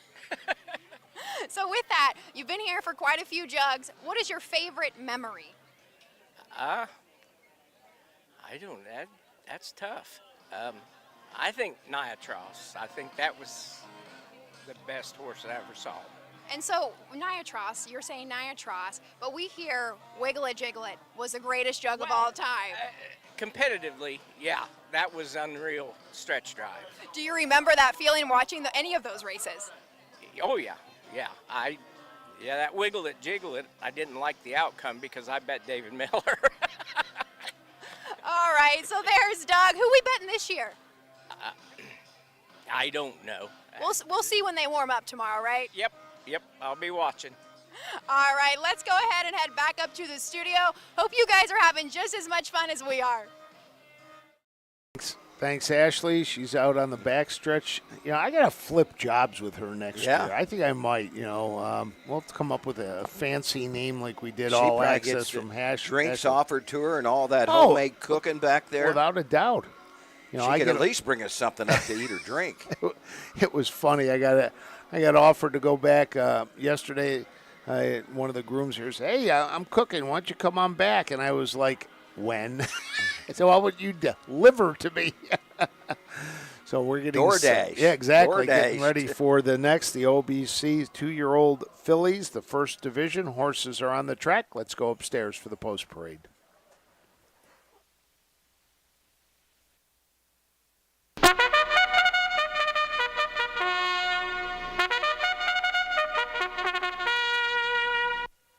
Horses are on the track and parade to the post for the 13th race. Ohio Breeders' Championship, 2-year-old filly trotters, first division, for a purse of $66,500. And these are the horses. Number 1, Travel Nurse. Joyce McClellan owns. Virgil Morgan Jr. trains. Brett Miller drives the 1, Travel Nurse. Number 2 is Strawberry Hill. B. Ader, S. Lane, B. Ader, R. Ulrich, Brett Ader, the trainer. Austin Henners, the 2, Strawberry Hill. Number 3, Dream Something. Julianne Sweet, Miles Woolham, and Dale Sweet. Miles Woolham trains. Tyler Smith, the 3, Dream Something. Number 4, Mega Money. Chris Beaver, Patricia Stable, LA Express Stable, and Sobjon Racing. Chris Beaver trains. Aaron Merriman, the 4, Mega Money. Number 5, Mia Sangria. Chris Beaver, Jim Burnett, Tim Homan, the owners. Chris Beaver trains. Dan Noble drives the 5, Mia Sangria. And number 6, Mocha Hill. Burke Racing Stable, Hatfield Stables, Weaver Buscemi, Knox Services, Ron Burke trains. Chris Page in the sulky, the 6, Mocha Hill. Well, Frank, let's take a look at these 2-year-old fillies for this first division of this Ohio Breeders' Championship trot for $66,500. The 1 is Travel Nurse. Brett Miller drives for Virgil Morgan Jr., the 2-year-old bay filly by Enterprise. Out of the Andover Hall mare, Poster Pinup, homebred by Joyce and Richard McClellan of Zanesville. 6 starts with 2 wins and a third, $29,640, $157 3 at Scioto Downs. The number 2 is Strawberry Hill. Austin Hanners drives for Brett Ader. This is a What the Hill out of the Cantab Hall mare, Lady Bella. 8 starts this year, 2 seconds and a third, earnings of over $28,000. This was a $13,000 purchase at the Ohio Select Sale. Has hit the board in the last 3. 2 of those have been second place finishes. Number 3, Dream Something. Tyler Smith drives for Miles Woolham. 2-year-old bay filly by Uncle Peter out of the Glidebuster mare, Travelin' Dream. Julianne Sweet, Miles Woolham, and Dale Sweet own. 6 starts for Dream Something, who was a $30,000 Ohio Select purchase.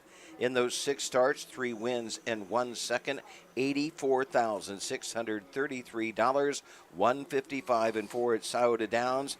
That come in Ohio Sayers Stake action on August 17th.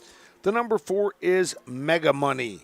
Aaron Merriman drives for Chris Beaver. This Triumphant Caviar is out of Lotto winner by Credit winner. Chris Beaver, Patricia Stables, LA Express Stables, and Soblum Racing are the owners. 6 starts. Still looking for that first win as a second and 2/3. That second place finish came back earlier this year in the Next Generation. Number 5, Mia Sangria. Dan Noble drives. Chris Beaver trains. 2-year-old bay filly by Muscle Up is owned by Christopher Beaver in partnership with Jim Burnett and Tim Homan.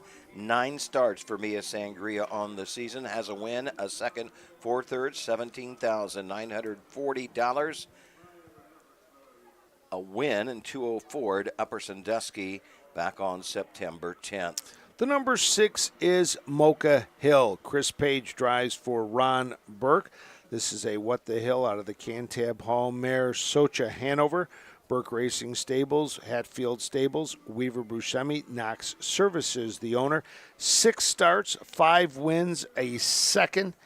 That second place came back 2 in the Ohio Sawyer Stakes. Other than that, it's been all ones. And Mocha Hill, a chance for the Ohio Triple Crown for 2-year-old filly trotters, was a winner at the Ohio State Fair Stakes, so needs to win today to keep the hopes alive for the Triple Crown. Chris Page and Mocha Hill.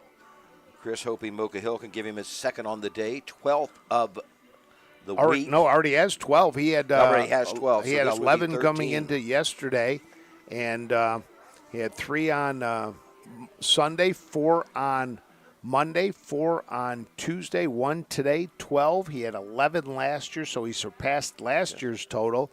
Needs 5 to tie He got on the a roll all-time after record. that. Everybody was on a slow start Sunday that we mentioned, but Chris got on the roll. Looking at the infield tote board, the tote favorite now is the 6, Mocha Hill, at 2-5. We talk about Chris Page having 12. Chris Lems has 6 wins to his credit. And then it's Austin Hanners and Brett Miller and Pierce Henry sitting there with 3 victories each. So the field heading past the VIP Pavilion Hill, where I didn't walk that way. I should have gone that way. I heard they've got big buffet. They got drinks. You have to have a ticket to get in, though. Well, if you look like you know what you're doing, you can get in anywhere. Just remember that. I don't believe you'd make it, though. Oh, I walked into an NBA All-Star game without a media credential. Yep, over in Indianapolis. Had one waiting for me. I didn't have it, so if they got mad at me, I could just tell them that's where I was going, but walked right by them. So as we look up the backside, Mike Wepkenberg moving the starting gate into position. 2-year-old filly trotters for this first division of the Standardbred have completed their score. The wings of the gate will open shortly. Travel Nurse, Strawberry Hill, Dream Something, Mega Money, Mia Sangria, and on the outside, Mocha Hill. 66,500 on the line. Let's go to Roger Houston for the call of the 13th.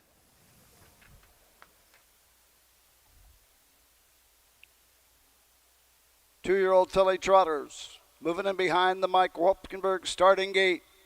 The gate swings into the stretch, and here they come.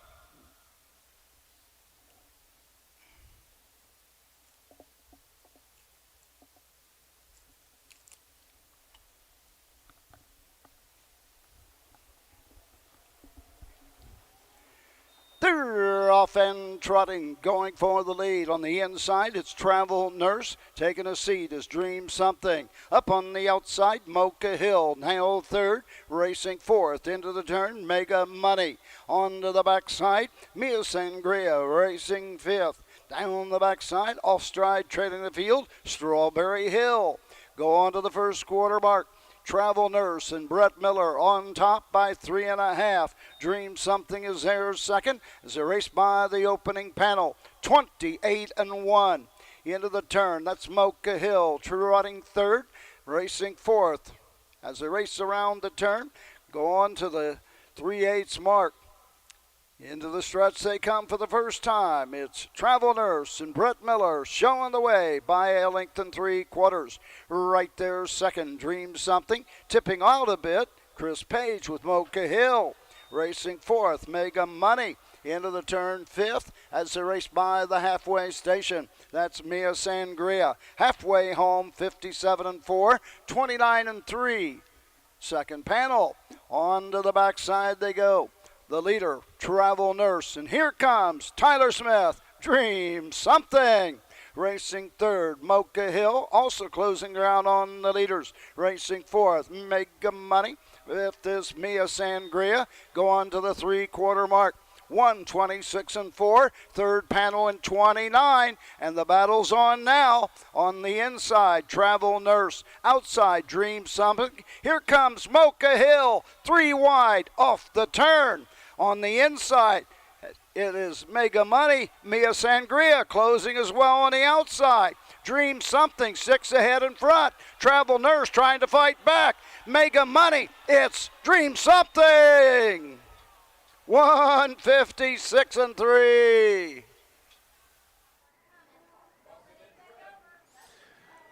Dream Something and Tyler Smith. And I believe that might be the first win for Tyler this week. Tyler picks up the victory. Wasn't sure who came across second. I was watching Mocha Hill, who went on a run right before the finish line. So the Hold on inquiry to sign all up. mutual tickets. Chris Page made a break probably right on the wire or right after the wire, but Dream Something just came from nowhere. It looked like it was going to be Mocha Hill and Travel Nurse. I guess Dream Something did split them then. Got that last surge there on the wire. If it stands, Dream Something. She's a Chiro Bay filly by Uncle Peter out of the Glidebuster mare Traveling Dream. Be her 4th of the season. Her lifetime mark, 55-4 at Sauda Downs, 2 back on August 17th.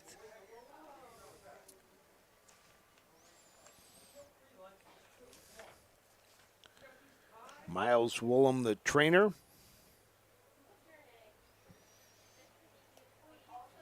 And making the way back to the winner's circle is your winner, number 3, Dream Something. 3,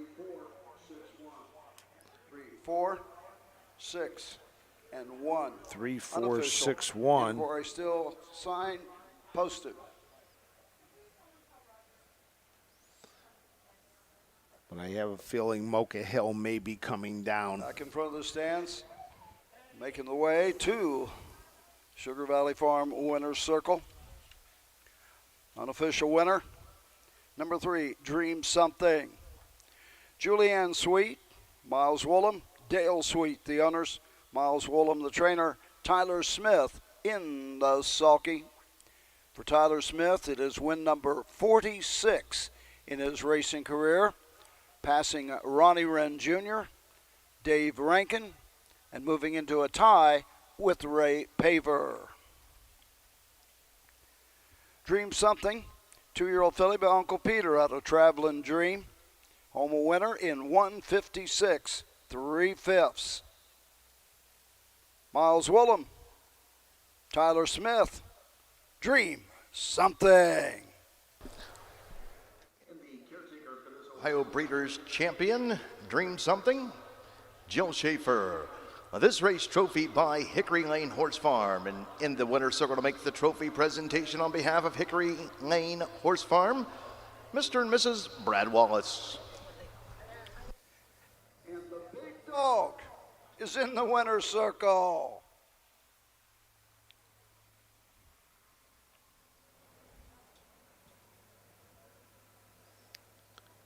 So are they having an interview in the winner's circle? I couldn't tell what Roger said. We're going to go to the winner's circle. Hey, Wendy Ross is going to talk to the big dog, Miles Woolham. Well, thank you very much, Roger. I always love doing the Winter Circle interviews here at Delaware, but I got to interview Mike Wilder yesterday, get to interview one of my other dear friends, Miles, here today. Miles, congratulations. What a nice filly. Thank you. Appreciate it. Now, you go into a race like this, knowing you're 6-1, right? You got a heavy favorite on the outside, but you say, hey, that's why they call it a horse race. Yep, for sure. Now, when you come here to Delaware, you had some hits, you had some misses yet this week. Going in here, it's Wednesday, right? What else we got to look forward to the rest of the week? That's it. We close it out on a win. Now, sometimes that's all you need. Now, one thing I want to say on behalf of you and your dad, the great sire, Full Count, we miss him, and we're so sorry that we lost him about a month or so ago. Yeah, that was tough. Yeah. Well, congratulations here. I finally saw you in the winter circles. It looked like you finally took a deep breath. It was a little tight there, right at the wire. We were holding our breath there. Congratulations, my friend. Thank you. Winning trainer, Miles Woolham. So there you have it. Miles Woolham picks up the win. As he said, he ends his week on a high note, so he gets to go enjoy himself the rest of the week here. Finished third, was placed 5th for a violation of the braking rule. Mocha Hill finished third, was placed 5th, violation of a braking rule. Moved into the third spot is number 1, Travel Nurse, placed 4th. The 5, Mia Sangria. So the new order, 3-4-1-5.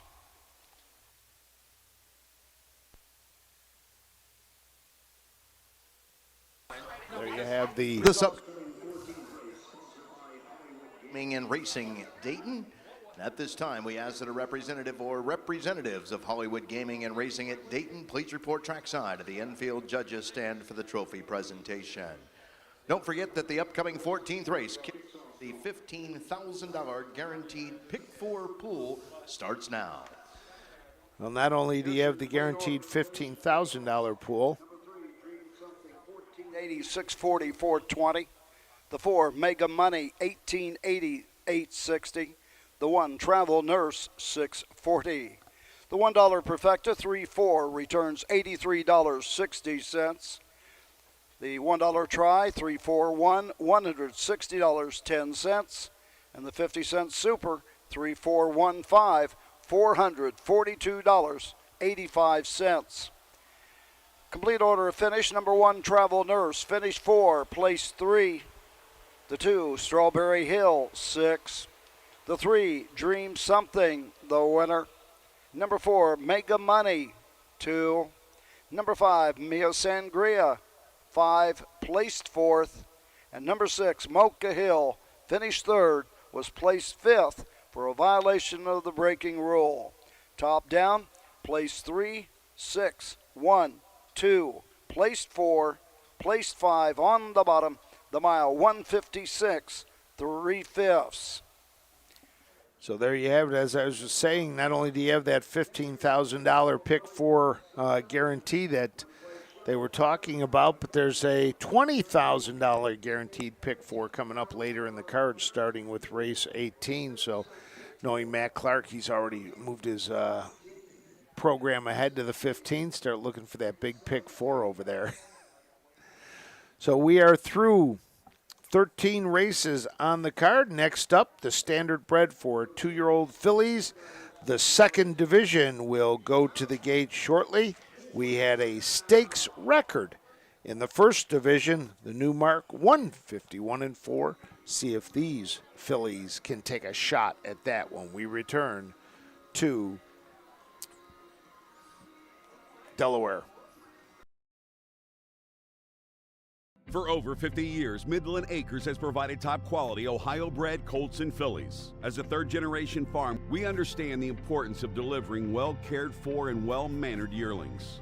Get in the winner's circle with the yearlings by Fear the Dragon, Yankee Cruiser, Long Tom, Summa Cum Laude, Ready for Money, and Bit of a Legend. Midland Acres, doing our best to bring you the best. When you need supplies for your horse, one name stands out, Big D's. Since 1976, Big D's Tack and Vet Supply has been the equine experts you can trust.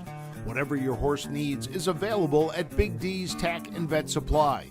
Visit the retail outlet in Streetsboro, Ohio, or order online at bigdweb.com for fast shipping. Most orders ship that day. Or call 1-800-321-2142. Big D's Tack and Vet Supply.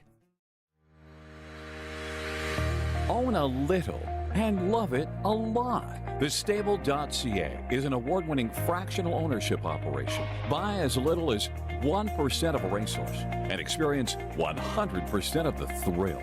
TheStable.ca makes ownership easy, accessible, and affordable. Communication and customer service are at the heart of everything we do. Get started at TheStable.ca. Welcome back to the Delaware County Fairgrounds. Frank Froz along with Doug Ballinger. Matt Clark here also in our studio. Susan Schroeder has stepped out for a few. Ashley Daly is wandering the grounds, enjoying herself today. We also have Steve Ulrich here helping us today. And, you know, Doug, just because Delaware's done doesn't mean County Fair racing is finished. We still have a few fairs left. We've got Dover, we've got Coshocton, we've got Lancaster, and we also have the races at the Hollywood Dayton casinos. So still some chances to get out. And if you're taking part in our passport program, and you've got your passport and you're going to be at Delaware, you can stop over at our tent, get it stamped, and when you do, you'll get it stamped, and you'll also, if you've got 5 stamps in there, we've got something special for you while supplies last. So you can stop over there, pick that up, and if you're not going to be back at any more county fairs after here, just leave your passport over there. Make sure your name is in it, and you'll be entered for our big prize giveaway at the end of the year. So, for those of the folks out there listening, if you're here tomorrow, make sure you stop by the tent, get some of those great cinnamon rolls, maybe a free T-shirt, coffee. We do water it all back over there. Chips back there. We got chips. We got cookies, which I see you already went through. I forgot to grab mine when I come over. Usually I grab a little sleeve of those Oreos they have over there, but I forgot to grab those today. But, yeah, in fact, it was funny. I was talking to Tom Wright of the Little Brown Jug. He stopped by our tent this morning and saw the white box and says, "Are these what I think they are?" I'm like, what do you mean? And he opened them up, and there they were, and he took a half one. I said, "Take a whole one." He said, "No, I can't eat a whole one. They're pretty big." Now, from what I've heard, though, is you've got to go to the restaurant in town, and you've got to get them there where they grill them. Okay. So I've got to try that. It's an old-fashioned that's called the Hamburger Inn, where they've got an old counter system where you just kind of sit. Yes, down, I was there one time 2 years ago when I was working Croton. Coming back, I stopped there for supper. Good old cheeseburger, the old-fashioned cheeseburger to grill. The Hamburger Inn. That's why I was telling Tom. I said, one of these Saturdays when I've got, we don't have fairs or anything, and I've got a little time, my wife is a late sleeper. I'm going to get up about 6:30, drive up there, have a nice breakfast. He recommended the sausage biscuits and gravy, and then make my way over here. And instead of working for Saturday morning, just kind of sit up over on the back stretch. They got a little tent or a little platform back there, sit there and kind of just watch the horses go by and just relax and enjoy it. Yeah, I saw somebody sticking their head in there. We're going to get a visitor here. Yeah, I think we're going to try to get Jason Bloom in, race secretary over at Dayton, and we'll see if we might be able to get I'll him tell you in there. what, while he steps in, I'm going to step out. Okay. And I will be back here then about. Can I step out for one race? You can step out. Hey, and I will we be back. do everything we can here. Just we have fun. You want to step out, step out. Well, if you go to get something to eat, you better bring it back. He's not okay. Oh, Yeah, he's not. no. Okay. Go No, step I'm out. fine. But I'm as long fine. as you come back, you better bring food back. So no. No, I'm fine. Susan will be back shortly. Jason's bashful. He don't want to talk. I don't know. Or did he take off already? He's been recruited to do some other work here. He's taken over for Settlemorn for a little bit. Yeah, in fact, Jason asked me if I could take over announcing the caretakers, and I was like, I'm getting back on the air here because I think he's got a speaking engagement this afternoon over in the Pavilion tent. He's got to go over and talk there and say a few words there. I know he first tried to rope Wendy Ross into it, and Wendy's like, I'm doing interviews. I'm up there. Then he tried me, and I'm in here. So unable to find somebody. So finally he got a hold of Jason Bloom, who can do it. And another good crowd. I saw Matt's favorite friend, Bolt, over in the grandstand today. The Rosie Weaver barn had one in. Bolt was behaving himself over there as he was the Rosie Weaver crew they were sitting there just enjoying some racing. They had just, I believe, just the one in today. Yep, back in the fourth, they had one in, and so they were enjoying themselves over there. Got a chance to talk to Edward Miller while I was out for a little while. He was enjoying the steak tips lunch. Said to him as I walked by, "How is it?" He goes, "Good." I said, "Not great." He goes, "Good." So that kind of solidified my decision. I did get a sample of some free bourbon or a teriyaki chicken as I went by one of the stands. It was pretty good. But have you had a fish sandwich this week? Oh, I had the fish sandwich earlier this week, and I'm going for the double tomorrow. That's going to be lunch tomorrow, the fish sandwich. I'll tell you, we're giving the Bologna Express trailer over there an awful lot of business. Yes. Between buying the bologna sandwiches and buying the fish sandwiches. I think I'm going to ask them if they've got a discount program for next year. Horses are starting to make their way to the track, and so let's send it upstairs for the post parade.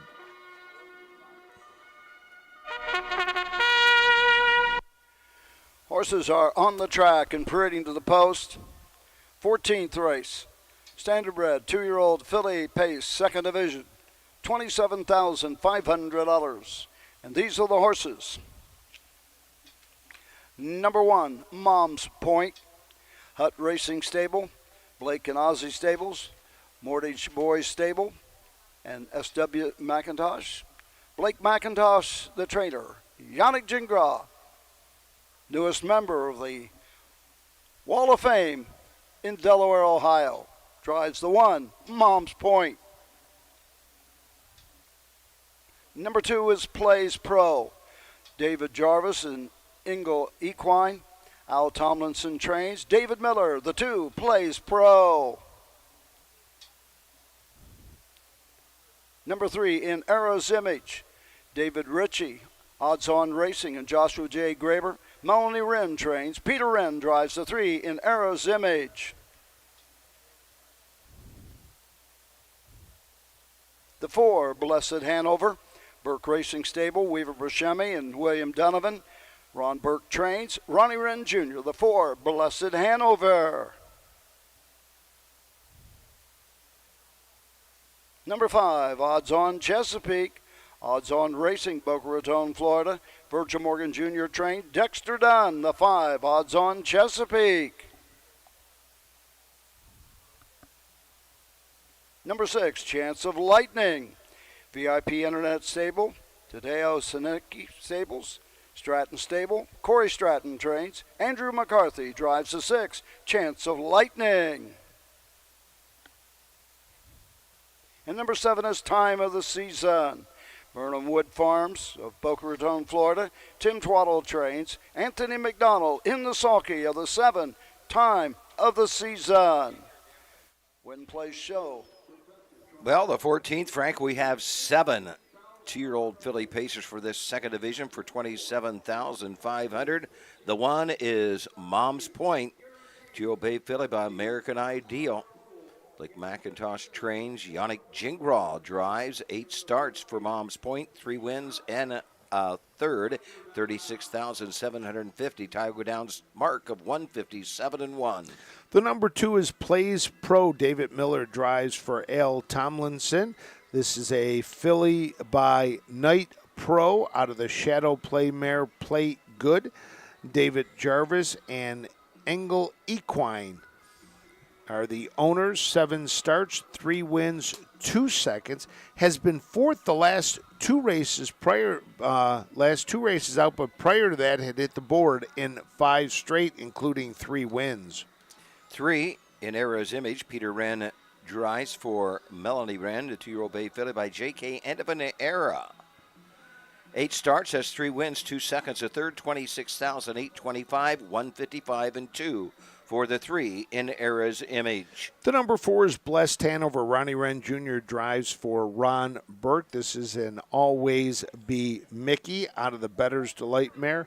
Better Be Lucky. Burke Racing Stable, Weaver Buscemi and W. Donovan are the owners. 7 starts, 5 wins, and 1 third place finish. $123,522 on the card. A mark of 151 and 2 at the Meadows. Dexter Dunn will drive number 5, Odds On Chesapeake. She's a 2-year-old bay filly, but down by the seaside. She's trained by Virgil Morgan Jr. She's owned by Odds On Racing of Boca Raton, Florida. 7 starts for this filly this year. 2 wins a second. $36,450. 154 and 2 at Souda Downs for the 5. Odds On Chesapeake. The number 6 is Chance of Lightning. Andrew McCarthy will drive for Corey Stratton. This is a courtly choice filly out of the Admiral's Galley mare, Admiral's Chance. VIP Internet Stables, Tadeo Sinecki Stables, and Stratton Stables are the owners. 8 starts, 3 second-place finishes, earnings of over $81,000 on the card. And number 7 is Time of the Season. Anthony McDonald will drive this 2-year-old bay filly by Better's Wish out of the Mach 3 mare. Mach Around the Clock. Tim Twaddle's her trainer.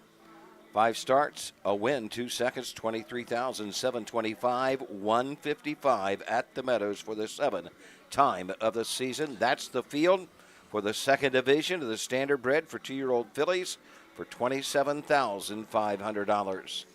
Stakes record here, 152-2. That was topped in the 1st division, 151-4. The new mark, odds on Hialeah, and have to see if odds on Chesapeake, the stablemate of odds on Hialeah, takes away the bragging rights in the barn, if it could retake that stakes record. Yeah, let's just see. This is a homebred. I think odds on Chesapeake.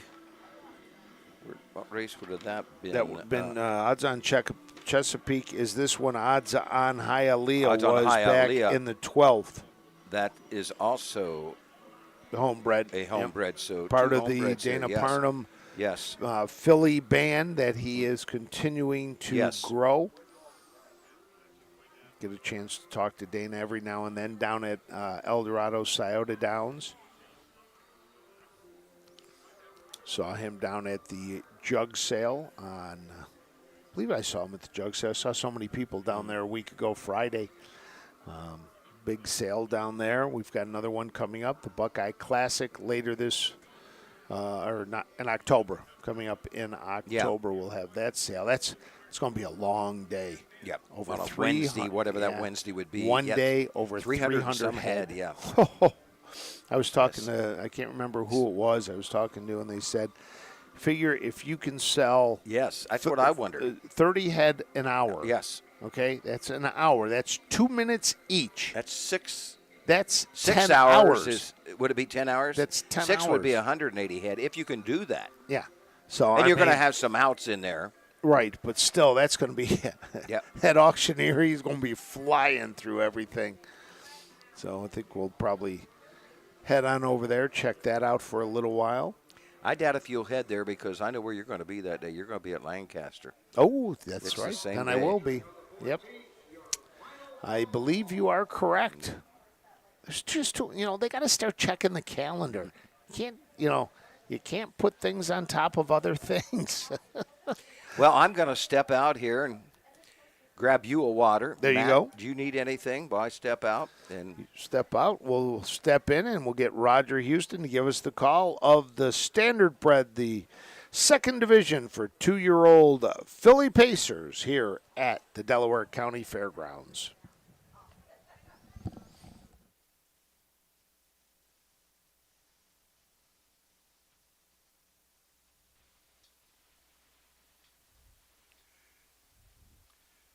Starter has called the horses to the gate.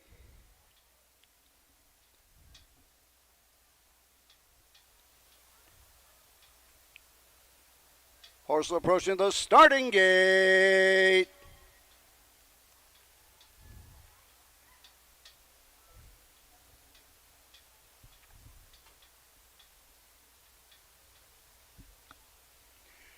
Pacers are riding behind the gate. The gate swings into the stretch, and here they come.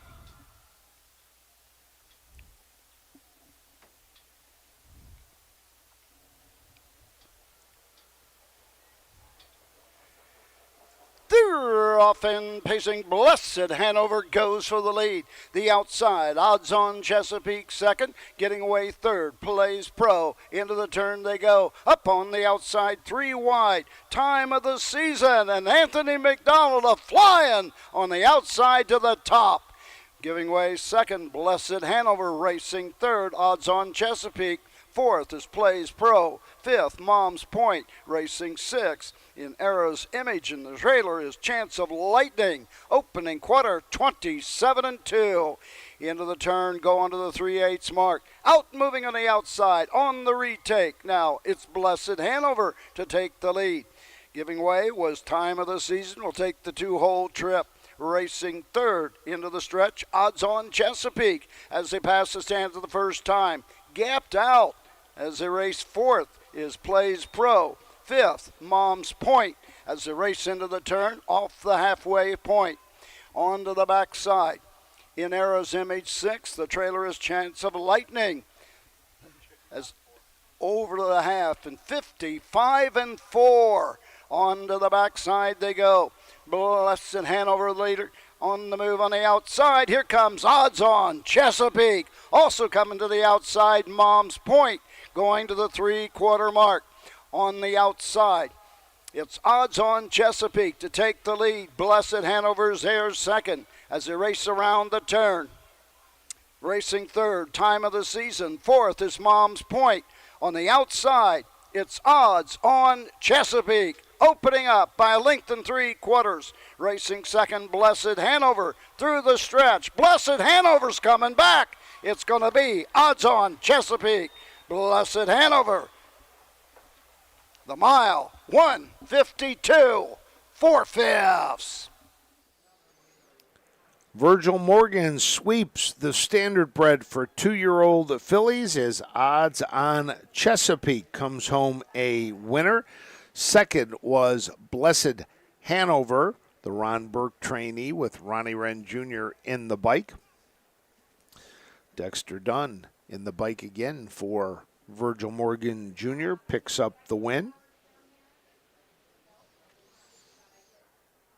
Able to hold off Blessed Hanover down the stretch.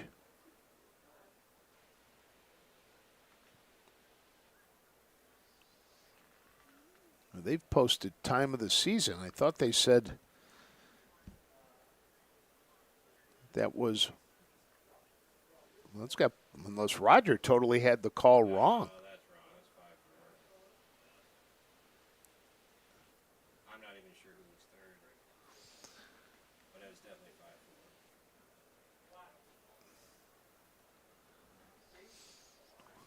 Well, here comes the Virgil Morgan crew. So they are all coming across. So that's the 5, Odds On Chesapeake. Now they've fixed it. Odds On Chesapeake, Blessed Hanover, and Chance of Lightning up for third, Photo for fourth.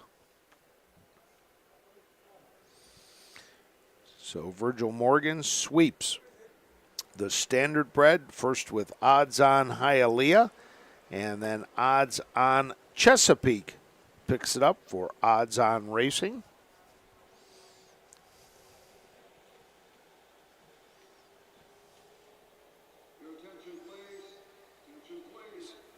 Number 5, the winner, 4, is second. Finishing third is the 6. And then we have a dead heat for fourth. Number 3, in Era's Image, 4 dead heat. The 7, Time of the Season, 4 dead heat. So please note, 5, 4, 6. Then we have a dead heat for 3 and 7 for the 4th position. This time into the winner's circle. The winner, standardbred 2-year-old filly pace, 2nd division. Number 5, Odds On Chesapeake. Odds On Racing of Boca Raton, Florida. Virgil Morgan Jr. gets his 2nd of the afternoon. His 4th this week at Delaware. 2-year-old filly by down by the seaside at Macaroon, driven to victory by Dexter Dunn with his 2nd of the day. The mile, 1:52, 4/5. Lifetime mark. And 2/5 of a second shy of the stakes record. Well, that is the old stakes record. The new stakes record was set a couple of races before. Mr. Jason Bloom. Hats off to groom Susie Wentworth. Sounds like that's the boss, Tom Wright, doing those announcements. I think Jason was down in the winner's circle making the trophy presentation.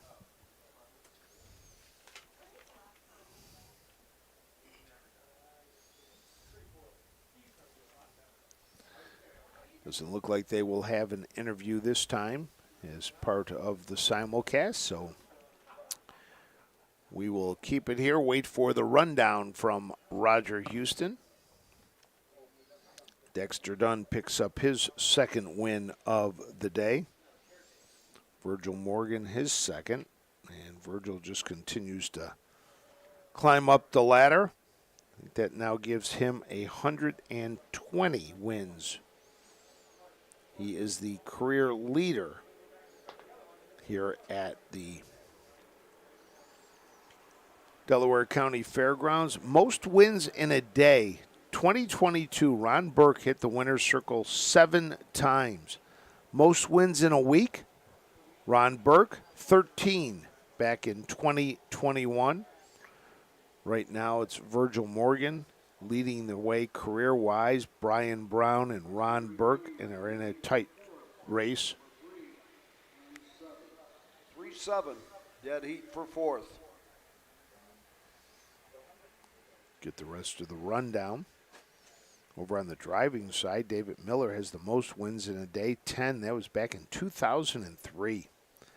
Most wins in a week, Page twice, 2019, 2022. Brett Miller in 2006. And David Miller back in 1997. He had 7 wins that day when he did it on Sunday. He had 7 wins that week. David Miller with 248 career wins. Next, John Campbell, but right behind him, Brett Miller, 3 back with 153. Then Chris Page at 145. Just a matter of time before the two of them catch the great John Campbell.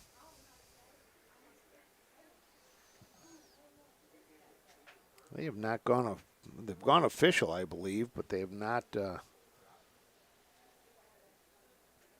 announced the mutuals or the rest of the rundown yet. So we will wait on that here as we move on this Wednesday afternoon. Coming up on 4 o'clock Eastern Time. Want to thank everybody who's joined us from not only across the Buckeye State, but also across North America, Canada, viewers in South America today we've had viewers in Europe, and glad to have everybody along with us. We appreciate your support of Ohio County Fair Racing.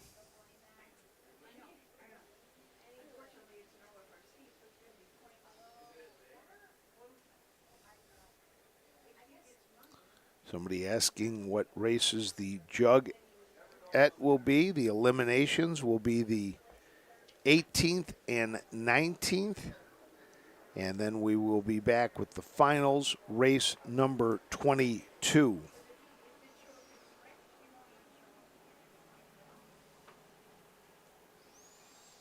So there you go. Checking in from Argentina as well.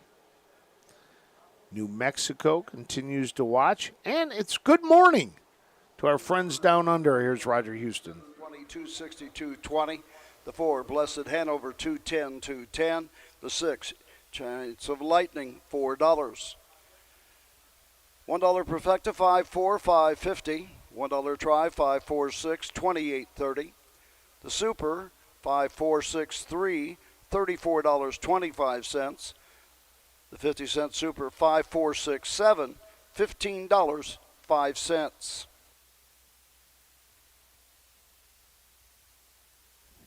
So there was the one rundown from Roger Houston. We'll take a break, and when we come back, we will have the 15th race, the Buckette, for 3-year-old filly trotters when we return to the Delaware County Fairgrounds right after this.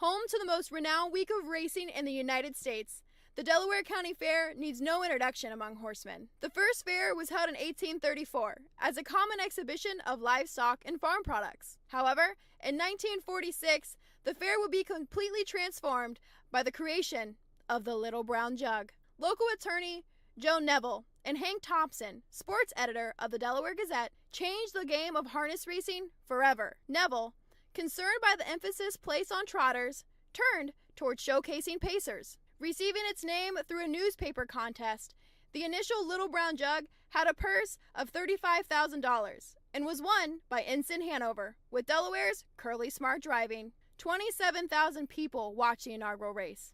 Today, record attendance stands at 56,000 spectators. The Little Brown Jug is the final leg for the Pacing Triple Crown. Both the Jug and Jugette are the last Grand Circuit races to go multiple heats in one day. Delaware County Fair is a member of the Ohio Fair Racing Conference. They host 5 full days of the best and biggest county fair races. The roots of harness racing are born at the county fairs. For over 150 years, people have gathered to watch horses battle it out for fame and glory. Catch the thrills this summer at an Ohio Fair Racing Conference County Fair. The OFRC races at 21 fairs in 19 Ohio counties. Trotters and pacers put it all on the line to be called the best in the Buckeye State. The Ohio Racing Conference, where the path to greatness begins. Buying or selling a racehorse? OnGate.com is your one-stop website. OnGate has changed the way racehorses are bought and sold. Easy-to-view listings makes it easy to find your next champion. Buy or sell at OnGate.com. Welcome back to the Delaware County Fairgrounds as we get set for race 15. This is the bucket for 3-year-old filly trotters. They're going to be going for a purse of $80,000. And look who has joined me in the studio today. Hello, Ashley Daly. It's been a while. It's been a while in here, but you've been out and about everywhere. Looks like you're having a little fun on the backstretch. More fun than you, I can promise that. No, but it's been a great time. I've been enjoying just hopping around and talking to people and gathering even better stories for tomorrow. Well, great. It sounds like fun. So it's been out there. Now, I see you're wearing a red wristband. So did we make it into the pavilion? We did. I made my way up to Pavilion Hill. It's not a place that we get to experience very much, but I wanted to catch a couple stories in there, and it's already popping today. I can't imagine what it's going to be like tomorrow. Well, we want to thank Hagemeyer Farms for making these all access with Ashley possible as you've been roaming around. What any hints you can give us or about tomorrow, what you might have in store? Absolutely not. You have to tune in for it. Come on, Frank. I can't give up my secrets. Well, that's good. So far, no, people have been enjoying them. The one yesterday about where the colors of the drivers come from. A lot of people commenting on that, wondering, where they are. And like you said in the thing, most of them are family colors. They just kind of, they pass down. It was funny hearing Hank Levan just talk about just the little differences between his and his brother. I mean, I think if you put them both up there quickly, nobody would notice the difference. You really wouldn't. It's gold really and silver wouldn't. piping, I think, are the changes between him and Harrison. And but no, they come from their grandfather and then their father, and they keep it going with the big L in the white circle that's on there. Like you said, though, so a lot of colors, even as our Grand Circuit guys start coming over, there's a lot of family tradition and family history. But I talked to Pierce Henry yesterday, and I might be outing him on air a little bit. He was pretty short and sweet to the point in our little segment, but he's actually colorblind. Oh, wow. So he's like, I can see pretty well, but not the whole spectrum. And he's like, I like black and blue because, one, I can see them, and two, they just look cool. There you go. Well, the stories you get here. So big day of racing, though, so far. We've had a stakes record, and now we start to get into the meat of the order here with the bucket coming up and the 2 Jugette eliminations just around the corner. We have seen some smoking miles. And I was in the backside for just a little bit in the paddock, and I was talking to Ron Gillespie, and he was saying yesterday the track was actually heavy. So he was excited that it's really shaping out now. Let's take a look at the post parade for the 15th.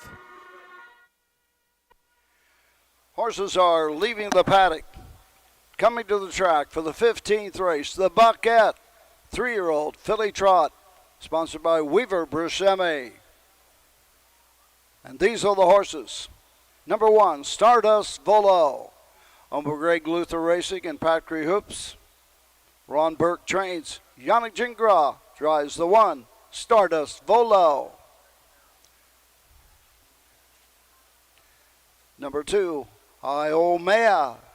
Cheryl Horse Incorporated, Harry Landy trains and drives the 2, Iomea. Number 3, Pizza Bianca.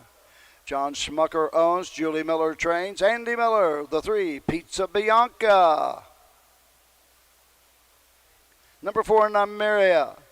Alexander Spock Stable, Fiddler's Creek Stables, Tar Heel Racing, Lone Wolf Stable, Travis Alexander trains, Matt Kakele, the 4, Nymeria. Number 5, Bond. David McDuffie and Eleanor DeVisser. Melanie Wren trains, Peter Wren, the 5, Bond.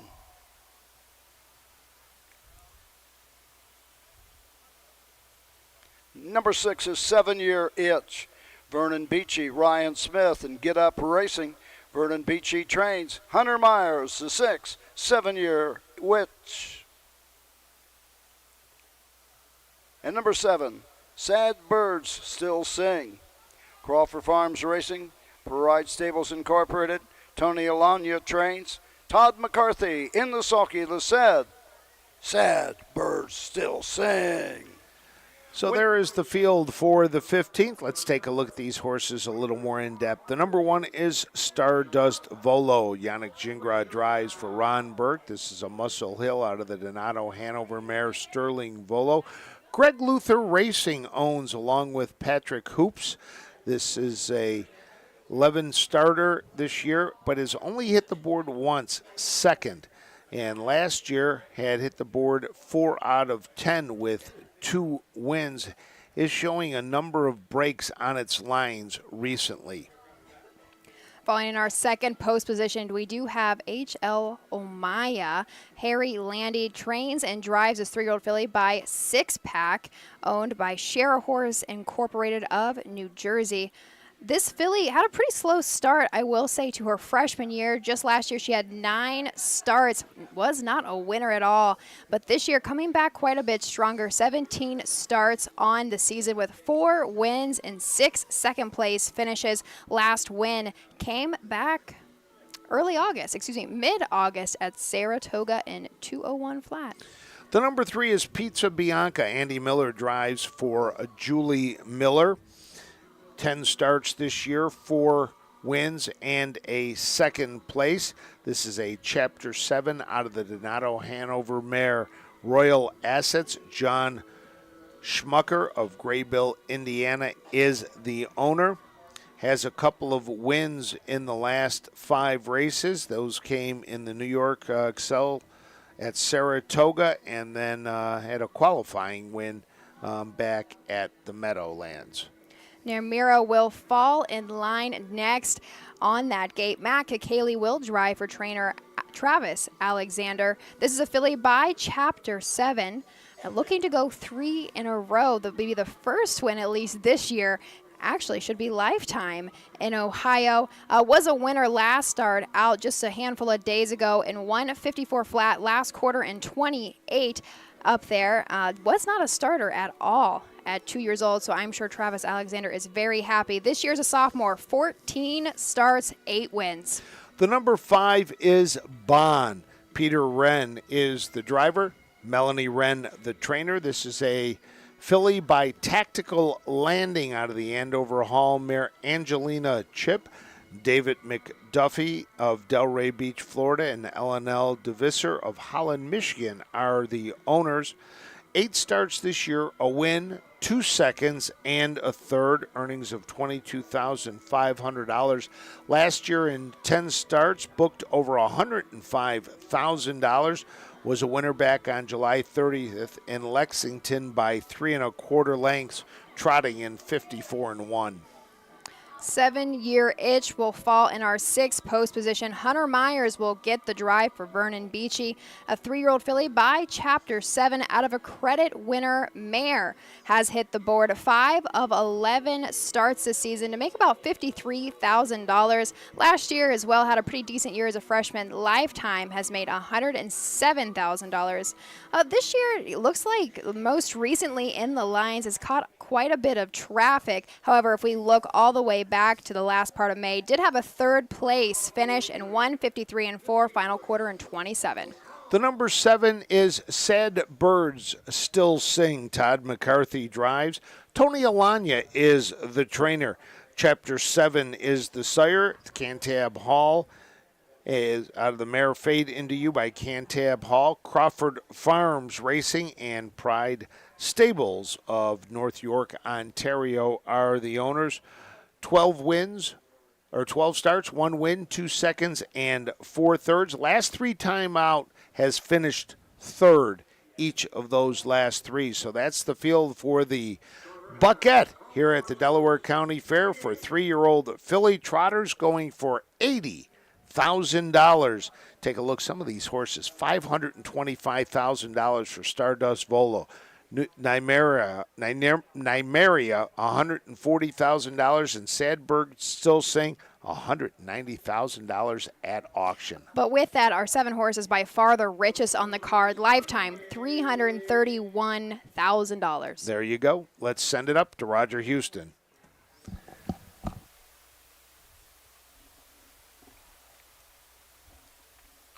Trotters are all in behind the gate. The gate swings into the stretch, and here they come.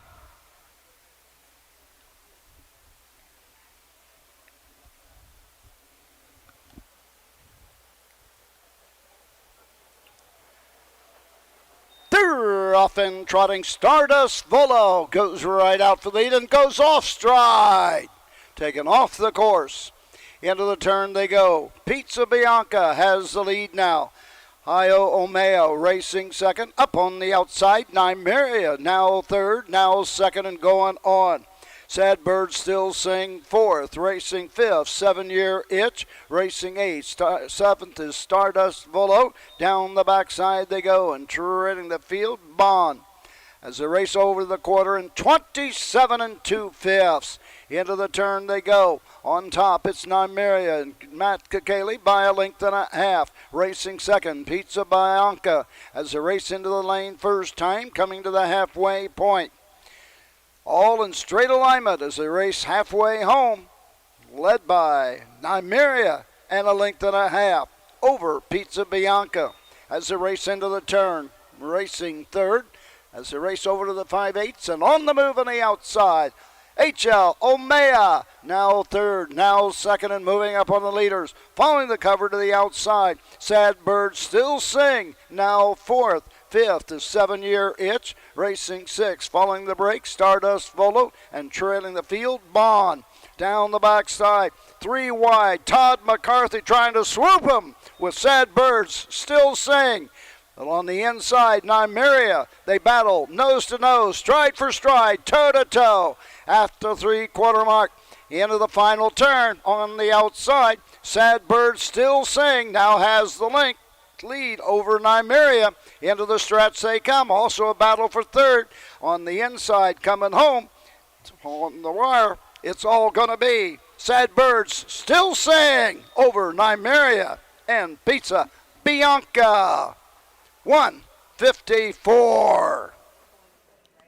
154, your winning time off the stakes record of 152-2. Coming home a winner. Sad Birds Still Sing, and as Ashley said, $190,000 purchase adds even more. Almost now has doubled what they paid for it in earnings with the check today. That'll move up to $371,984. I say we've seen, 3 wide on the backside throughout many years here at Delaware, but it never stops exciting me. A huge move by Sad Birds Still Sing. Todd McCarthy, coming out of that turn on the backside for the final time. Like we said, 154 flat.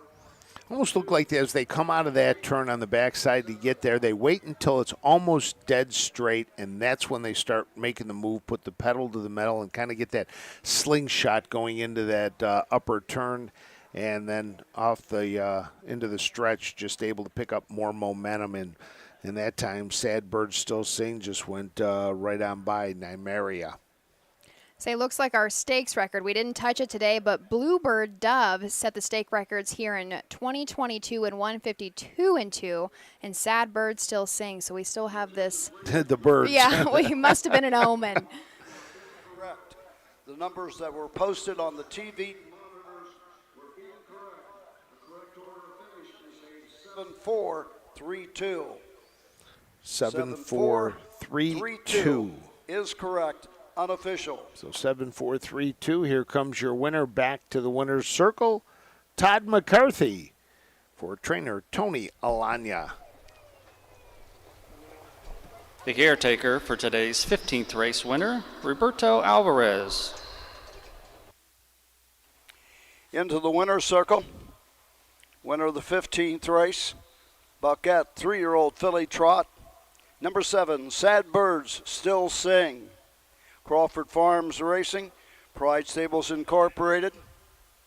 Tony Alanya, the trainer. Todd McCarthy in the sulky. 3-year-old filly, but Chapter 7 of the Fade Into You. Home a winner in 154. Final half, 56 and 3. The final quarter in 28. Starting to see the Jugette horses now make their way out onto the track to warm up for their eliminations. This year they have gone to the colors for the saddle pad, and they all have their name in a little pocket there.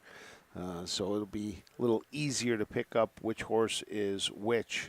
I say I've seen some comments on Facebook because the Little Brown Jug did post a photo earlier of the change. It seems to be pretty well recepted. I didn't, but it breaks tradition.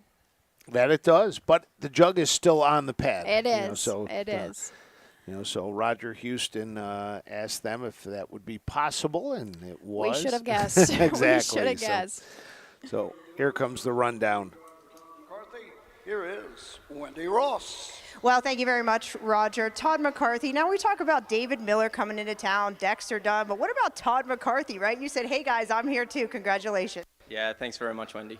What a nice filly here. Now, I know you're new to the U.S. here within the last 4 or 5 years, but one thing I'm sure you figured out, when you come here to Delaware, Ohio, this is a fast half, and you know how you figured your way how to win here.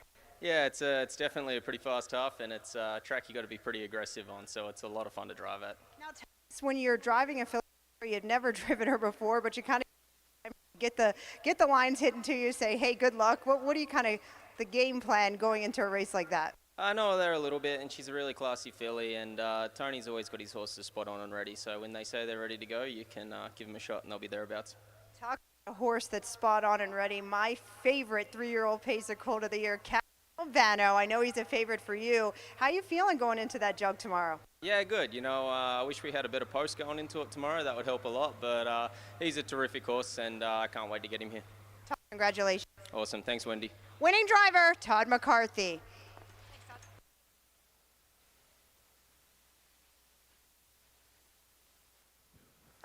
Get the rundown here from Roger. There are the mutuals for the 15th race. Todd McCarthy picking up his first win here at Delaware this week. Frank, I know we don't talk much about odds on our show, but I'm actually pretty surprised. Our winner did pay even $6.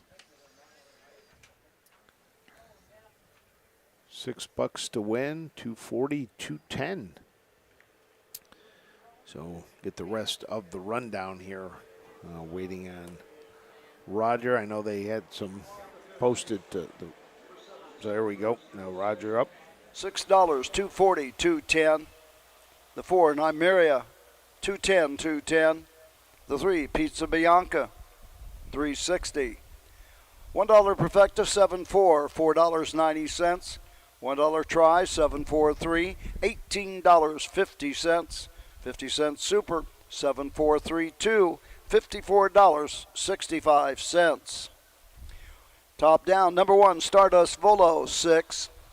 The 2, HL Omea, 4. The 3, Pizza Bianca, 3. The 4, Nymeria, 2. The 5, Bond, 7. The 6, 7-Year Itch, 5. The 7, Sad Bird Still Sing, the winner. Top down, 6, 4, 3, 2, 7, 5. 1 on the bottom. The mile, 1:54. Final half, 56 and 3. Final quarter in 28. 16th race so coming there you up. have it. We are moving on now to the 16th. This will be the Ohio Breeders' Championship, the second division for 2-year-old filly trotters, when we return to the Delaware County Fairgrounds after this.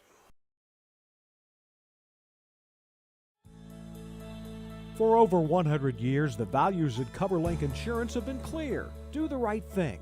These values have been at the forefront of what we do, and that will never change. At Coverlink Insurance, you're a person, not a policy. We're here to get you the right coverage: home, auto, business, and farm. Coverlink covers you, your family, and your business. Trusted advice and solutions to protect what matters most. Great service from great people. Coverlink Insurance.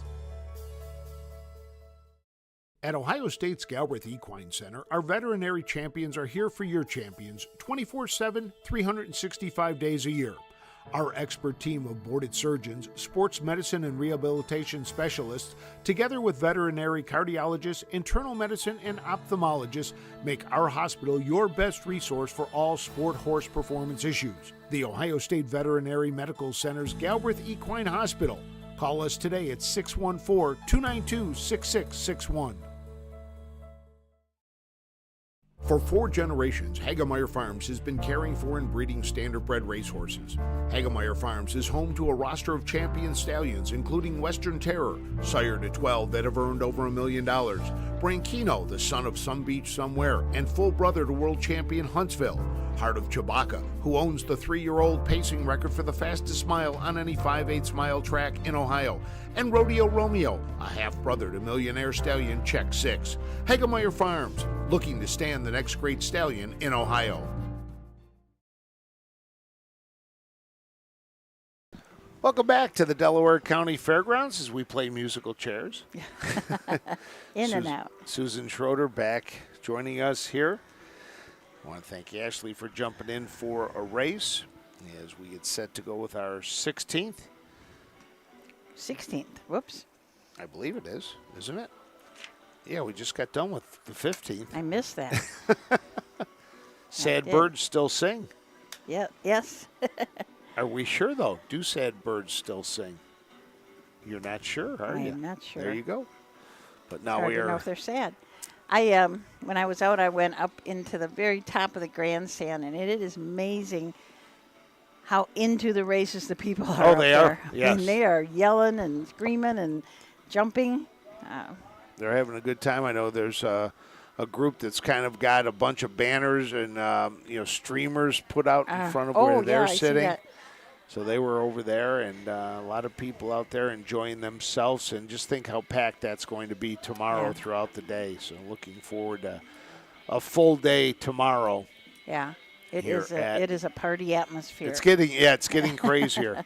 And tonight will be a little crazy on the fairgrounds. Yeah. Gets a little crazy here on Wednesday night.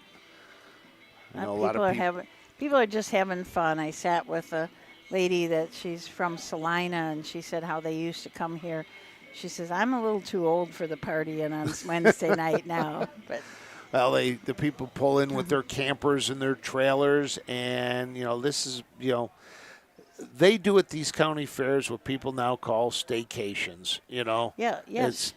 And a lot of people are from around the area, but just pull in their camper, and this is where they stay. Here. So horses are out onto the track for the 16th. Let's go upstairs. Ready to the post for the 16th race. Ohio Breeders' Championship, 2-year-old filly trot, second division for $66,500. And these are the horses for the 16th. Number 1, Brink Street.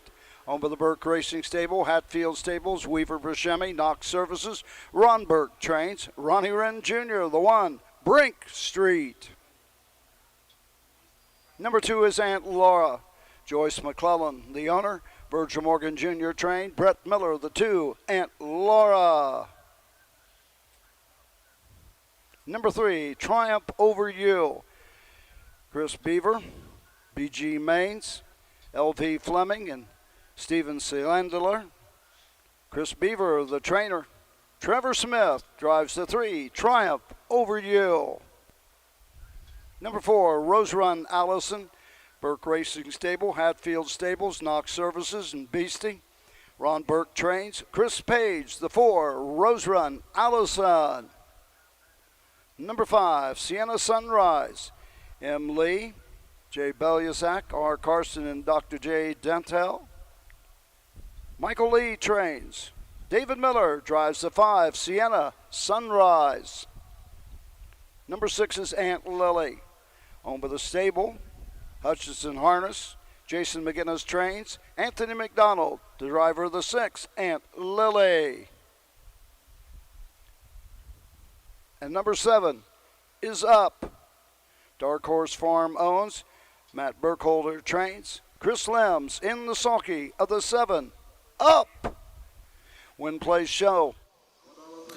There is your field for the 16th, the Ohio Breeders' Championship, 2-year-old fillies, 2nd division. The number 1 is Brink Street. Ronnie Wren Jr. drives for Ron Burke. This is a long tom out of the Cantab Hall mare, Lucky Irish Bay, Burke Racing Stable, Hatfield Stables, Weber Buscemi. Knox Services are the owner. This horse has 2 wins and 2/3 in 6 starts this year. Has been racing in the Ohio Sire Stakes. Came home 3rd in the Sire Stakes at Scioto Downs, the Ohio State Fair Stakes at Scioto Downs back on August 3rd. Aunt Laura, Brett Miller is up for Virgil Morgan Jr. Joyce McClellan from Zanesville, Ohio is the owner, and also her and her husband Richard bred this horse. It's an Uncle Peter out of an SJ's Photo mare.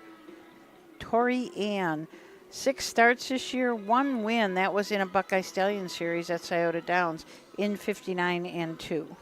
The number 3 is Triumph Over You. Trevor Smith will drive for Chris Beaver.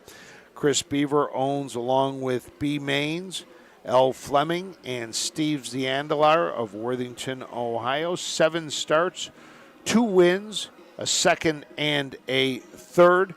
Earnings of $36,992. Has hit the board in 4 straight. 2 of those have been wins. One of them was in the pop-up series at Scioto. The other one in the Buckeye Stallion series. Rose Run Allison with Chris Page up for trainer Ron Burke.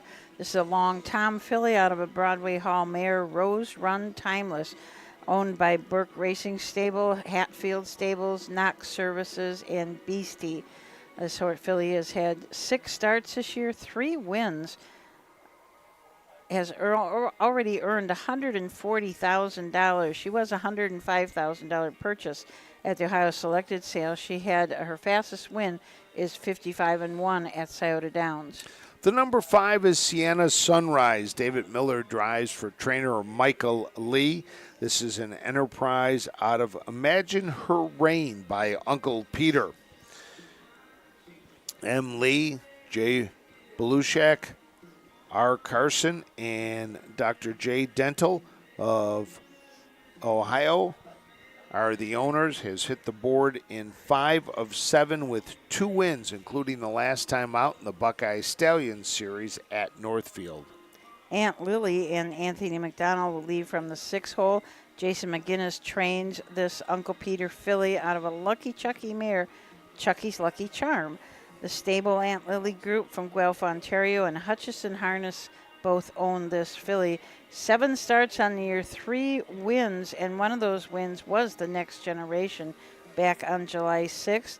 She also won a pop-up, a 2-year-old filly pop-up at the Meadows, and just recently won a Buckeye Stallion series at Northfield Park. but her mark is 157-2 at Scioto Downs. The number 7 is Up. Chris Lems drives for trainer Matthew Burkholder, who's had a good meet so far.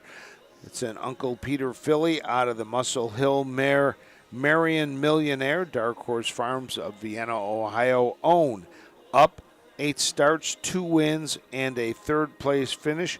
One of those wins came back at the Ohio State Fair Stakes. Took home half of $55,335, and because of that, with a win today, would move closer to the Ohio Triple Crown, just like Rose Run Allison. Those are the 2 that have the chance.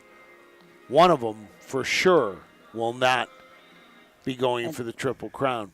An upset, 2 of them might not be going for the Triple Crown. So that is the field for the Ohio Breeders' Championship, the second division for the filly trotters. You look at the races they have been in, and most of them have been in the Sire Stakes and the State Fair, but a few of them bounced to the Buckeye Stallion Series and had some starts in those. First division went in 156-3.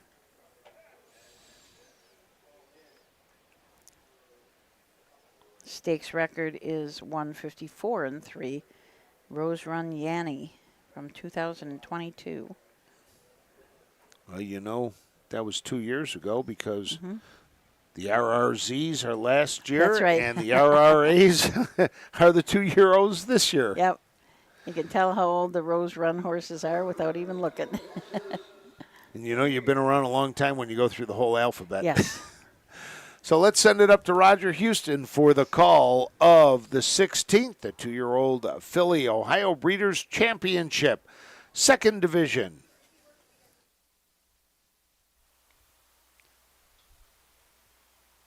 Horses approaching the starting gate.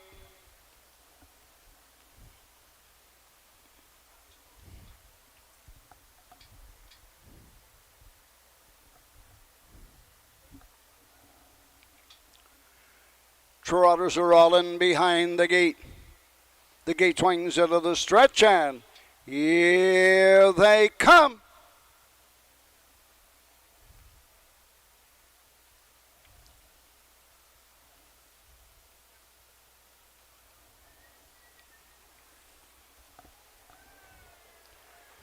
They're off and trotting. That's Sienna Sunrise going for the lead on the outside. Inside, Aunt Laura getting away third. Brink Street, 3 wide on the outside. Aunt Lily now fourth, now third, now second, and going on to the top. Off stride, Rose Run Allison. Down the backside they go. Aunt Lily on the outside. Aunt Laura, the 2 aunts are going to battle going to the quarter. Lily finally gets to the pylons as they race by the opening quarter. Racing second, that's Aunt Laura. As they race around the turn, going to the 3/8 mark. Opening quarter, 28-4. Sienna Sunrise racing third. Brink Street fourth. On the move on the outside, Trump Over You as they race into the lane first time. That's Up racing sixth as they race to the halfway station. Out moving on the outside, here comes Trevor Smith. Triumph Over You as they race by the half in 59-1. Going after the leader, Aunt Lily. Racing third, Aunt Laura. Into the turn, fourth on the outside is Up. Racing fifth, Sienna Sunrise. Sixth on the outside, Brink Street. Trailing the field, Rose Run Allison. 3 in, 3 out. Down the backside to the 3/4 mark. Aunt Lily in command by a half. Triumph Over You, second on the outside. Aunt Laura racing third. Brett Miller starting to look for some racing room as they race by the 3/4. 128-4, 29-3. Third panel around the final turn on the inside. It is Aunt Lily up on the outside with every stride. With an 8 to go, it's Triumph Over You. Triumph Over You has the lead. Coming late, Aunt Laura. Aunt Laura with a rush gets it for Brett Miller.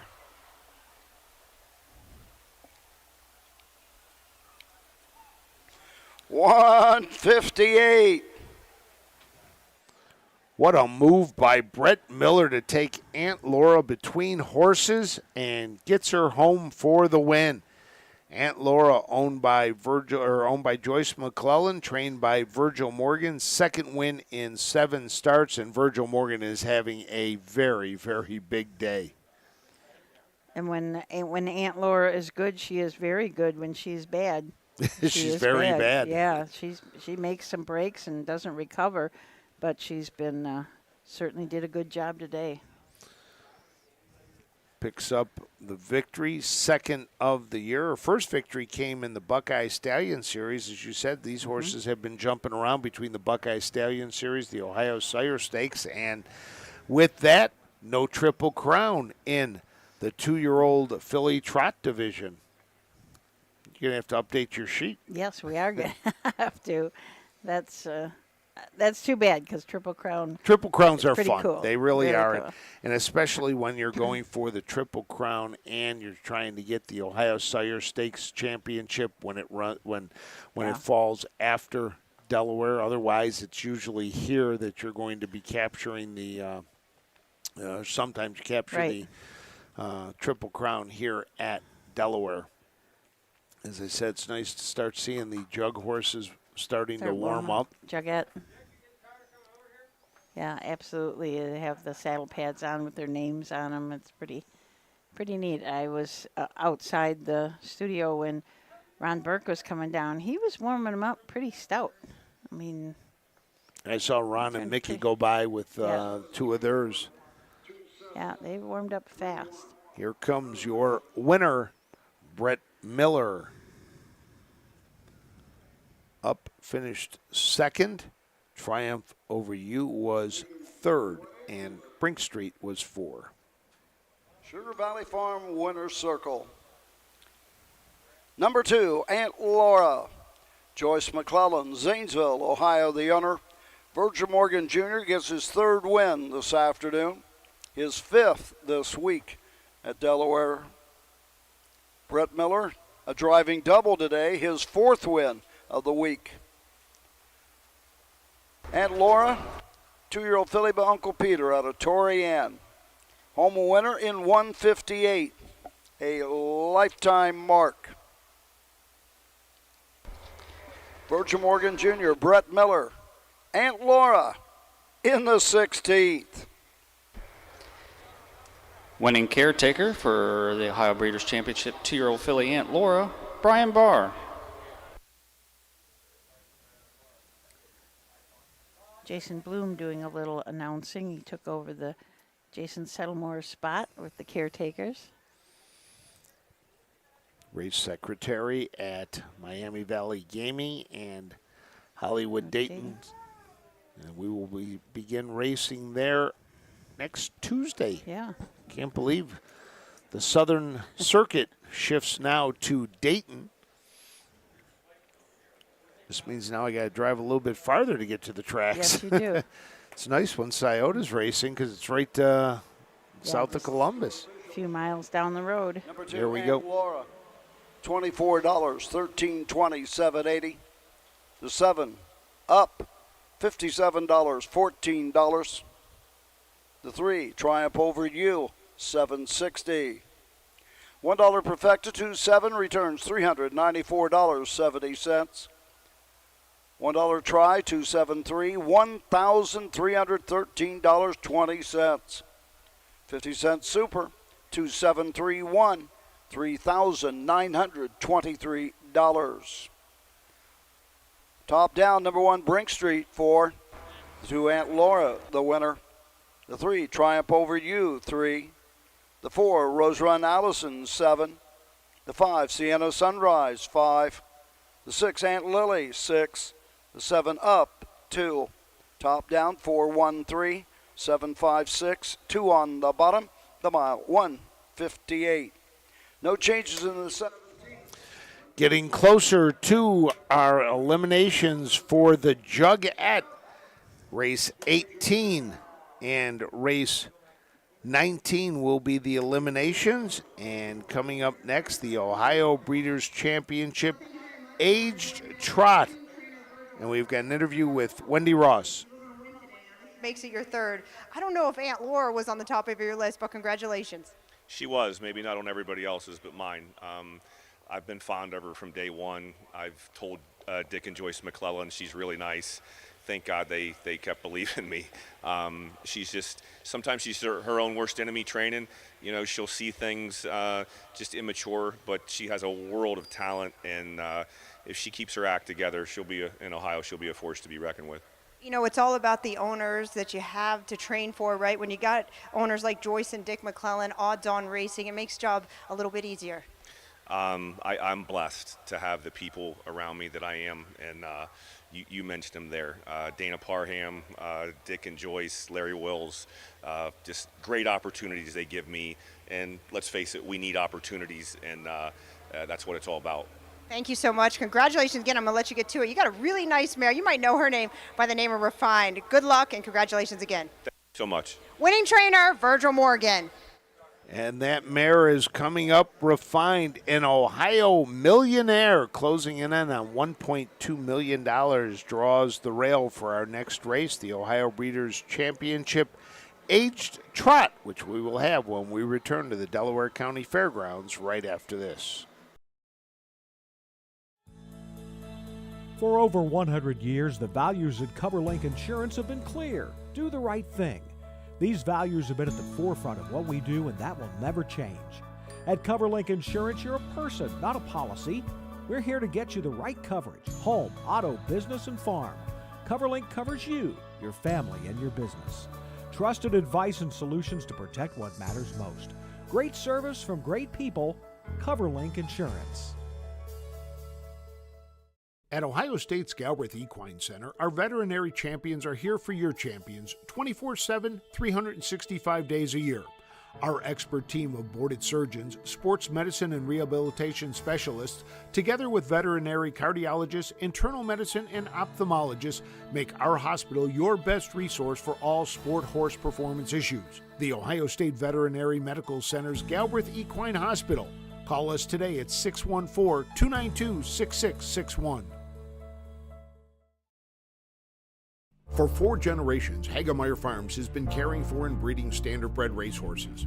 Hagemeyer Farms is home to a roster of champion stallions, including Western Terror, sire to 12 that have earned over $1 million, Branquino, the son of Some Beach Somewhere, and full brother to world champion Huntsville, Heart of Chewbacca, who owns the 3-year-old pacing record for the fastest mile on any 5/8 mile track in Ohio, and Rodeo Romeo, a half-brother to millionaire stallion Check 6. Hagemeyer Farms, looking to stand the next great stallion in Ohio. Welcome back to Delaware County Fairgrounds, and let's check out and see where Ashley Daly's off to.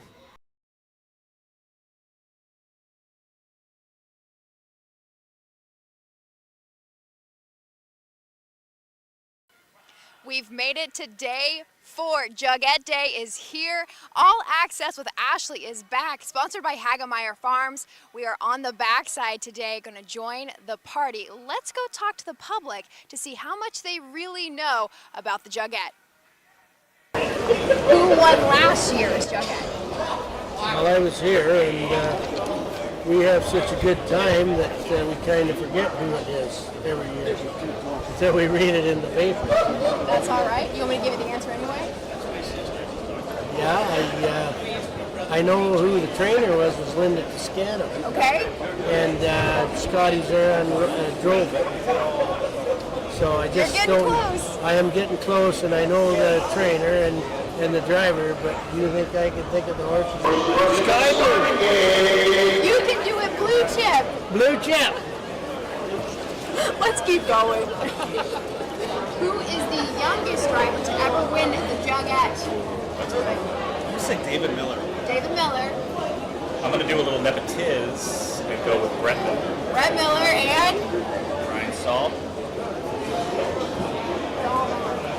What? Matt Kakali. Matt Kakali. That was my next guess. I slept on Matt Kakali. Yeah. 27 years old. 27 years. They had 3 tries and still couldn't get it right. Before we stop for our beer for the day, we've got one last final question. What was the largest Jugette sale? Oh my. I'm going to say 13. 23. 23. 23.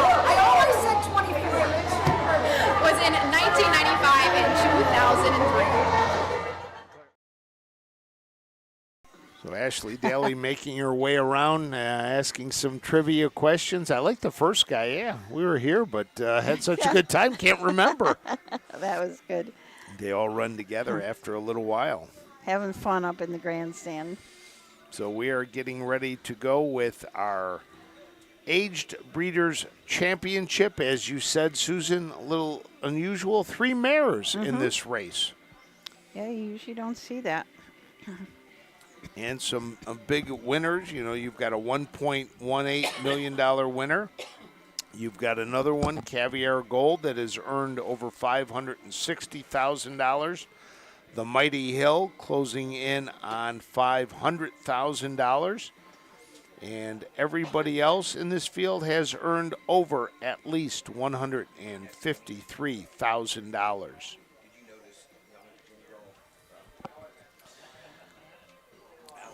So we will get the field as they get ready to come out onto the fairgrounds.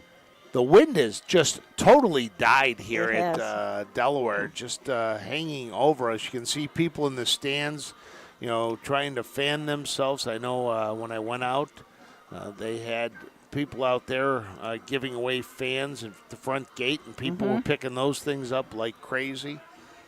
But virtually no wind now blowing, as you can see looking. It has become the terrarium. In here now, yeah, it has. I think the only guy who's cool, Matt's got a little fan blowing on him down here in the front of us, but probably not doing that great of a job. So. Plus, he's sitting amongst all the hot equipment that's blowing out. But, yeah, we could use a fan or more fans. I think we got one out back. We may have to pull that out for tomorrow. Yes. But still a good crowd on hand here at the Delaware County Fairgrounds, sticking around. They want to see this race, the 54th edition of the Jugette. Last year, the Jugette and the Jug swept by Linda Toscano. At least the gentleman that was talking to Ashley knew that. He knew that, yes. He was able to get that, and the horse is now making their way to the track for the Ohio Championship Aged Trot. Let's send it upstairs.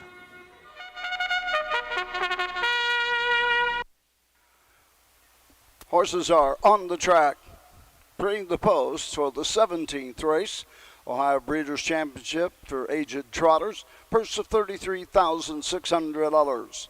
And these are the horses for the 17th.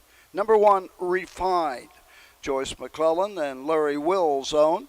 Virgil Morgan Jr. trained, Dan Noble, the 1, Refined. Number 2 is My Pal Sparky. Jessica McGowan's the owner trainer. Cam McGowan drives the 2, My Gal Sparky. Number 3 is Corn Star. Vicki Jennings owns, Scott Cox trains, Chris Limbs the 3, Corn Star. Number 4, Caviar Gold. Chris Beaver, BG Maines, LV Fleming, and SJ Cylinder. Chris Beaver trains. Aaron Merriman, the 4, Caviar Gold. Number 5, Sandy's Commando L, Levan Stables. R. Levan, Megan Levan, and M. Perry. Hank Levan trains and drives the 5, Sandy's Commando L.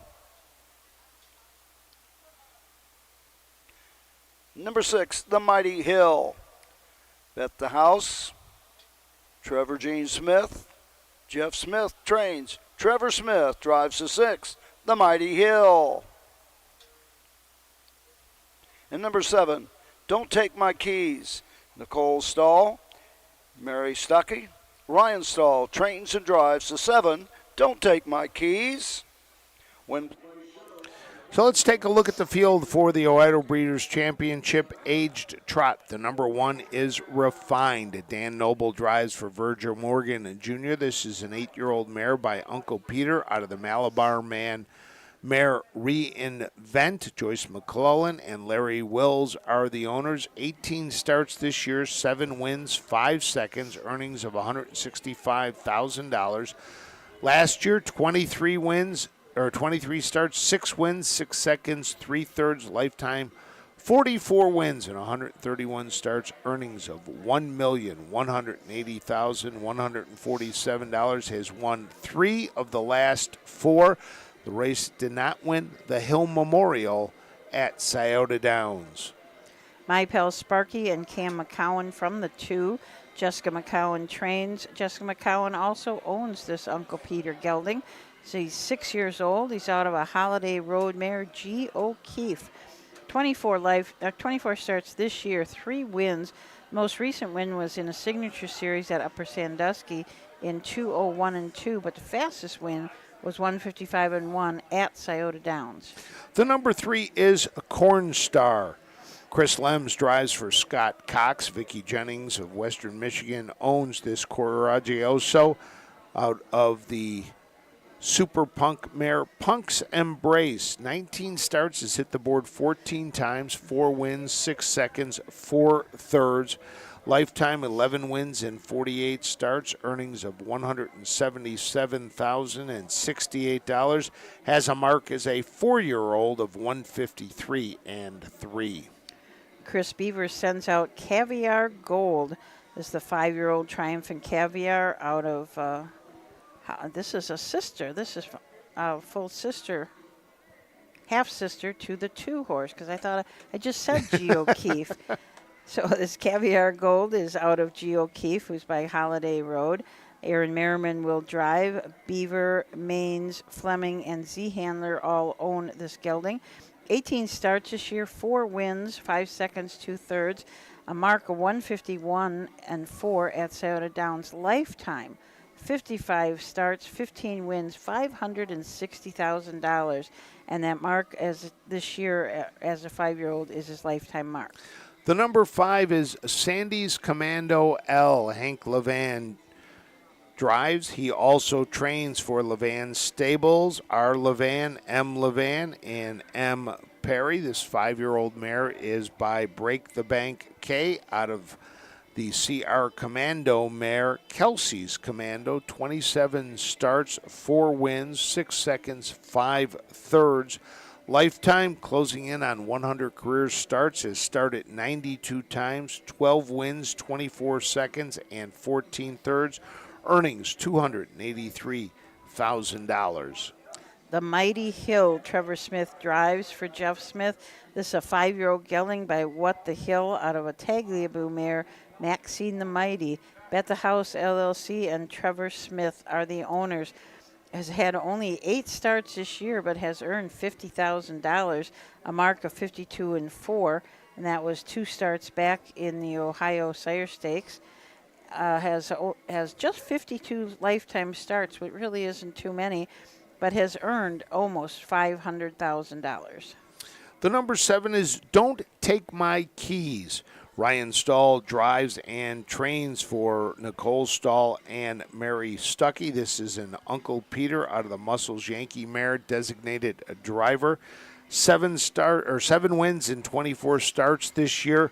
Lifetime 25 wins in 101 starts. Earnings just under $300,000 at $296,034. Had been making some breaks earlier, and looks like they've now got it straightened out. Was a winner 3 back in the Open at Northfield. There are a lot of nice trotters in this field, and you know that they have been racing for some good money because there's not a lot of starts, but there's a lot of money. We have a almost $2 million mare in Refined. 8-year-old. Was originally a $15,000 purchase at the Ohio Select sale. So none of these sold for a lot. The highest price yearling sale in here is the Mighty Hill at $23,000, and he's only made $497,000. Exactly. So we are set to go. They are moving to the starting gate. Let's send it up to Roger Houston.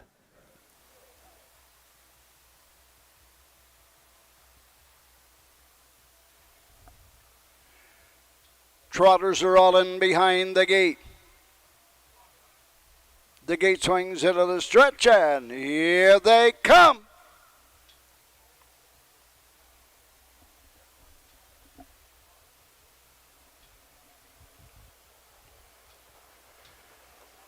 Off and trotting, Caviar Gold goes for the lead along with the Mighty Hill on the outside. Inside, Refined trying to hold position. Into the turn they go. My Pal Sparky gets away third. Racing fourth now is the Mighty Hill, fifth. Corn Star racing to the backside, sixth. As they go to the first quarter mark, Sandy's Commando L and the trailers Don't Take My Keys. Straight alignment early on. Go on to the first quarter mark. Refined and Dan Noble lead the way by a length and a quarter. Opening panel 27-4. Into the turn, go on to the 3/8 mark. Racing right there second is Caviar Gold. Racing third, My Pal Sparky. Into the lane fourth. As they pass the stand for the first time, it's the Mighty Hill coming to the halfway point. Out and moving on the outside. First up, the Mighty Hill. As they race into the turn, off the halfway point. As they race to the backside, out and moving from way back comes Sandy's Commando L. We got 4 out, 3 out, going by the halfway station. On to the backside they go. Refined leads the way by a length and a quarter. Racing right there second, Caviar Gold. On the outside, the Mighty Hill third. Racing fourth on the inside, My Pal Sparky at the 3/4 mark. 3/4, 124-4. Into the final turn. Refined has the lead, but can't get away from Caviar Gold, who comes to the outside. Racing third, My Pal Sparky. Less than 1/8 of a mile to trot. Refined on the inside. Caviar Gold closing on the outside, but it's Refined and Dan Noble. Caviar Gold, My Pal Sparky. 1:53, 2/5. Stakes record. Fourth horse to equal the staked record, a TC Queenie in 2019, Lane of Stone in 2020, a Fancy Face in 2022, 153-2. Add Refined to the list of winners of Ohio Breeders' Championship, the aged trot, and add a stakes record to that as well. Look like Caviar Gold, unofficially Caviar Gold second, My Pal Sparky third, and Don't Take My Keys fourth. You know, at this rate, Virgil Morgan should set up a tent back here in the infield as often as he's been going to the winner's circle. There again today, that's now 4. He now leads with 6. But his lifetime wins here must be. Continues to grow. Continues to grow, yeah. Looking for that sheet. So 4 more today. He had 2 coming into it, so that's 116, add 118, 122 now. 22. For Virgil Morgan. And gets the win with Refined. Dan Noble in the bike. Danny, the regular driver for Refined, picks up the win. Finishing second, Caviar Gold, Aaron Merriman and Chris Beaver. And third was My Pal Sparky, Cam McGowan and Jessica McCowan pick up third place. And looks like fourth went to Don't Take My Keys. So the half brothers finish 2-3. There you go. Yep. 2 Chris Beaver. One of them a Chris Beaver trainee, the other Jess McCowan. No overcheck on Refined. Does wear a head pole on the inside, but no overcheck. Trying to get all the equipment off of Refined. And only wears trotting boots behind. That is it. So pretty clean. Pretty. Whatever she does, it's right. Make $1,000,001. Add another 16,000 to that, and almost $1.2 million. Number 1, Refined. Home for Joyce McClellan, Zanesville, and Larry Wills of Columbus, Ohio. Virgil Morgan Jr. gets his 4th of the day, his 6th this week. Dan Noble, 2nd of the day, his 4th this week. 8-year-old Maribel Uncle Peter out of Reinvent.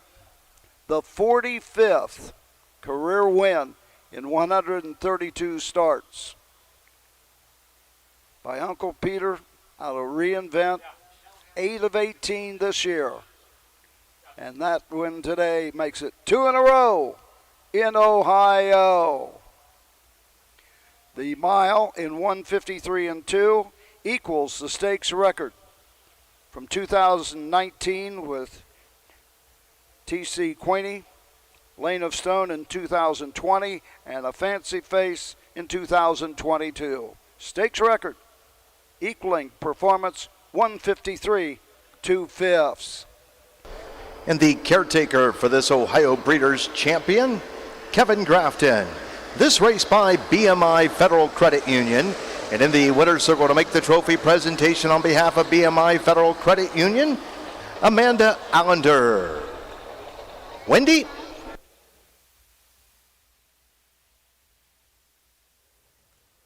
Get an interview here. Wendy Ross. Let's go to the winner's circle. Wendy Ross. Well, thank you very much, Roger. Joined for the connections of Refined, Larry Wills. Larry, congratulations. What a nice mare you have. She's a lot of fun. Thank you. Thank you. We love her. She's a workhorse, and she goes out there and does it every week, so she's special. Yesterday, or 2 days ago, actually, I interviewed Dick McClellan, of course, for Sugar Instead of Her. You and I stood here just a year ago talking about her as a 2-year-old. Now she's a 3. What a great filly. So you have a nice filly and a mare in your roster. Yeah, they're both special. We've had a joy with them. Virgil's done an excellent job training them both and keeping them in good shape. And the help, the grooms, everybody gets credit here, but they've been special. It's always fun to be here at Delaware. You've owned horses for a long time, and you get to come here, and you get to the winner's circle. That makes it a lot more fun. It makes it a lot of fun, yeah. Larry, congratulations, and I hope we're going to see your filly and your mare later on throughout the season. Thank you very much. Virgil, here, I said, just saw you last race. I said, I'm going to let you get back there. You got a beautiful mare that's going to race here. Wow, is she impressive. Leaves the gate, just puts her head down. She's amazing. She is. She tries so hard. You know, a lot of people say that about their horses, but she really does. I mean, every start, she's in 3 years, she's never thrown a bad race for us, and she's so tactical. You know, she can leave the gate, you can take her off. I mean, she's won from dead last, she's won first over, she's won on the front end, so I can't say enough about her. Watching her at the 3/4 pole, it looked like Erin was tracking a little bit there in the 2-hole, but she basically said, hey, Danny, let's go, and that's what they did. Yeah, you just got to tell her what you want her to do, and she does it, and hopefully she'll keep doing it for a little while. Congratulations again. Thank you so much, Wendy. Winning trainer, 4 wins on the day. Winning trainer, Virgil Morgan Jr. He's 220, 210, 210. The 4, Caviar Gold, 240, 210. The 2, My Pal Sparky, 460. $1 Perfecta, 1.4, $1.70. $1 Try, 142, $13.80. 50-cent Superfecta, 1427, $28.15. 50-cent Pick 4, 4 of 4, $124.45. Top down, number 1 Refined, the winner. The 2, My Pal Sparky, 3. The 3, Corn Star, 6. The 4, Caviar Gold, 2. The 5, Sandy's Commando L, 5. The 6, The Mighty Hills, 7. The 7, Don't Take My Keys, 4. Top down, 136, 257, 4 on the bottom. The mile, 153, 2/5. Well, that brings us to the feature. I just want to mention about Refined, 8 years old. She's still racing, is strong, probably maybe stronger than she ever has. But you wonder what will be in store for her when she becomes a broodmare. I was thinking that, Whoa. you know, how much longer do they keep her on the track Right. before they decide it may be time to let her go become a mom? Yeah, but what those babies are going to be worth. Wow. Well, we are to race 18. It is the first elimination for the 54th Jugette when we get back to the Delaware County Fair right after this. Cool Winds Farm in Lima, Ohio is a full-service standardbred breeding farm. Cool Winds stands the popular dancing Yankee, a 2-time world champion, along with 2019 Jug winner Southwind Ozzy, a son of Some Beach Somewhere. Cool Winds also stands the royally bred $2 million earning Western Fame. Cool Winds Farm wants to thank all the bidders and buyers that supported the Ohio Selected Jug Sale. With more than 300,000 horses in Ohio, the economic impact of the equine industry in the state is over $2.8 billion. Much of that value comes from standardbred horse owners, breeders, trainers, and drivers who participate in the sport of harness racing. The mission of the Ohio Harness Horsemen's Association is to preserve, protect, promote, and serve the entire standardbred industry in Ohio and beyond. To learn more about the Ohio Harness Horsemen's Association, go to ohha.com. That's ohha.com.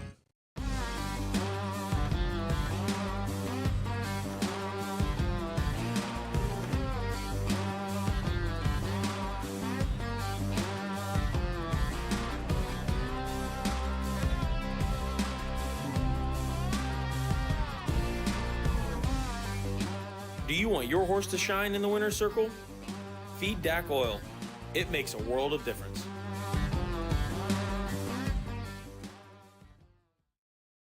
Welcome back to the Delaware County Fairgrounds. Doug Ballinger has returned to the booth to join Susan and myself as we get set for the first elimination for the 54th Jugette.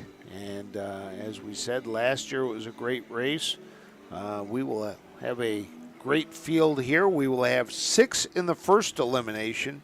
Had 6 scheduled for the second, but a scratch of the number 3 Blue Pacific. Sick and scratched, so we will be down to a field of 5 there. And the top 4 from each elimination will return to race with the 22nd this afternoon for the coveted Jugette Trophy. Do you know, does either of you know about the draw for the final? Do they take the 2 winners and they draw for 1 and 2? They'll draw 1, 2. Same thing like they do for the Jug, and we will have to wait to get that officially, but they will get that to us as soon as possible after the 19th. But where are our best post positions coming from?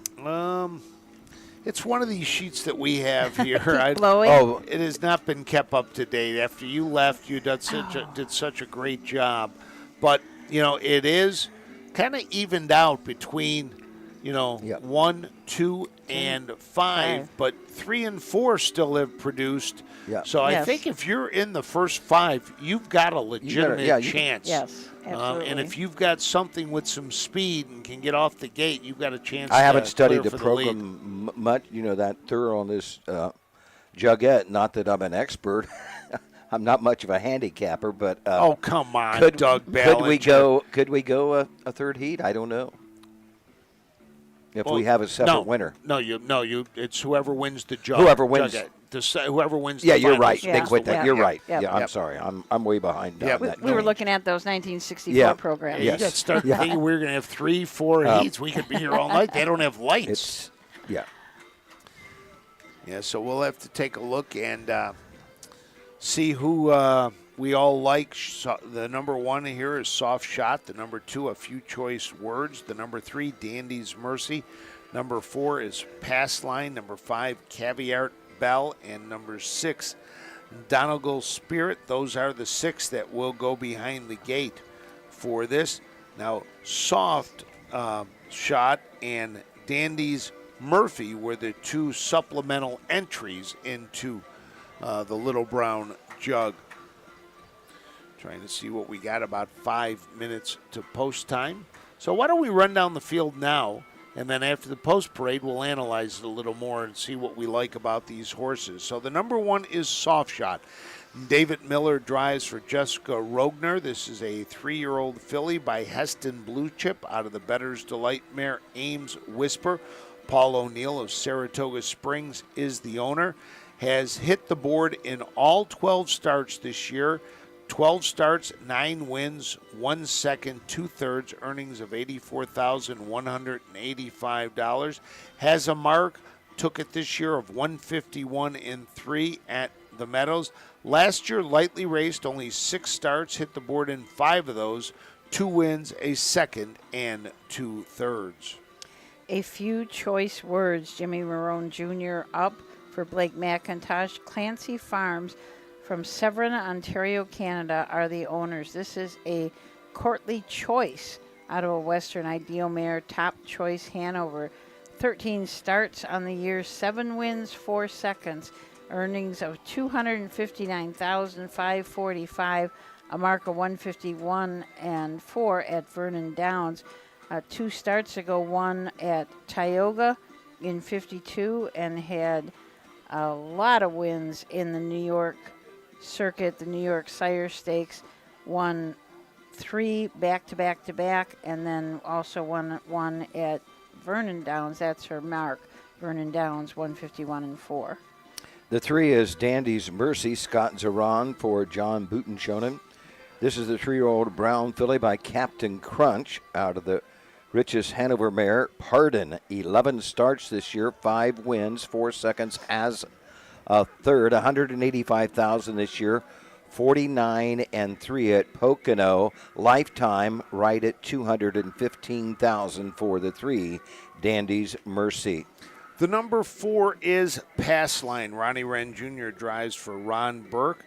This is by All Bets Off out of the Western Hero mare, Breakheart Pass. Burke Racing Stable, Weaver Buscemi, F. Baldacchino, and Rich Lombardo Racing are the owners. 12 starts this year, 2 wins, 4 seconds, 1/3. Earnings of $181,000. Last year as a 2-year-old just had a whale of a year. 13 starts, 10 wins, 2 seconds, 1/3.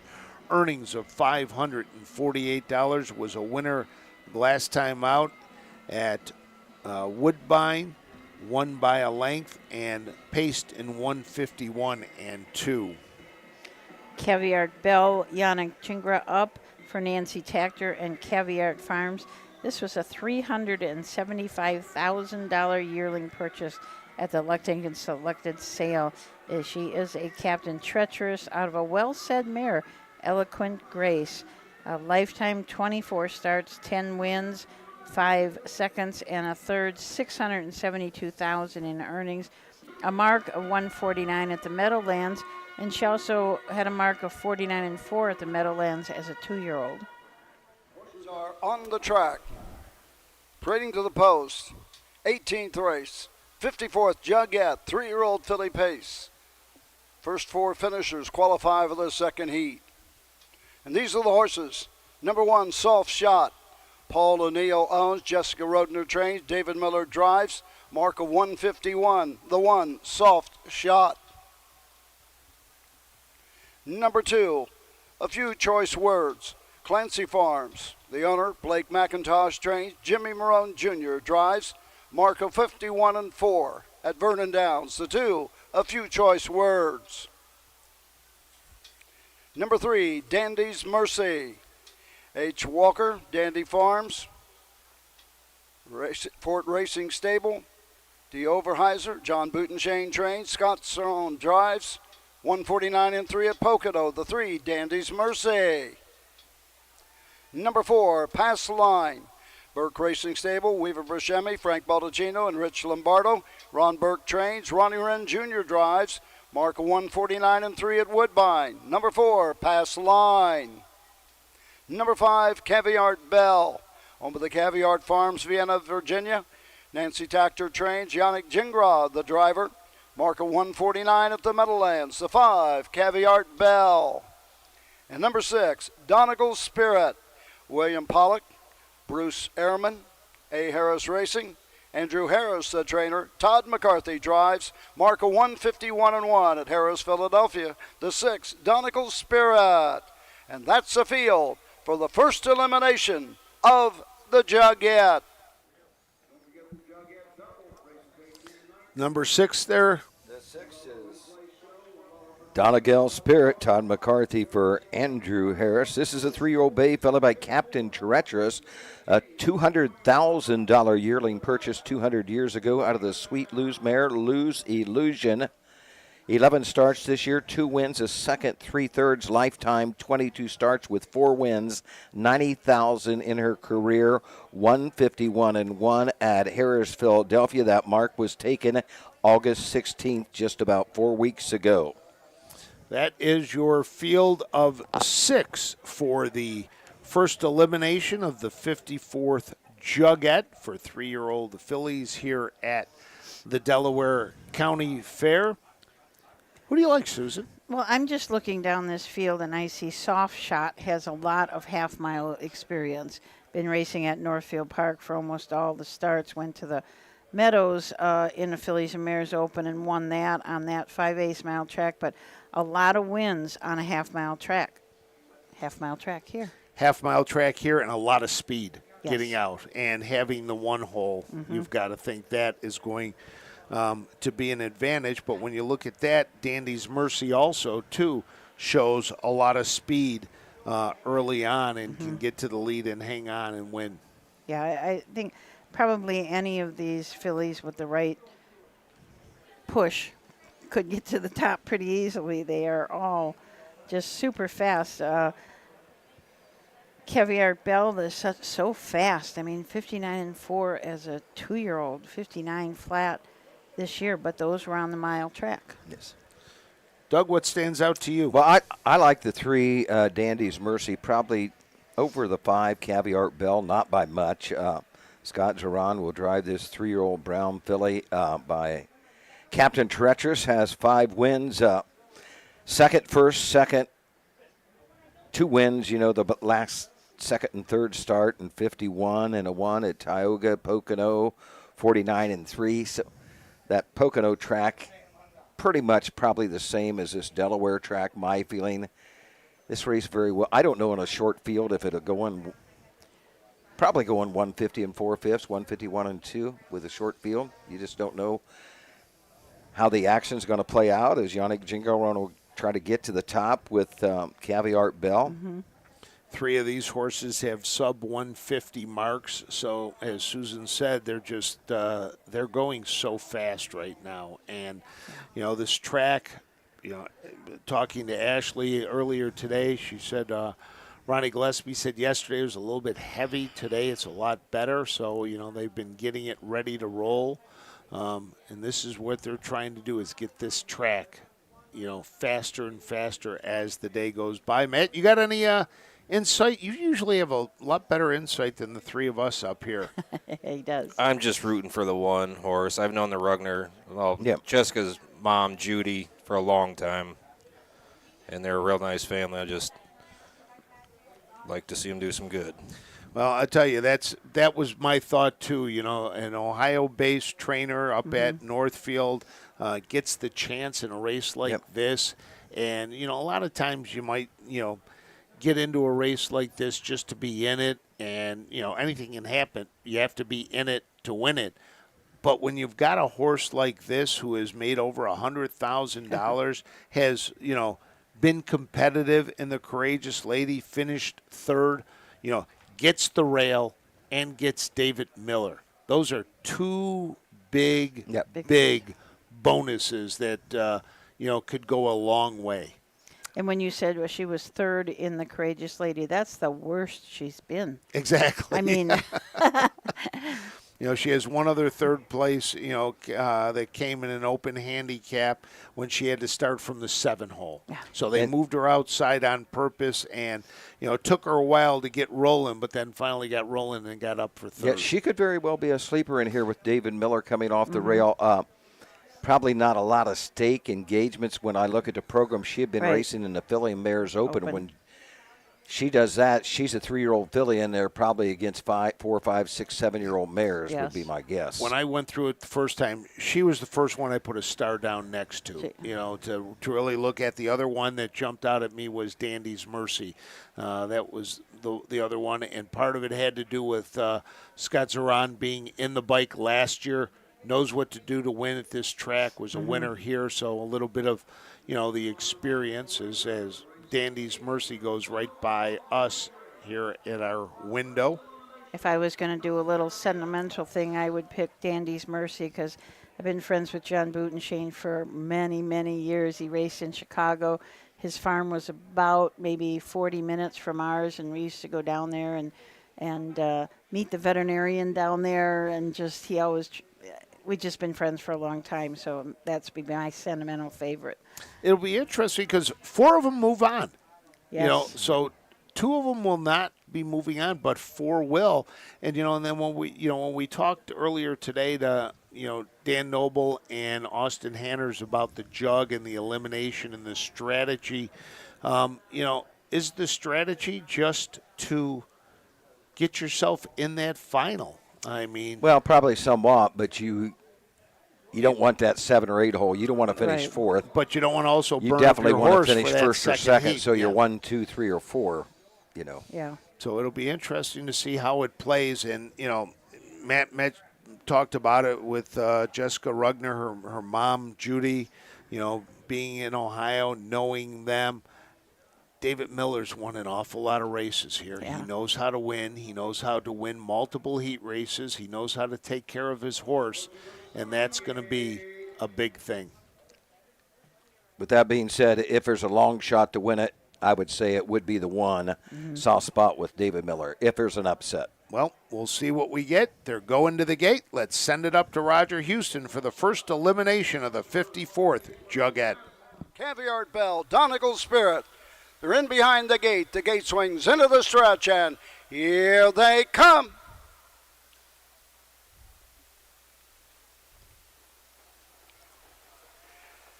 They're off and pacing, soft shot, fast out of the gate. A few choice words second, Dandy's Mercy third, pass line fourth, up on the outside, Caviar Bell now fourth and going on. Trailing the field, Donegal's Spirit. As they race down the backside, going to the first quarter mark. On top, it's Soft Shot by a length and 3/4. Racing second, a few choice words. Dandy's Mercy pacing third as they race by the opening quarter. As they race into the turn, the quarter in 27 flat. As they race around the turn, Caviar Bell racing fourth, racing fifth. As they race to the 3/8, it's pass line.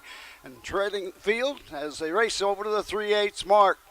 Out and moving on the outside. Here comes Caviar Bell, and all the others are moving up. We got 3 in. 2 on the outside in contention. Soft Shot at the half as they race into the turn and go to the backside.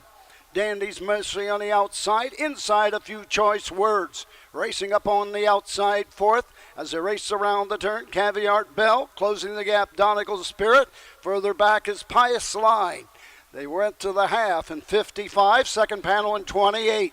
Down the backside they go. 5 to battle it out in the final quarter. On top of the field, it's Soft Shot and David Miller at the 3/4 mark. 1:22 and 3. The pedals to the metal as they race around the turn. Soft Shot with the lead. Closing on the inside, trying to find racing room. Jimmy Marone with a few choice words. Into the stretch they come. Soft Shot, a few choice words, has got the racing room, but nobody's going to catch David Miller and Soft Shot. A few choice words over Dandy's Mercy. 1:49, 3/5, equaling the stakes record, track record, and a world's record. Wow. 1:49 and 3. Soft Shot. She made a dummy out of me. I said they probably wouldn't beat 150 in a short field. I said she's 4th pick on the program. I didn't see the tote board. She would probably be a long shot to win it, but she got off at 5-2. 5-2 is what it ended up being. 3-1. So $8. Yep. All I know is we're sitting here analyzing all this, and Matt Clark goes, I'm rooting for her, just said he nails the world record. So congratulations to Jessica Rogner, Paul O'Neill of Saratoga Springs, and David Miller. 4th coming in was Donegal's Spirit, so the 4 to advance. Soft Shot, a few choice words, Dandy's Mercy, and Donegal's Spirit. See you later, Matt. Wow. Not too often you get to get into a picture with people you know for one like this. So congratulations to the Rogners. And I'll tell you, Soft Shot, without a doubt, was the best Yes. of the fillies Oh, out yeah. there. There was no question about it. And I think as long as David Miller didn't use her all up, and I don't think he did, I think she's you're pretty gonna strong. Have a really good Yes. chance, and especially coming out of the 1 or the 2 hole, Back in able front to of the get to the stands. front. The winner, first elimination of the 54th Jugette, number 1, Soft Shot. Owned by Paul O'Neill, Saratoga Springs, New York. Jessica Rogner, the winning trainer. David Miller in the sulky. The 3-year-old filly by Heston Blue Chip out of Ames Whisper gets a lifetime mark, equals the stakes record, equals the track record, equals the world's record, established in 2020 by Party Girl Hill. Big effort, first elimination, Soft Shot, Jessica Rogner, David Miller in the first elimination. So there you have it. Soft Shot. We'll In the one of caretaker top 2 for spots. the first elimination of the 54th Jugette, Soft Shot, also the trainer, Jessica Rogner. This race sponsored by Crawford Farms. And in the winner's circle to make the trophy presentation on behalf of Crawford Farms, a director for the Delaware County Agricultural Society, Mr. T. Thompson. Soft Shot. So Soft Shot picks up the victory. Will advance now to the finals of the 54th Jugette. The 2 that do not advance, Caviar Let's go to Bell the winner's circle and Wendy Pass Ross. Well, thank you very much, Roger. Joining me now are the winning connections of Soft Shot. Hey, you guys had a little bit of a goal, right? You said, let's put up this $15,000. I'm going to start with you, owner Paul O'Neill. Paul, congratulations. Now, you've had a heck of a day here at Delaware. So far, 2 for 2. Hopefully, 1 to go. When you said the $15,000, it doesn't seem like such a big thing right now, right? Not at all. No. To be here, even in this Jugette elimination, it certainly is special. Now, talk about Jessica, your filly here, racing up there at Northfield Park. She's 9 for 12 this year, got a lot of ones, but everyone says, who is she really racing? She's racing up there in open company. Tell us a little bit about making her way into this Jugette elimination. Well, she was not eligible to anything, so she has been racing against older horses, which was kind of a big feat compared to a lot of the other horses. She's done nothing but been phenomenal the whole year. Now, you had to make you made a driver change, right? You drew the rail and you said, hey, let's put up, you might know this guy, the Buckeye, David Miller. Are we hoping for a little Miller time later? Oh, we certainly are. Well, Jessica, we know you got to go back and get ready for that final. I've never met you before at all this time, but we get to meet in the Jugette elimination winner circle. Congratulations. Thank you. And Paul, we're going to let you go back and relax, and we're going to get ready for that final. Thank you. Hope to see you soon. The winning connections for the first Jugette elimination, Soft Shot. How about the fact you make the decision to supplement in $15,000, you win the elimination, and you still don't have your money back. Yeah, they got 12-5. You still don't have your money back. You still don't have your money back, but you've now added to Soft Shot, to her resume, a jug elimination. So when you do get to that point down the road that she becomes a broodmare, that helps as well. Get more Roger right here for the official rundown. The 2, A Few Choice Words, 2. The 3, Dandy's Mercy, 3. The 4, Pass Line, did not finish. Number 5, Caviar Bell, 5. The 6, Donegal Spirit, 4. Top down, 1, 2, 3. DNF, 5. 4 on the bottom. The mile, 149, 3/5, equaling the stakes record, track record, and world's record. 19th You race. just hope everything's okay with pass line. Yes. Yeah, that's the concern right now for the Ron Burke barn, is that pass line is okay. Owned by Burke Racing, Stable Rich Lombardo Racing, and F. Baldacchino. Did not finish. So It was interesting when Wendy was talking to Jessica Rogner how, yeah, Jessica's got to get back there because she's not just the trainer, she's the caretaker. This horse is probably everything to her. With a small stable like this, you don't have multiples of these. You've got this one, and what a mare. And to be racing against all those older horses all summer long, that's tough. That probably toughened her up more than if she would have been in with just the 3-year-olds. Well, there you have it from a longtime expert, Susan Well, Schroeder. not an expert. I just know having a small stable, how much more this. And I shouldn't say that because it does mean a lot to everybody, but the small person. Well, it's the one horse that can change things for you. change And things. so we will have race 19 coming up next, the 54th Jugette elimination, the second elimination. 6 scheduled, 1 has been scratched, 5 will go to the post. We'll tell you about those 5s when we take a break right after this.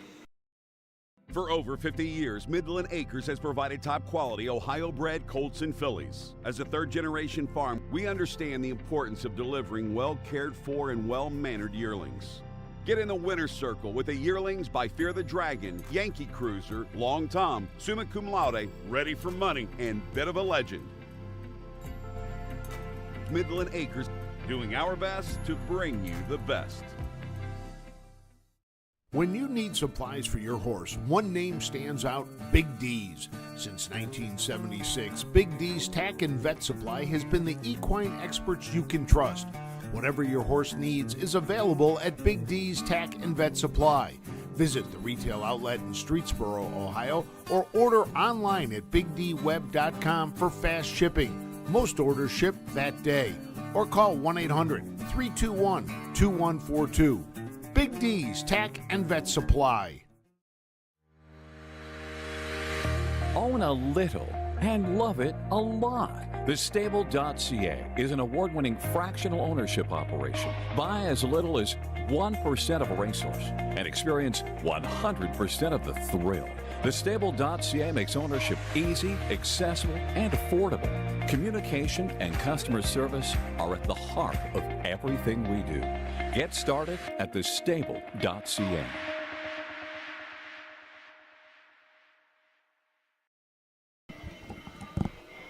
Welcome back to the Delaware County Fairgrounds as we get set for race number 19, the second elimination for the 54th Jugette. 6 scheduled to go, and down to the 5 with the scratch of Blue Pacific. Let's tell you about these horses first before they come out for the post parade, then we can talk about them a little more. The number 1 is My Girl EJ. Ron Burke is the trainer. Dexter Dunn will be in the bike. This is a Sweet Lou out of the well-said mare Lucy's Pearl, owned by Burke Racing Stable. Ron Burke and E. Novak. 10 starts this year, has hit the board 9 times. 5 wins, 3 seconds, and a third. Earnings over $341,000 as just a 3-year-old, already a millionaire. $1,039,000, went over the $1 million mark back on the 9th in the Pennsylvania Sire Stakes Finals at Pocono, was a winner there. Also was a winner in a number of the different Sire Stakes events over in Pennsylvania. Lou, Yannick Gingras is up for Ron Burke.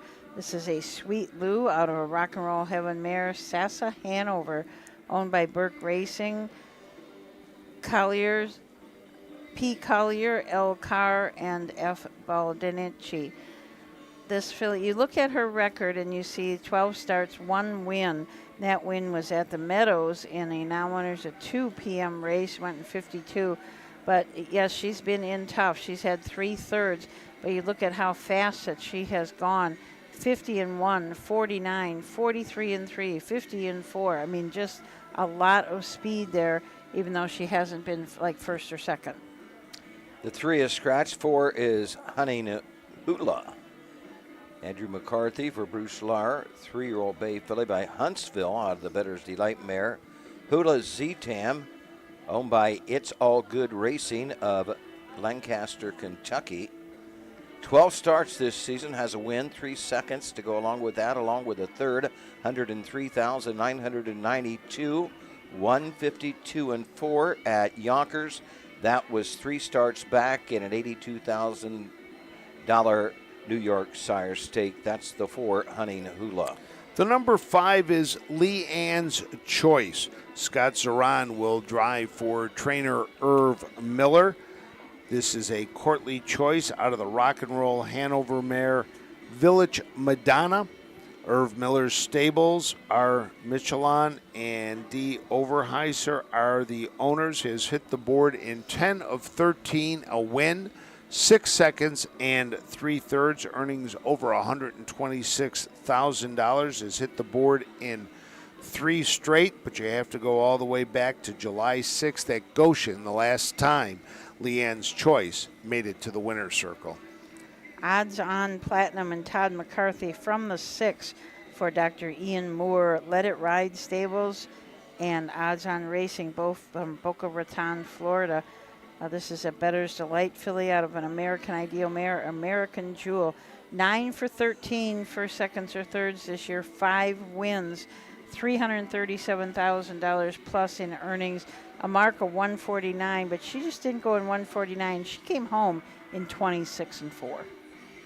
Flying at the end. Yeah. You know, I was just thinking, it's a good thing horses can't read numbers, because imagine coming out onto the track, seeing the timer at 149-3, Yeah. you go, They'd "Whoa, be what ready just to go happened?" back to the barn. Exactly. What just happened?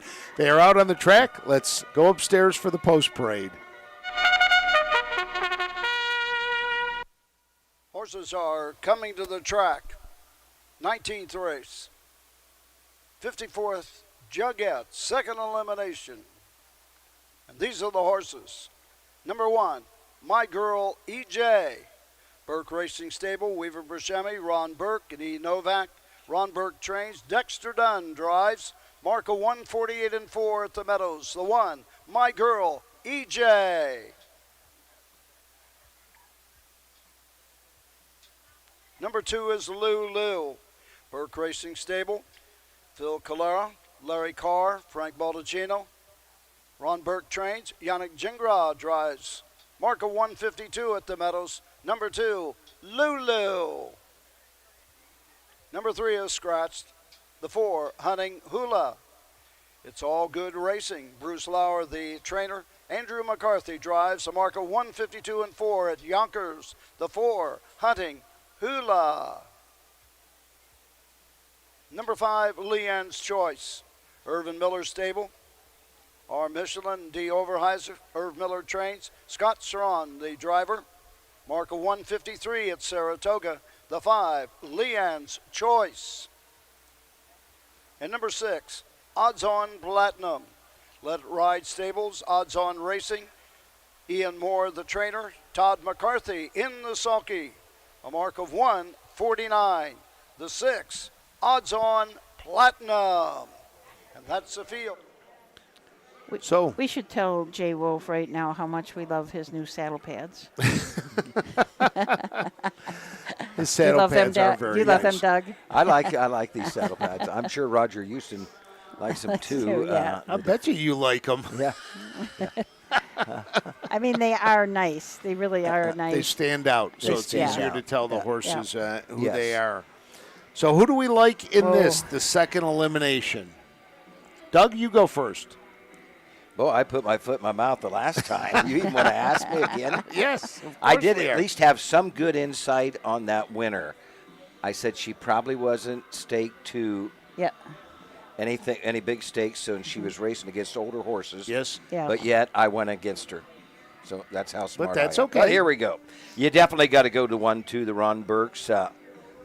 Since she's coming off the rail, a win the last time in 49 at 2 at Pocono, Pennsylvania Sire Stake final.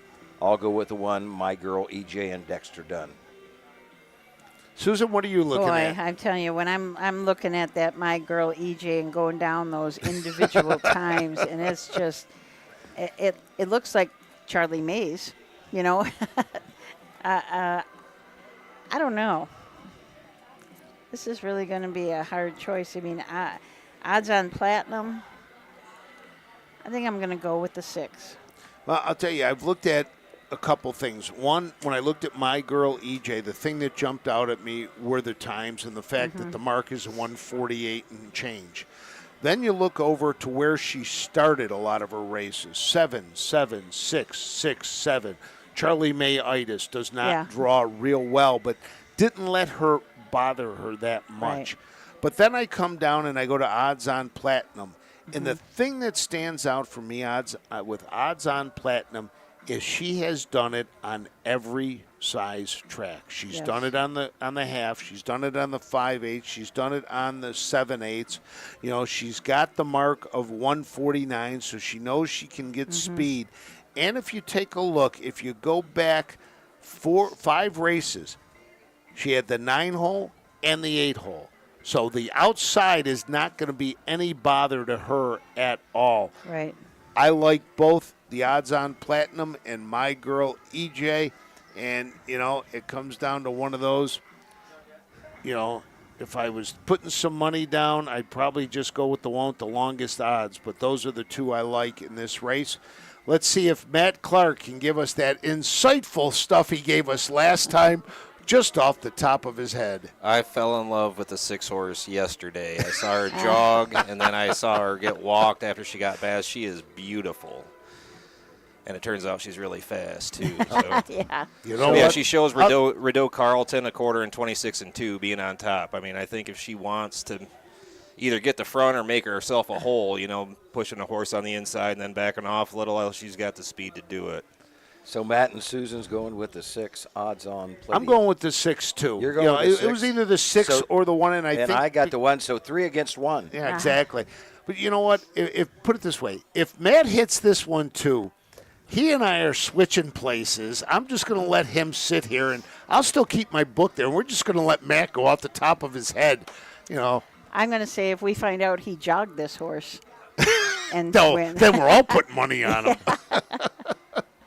Well, you know, this morning after the interview with Dr. Ian Moore, we find out that Matt's dad, you know, and Dr. Moore went where he went to school, real close to each other. So, you know, Matt's got that Canadian connection going for him as well.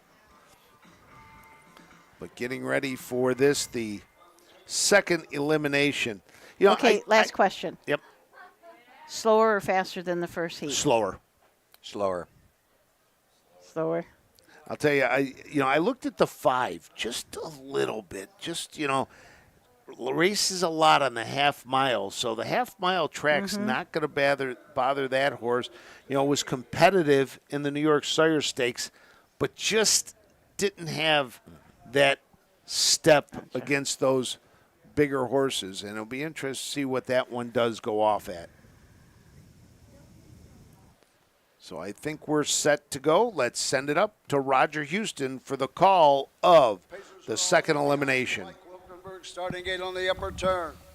The gate swings into the stretch, and here they come.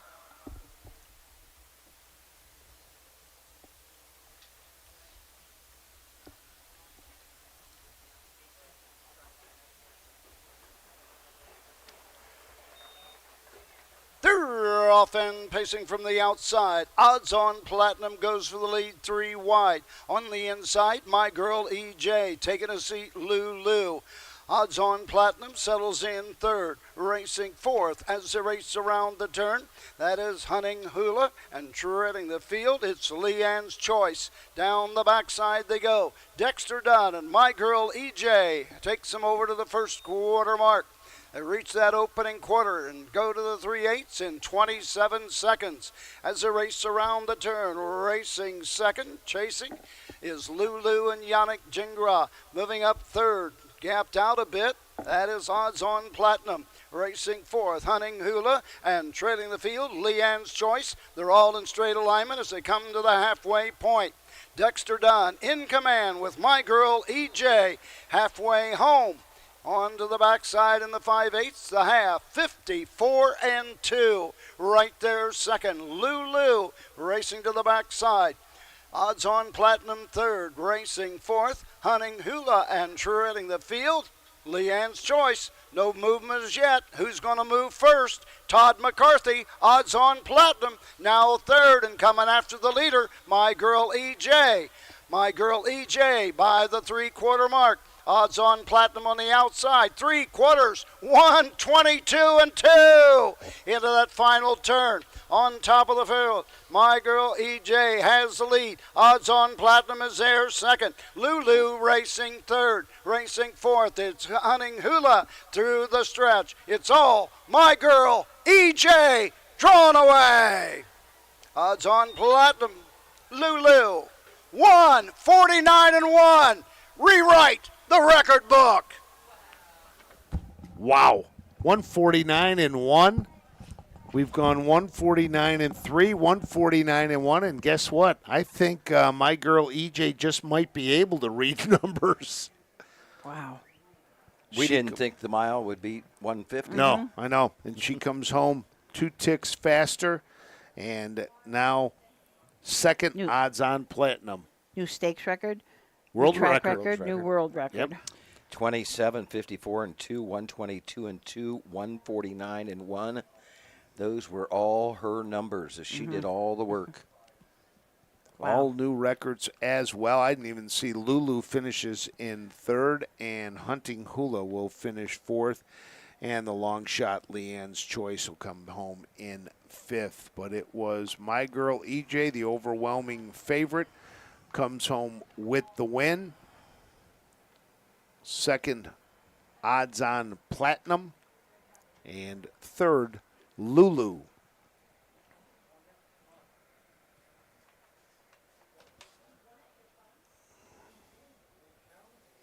So as Roger said, rewrite the record books. Incredible. It really was. Yeah. Now the question is, can the final live up to the 2 eliminations? I mean, because those were really, really good races. And now we wait for the draw. That'll take place over in the log cabin. No, my guess is that unless you know something, does it take place in the log cabin? I thought the judges would draw it up I'm there. not sure because Yeah, I'm not sure. I know they do. Lisa Schwartz wanted her Cat 5 line. That's all she kept talking about. But she'll have to. Trains his They'll third. have to get the program, right, real quick. Delaware. Jason Dexter Dunn Settlemore gets will be his involved third with that because winning he's a drive of the day. simulcast director. 3-year-old filly, but Sweet Lou out of Lucy's Pearl. A winner in 149-1. Rewriting the record books, stakes record, track record, world's record. My Girl EJ, Dexter Dunn, 149, 1/5. Dexter's had him a pretty good day, too. That's 3 wins for Dexter. Second elimination, winner of the 54th Jugette, sponsored by Crawford Farms, My Girl EJ, Michelle Hall. In the winner's circle to make the trophy presentation on behalf of Crawford Farms. With over 50 years of service to the Little Brown Jug here in Delaware County, Charles Butch Green.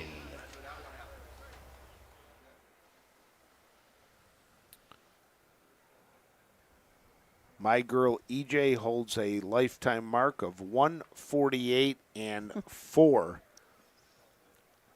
2 ticks So- off of her mark. The world record, the stakes record, the track record still isn't as fast as she's been. Exactly. That's what I was kind of getting at Yeah. there. You know, she did that at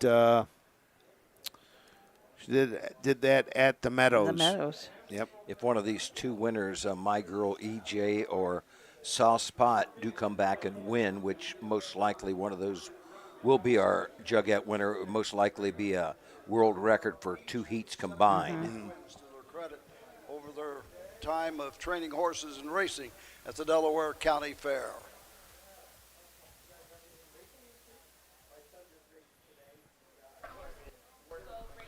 the upcoming 20th race.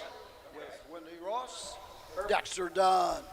Well, thank you very much, Roger. Joining me now is winning driver Dexter Dunn. Dexter, congratulations. You're having a heck of a day.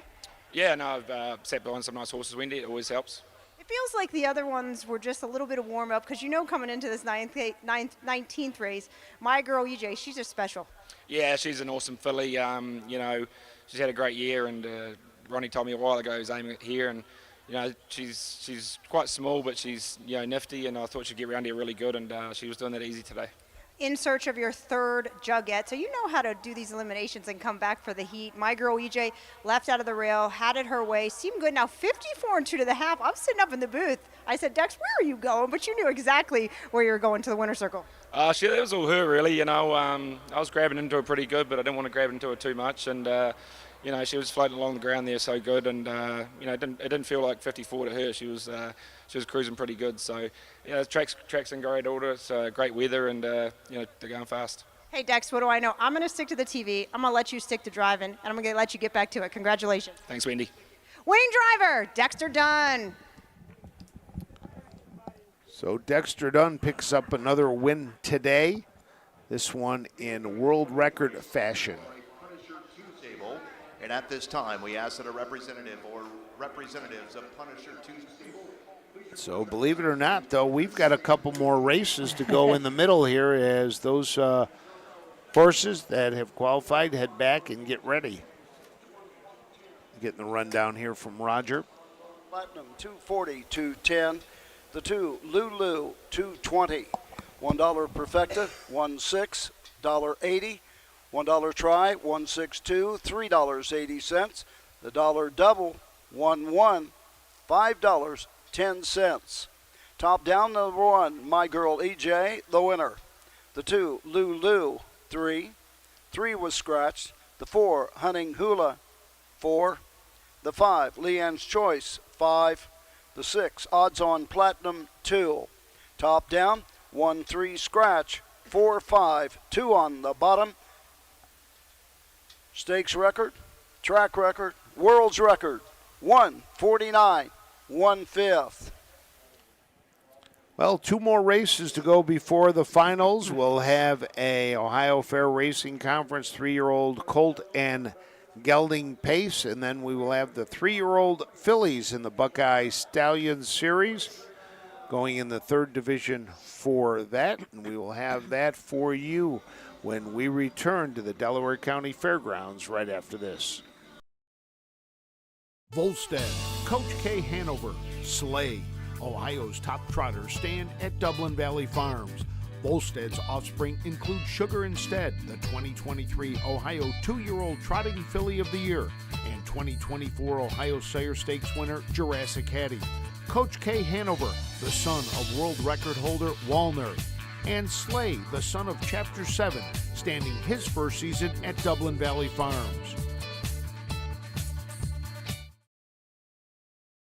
Hi, I'm Jenna Houghton, and this year I'm teamed up with Yannick Gingras, Tony Alania, Burke Racing, and Weaver Buscemi as we represent SBH Health System of the Bronx. We need your help securing the win for this year's 2024 Breeders' Crown Charity Challenge as we look to tackle Team Dunn, Team Tetrick, and Team Miller. Scan the QR code on your screens now, scroll down, vote for Team Gingras, help us win this year's charity challenge. Never let my older sister win, and I'm not going to start now. The roots of harness racing are born at the county fairs. For over 150 years, people have gathered to watch horses battle it out for fame and glory. Catch the thrills this summer at an Ohio Fair Racing Conference County Fair. The OFRC races at 21 fairs in 19 Ohio counties. Trotters and pacers put it all on the line to be called the best in the Buckeye State. The Ohio Racing Conference, where the path to greatness begins.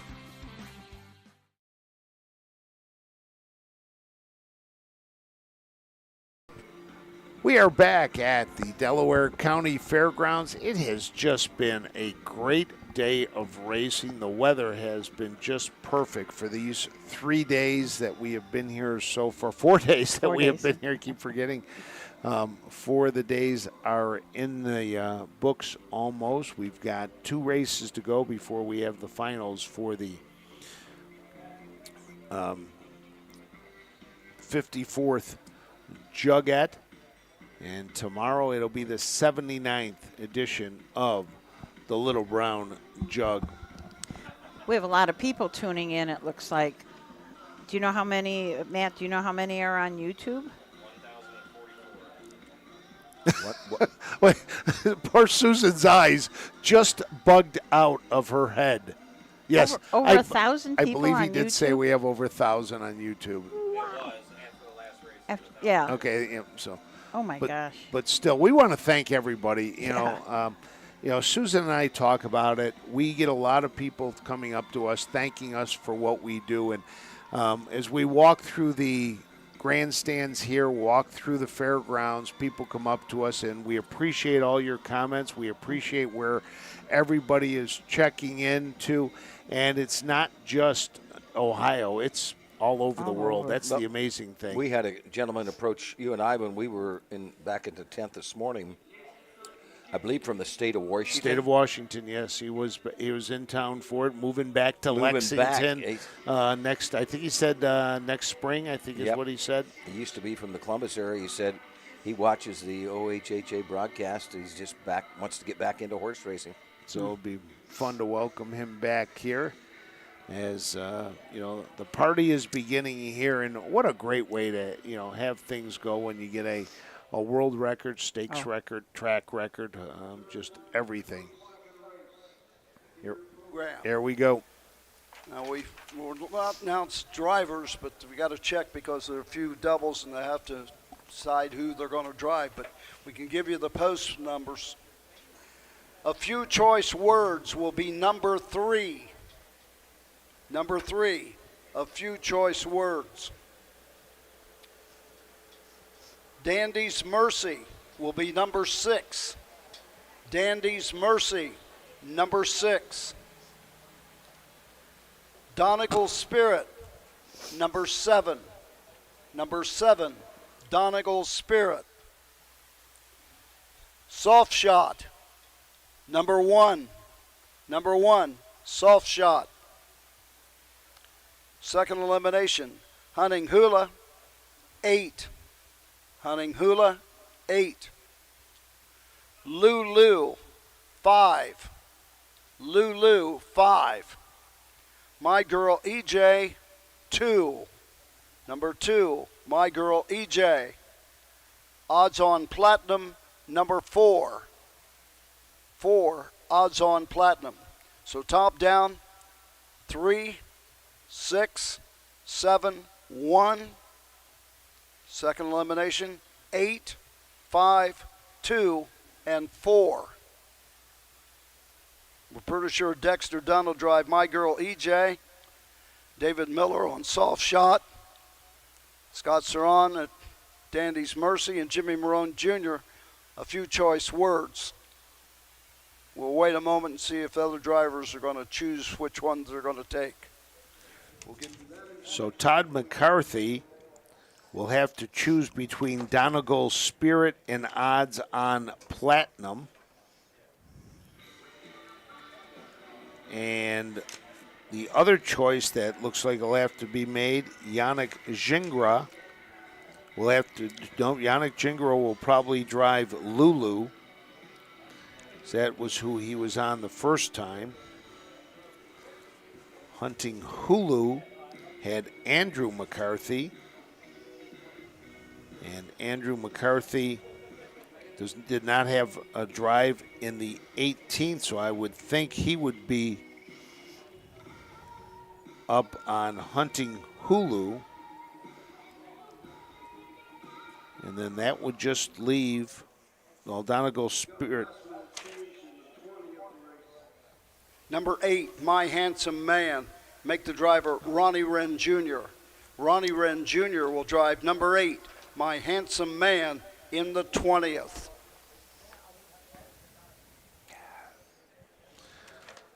So trying to figure out the other one, a few choice words. That is going to be Jim Marone Jr., but let's go to post time for our 20th. Horses leaving the paddock and coming to the track. 20th race, Ohio Fair Racing Conference 3-year-old Colton Gelding Pace. And these are the horses.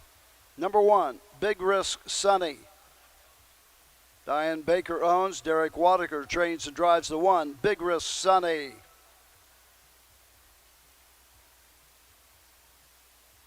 Number 2 is Obi-Wan Kobe.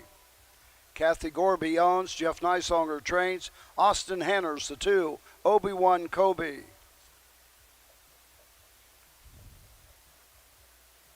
The 3, Dragons Are Fearless.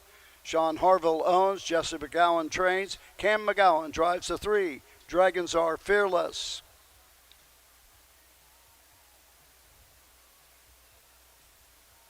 Number 4, I Sure Be Quick.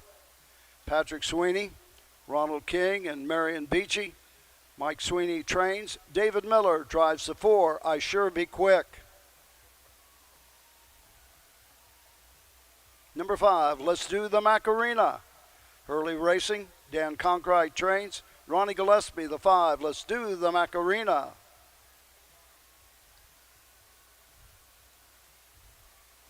Six is Cinderlane Cruiser.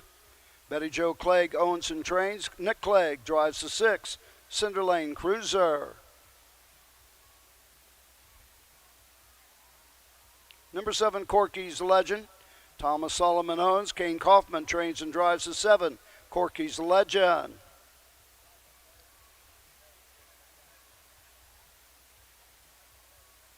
Number 8, My Handsome Man. John Fitzgerald owns and trains. Ronnie Wren Jr. drives the 8, My Handsome Man. And number 9, McCardle's Chat. Mike Feitans, the owner. Tyler Cook trains. Dexter Dunn drives the 9, McCardle's Chat. So there is the post parade. Let's run down these horses for you. Here, the 4th division. The number 1 is Big Risk Sunny. Derek Wadaker drives and trains for Diane Baker of McConnellsville. This is a big risk out of the Liz Mara mare Canbeck Jewel Sun. 12 starts this year, a first, a second, and a third. Earnings over $8,000, was third last time out in McConnellsville. Obi-Wan Kobe and Austin Hanners from the 2. Jeff Neisonger, the trainer. Kathy Gorby, the owner. Says a Fear the Dragon out of Liz Marie Mare, Always Sunday. 20 starts on the year, 3 wins, 2 seconds, 2 thirds, $14,000 in earnings. Fastest win was 158.2 at Wilmington. Last week at Upper Sandusky, finished second, timed in 59.2. And a few starts back at Lima was finished third, timed in 57.3. Number 3, Dragons Are Fearless. Cameron McCowan drives. Jessica McCowan trains. 3-year-old Bago to Son of Fear the Dragon is owned by Sharon Harville of Germantown, Ohio. 21 starts on the season, 5 wins, 3 seconds, 4 thirds. Lifetime, $69,000. Took his mark as a 2-year-old last year at Scioto Downs of 152.3. The number 4 is I Sure Be Quick. David Miller drives for Mike Sweeney. This Do Me That Again out of the Bellflower, who is by Fly Buckeye. Mike Sweeney, Ronald King, and Marion Beachy are the owners. 14 starts, a win, a second, and 6 third place finishes. Was a winner 4 back at Scioto, taking the mark of 154.4. Ronnie Gillespie drives the 5. Let's Do the Macarena. Dan Conkright is the trainer. Hurley Racing, LLC from Dublin, Ohio, the owner. This is a Dancing Yankee out of a Mach 3 mare, Mock's Delicacy. 16 starts on the year, 1 win. That was a good one, though, 54-1 at Scioto Downs. Number 6 is Cinderlane Cruiser. Nick Clegg drives for his wife, Betty, who also owns. The 3-year-old Black Gelding by Yankee Cruiser. 8 wins on the season, 8 seconds, 3 thirds, $45,000 this year, $97,000 lifetime. A winner, 3 back, September 10th, 158.3 at the Wyandotte County Fair in Upper Sandusky. The number 7 is Corky's Legend. Kane Kaufman drives and trains for Thomas Solomon of Kettering, Ohio. This is a bit of a legend N out of the Sportsmaster mare Harmony Oaks Gigi. 13 starts this year, a win and a second. Lifetime, the 1 win in 20 starts, earnings over $9,000. Last time out, 5th place finish at Scioto Downs. My Handsome Man changed the driver to Ronnie Wren. John Fitzgerald trains, owns, and bred this Racing Hill colt. It's out of a Jenna's Beach Bar mare, Bubbums. It's at 16 starts this year, 1 win. That was at Napoleon in 2-1-4.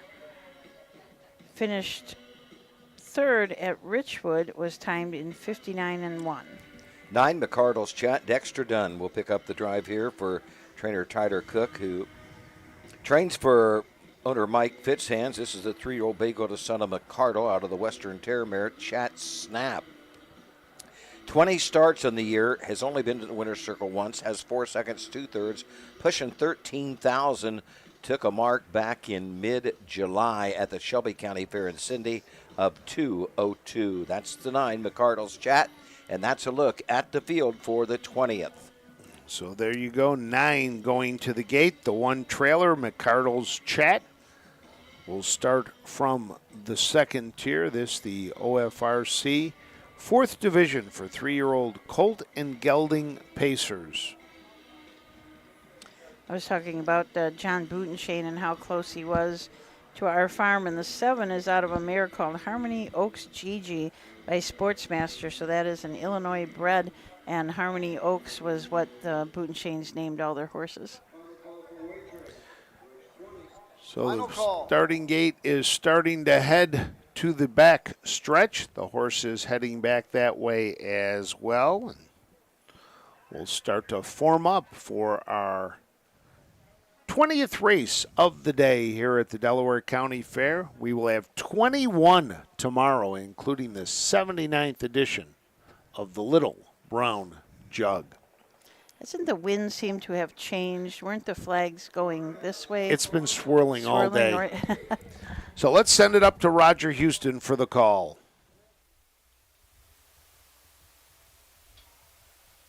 Horse approaching the starting gate.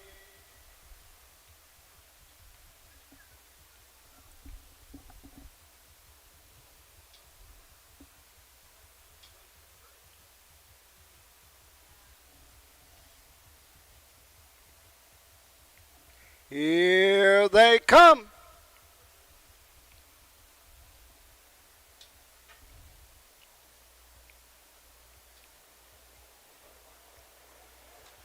They're off and pacing. Cinderine Cruiser goes the lead from the outside. Middle of the track, that's Dragons Are Fearless. On the inside, Obi-Wan Kobe is there 3rd. Getting away 4th, Big Risk Sunny. To the backside they go. Racing 5th is I Sure Be Quick.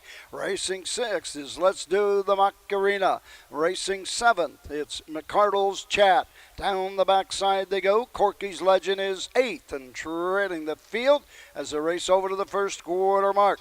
My Handsome Man, opening quarter 27-4. End of the turn, going to the 3/8 mark.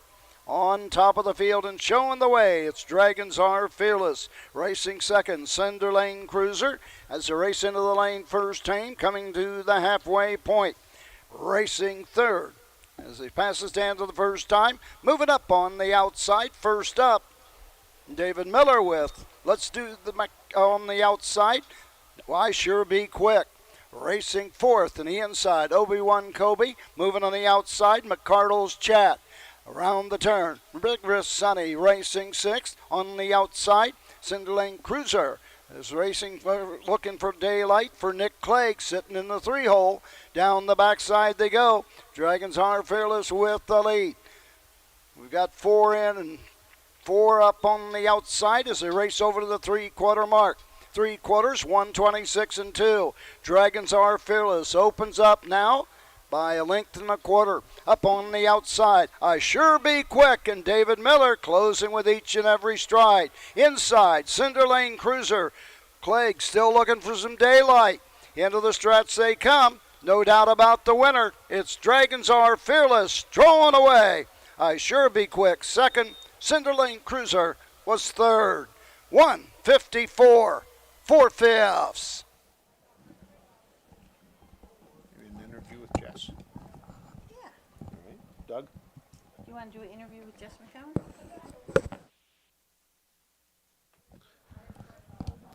So your winner, Dragons Are Fearless, Cam McCown for trainer Jessica McCowan. This is a Fear the Dragon out of the Rock and Roll Hanover mare.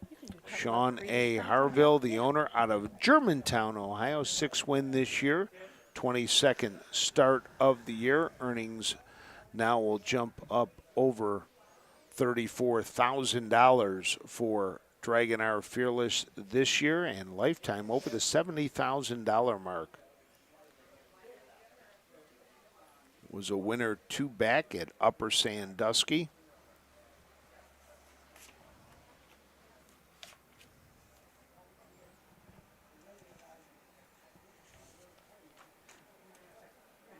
Three, 4, 6. Is that what it was? Or there's a photo for 4th.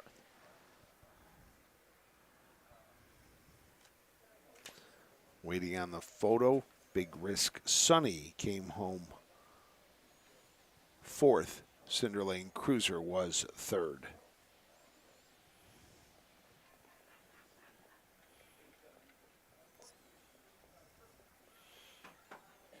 Dragons Are Fearless.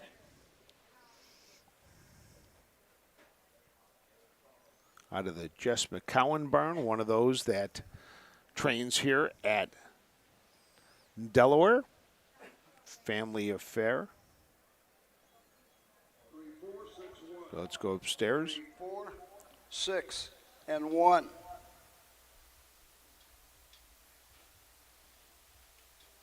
We'll see how many of the Brown clan make it into the winner's circle. Into the Sugar Valley Farm winner's circle, number 3, Dragons Are Fearless. Sean Harville of Germantown, Ohio. Jessica McCowan, the winning trainer. Cam McCowan in the sulky. His first win today, his second this week. 3-year-old Gelding Fear the Dragon, a rockin' in cash, a winner, 154, 4/5. Jessica McCowan, Cam McCowan, Dragons Are Fearless.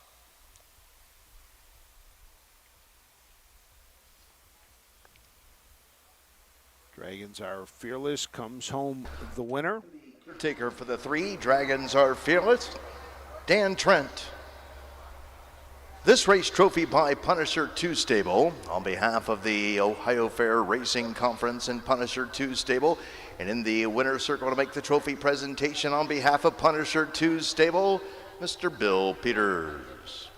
And there's another winner from Midland Acres, the home of Fear the Dragon. Get the rundown from Roger. The race is official.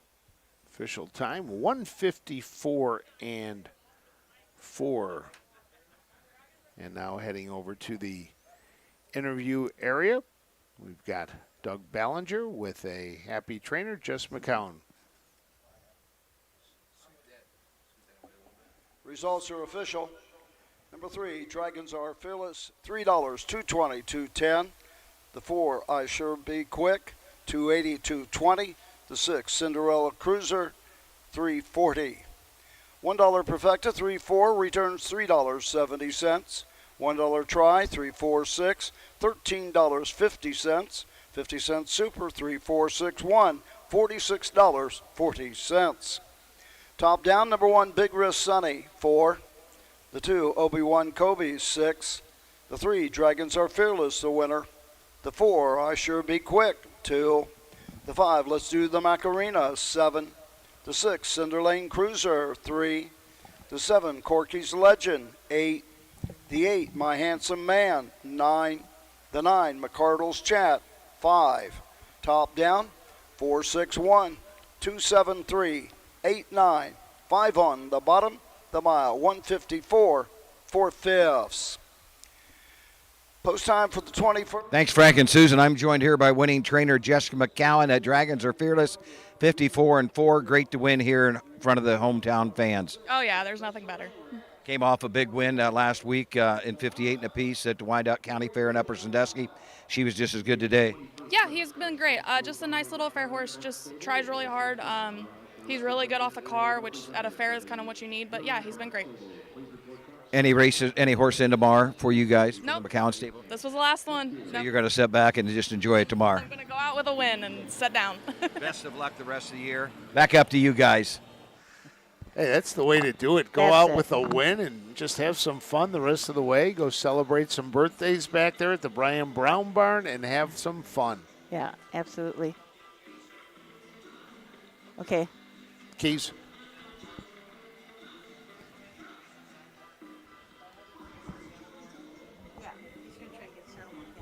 Yep. So trying to round out some more interviews as we have another 5 minutes to post time. Yeah, we're going to have to probably have a little extra time, get those Jugette horses all cooled out.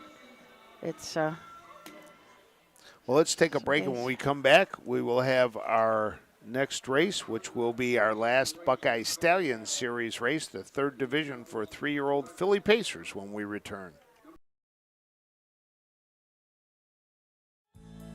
For over 100 years, the values at Coverlink Insurance have been clear. Do the right thing. These values have been at the forefront of what we do, and that will never change. At Coverlink Insurance, you're a person, not a policy. Whether you raise crops, livestock, or own the family farm, Coverlink's farm insurance can be tailored to meet your needs. Trusted advice and solutions to protect what matters most. Great service from great people, Coverlink Insurance. Buying or selling a racehorse? OnGate.com is your one-stop website. OnGate has changed the way racehorses are bought and sold. Easy-to-view listings makes it easy to find your next champion. Buy or sell at OnGate.com.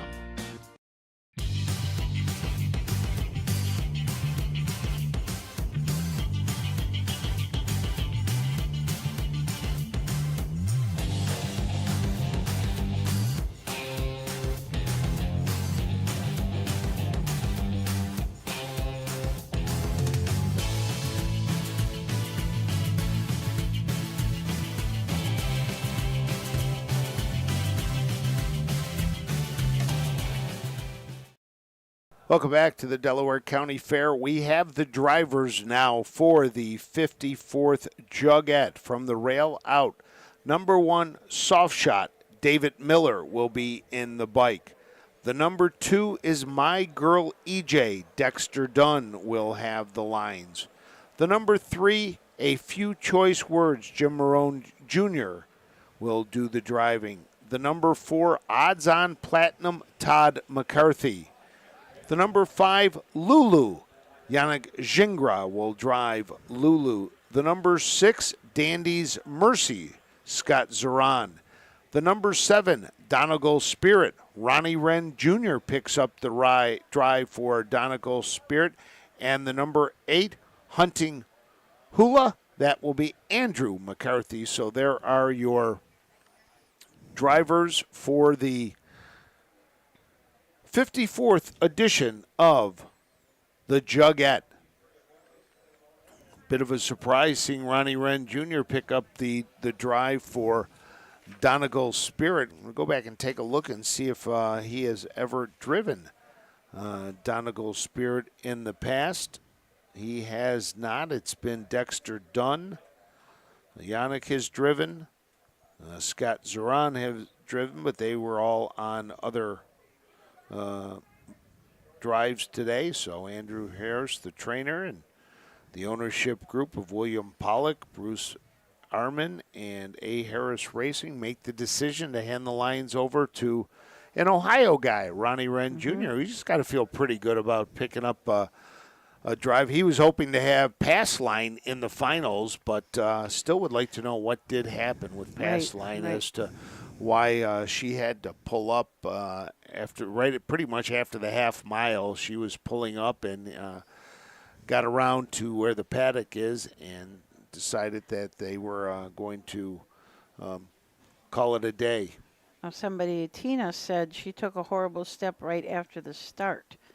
So I don't know about that, but we'll see what we can find out tonight or tomorrow morning and let everybody know. Horses are coming out onto the track now for the 21st race of the day, and this is the Buckeye Stallion Series, the 3-year-old filly Pacers.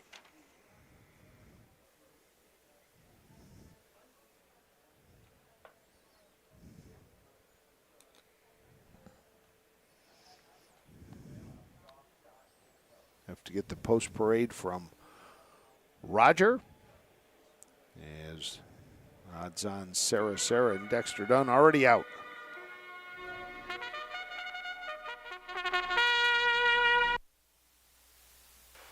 Horses are on the track, parading to the post.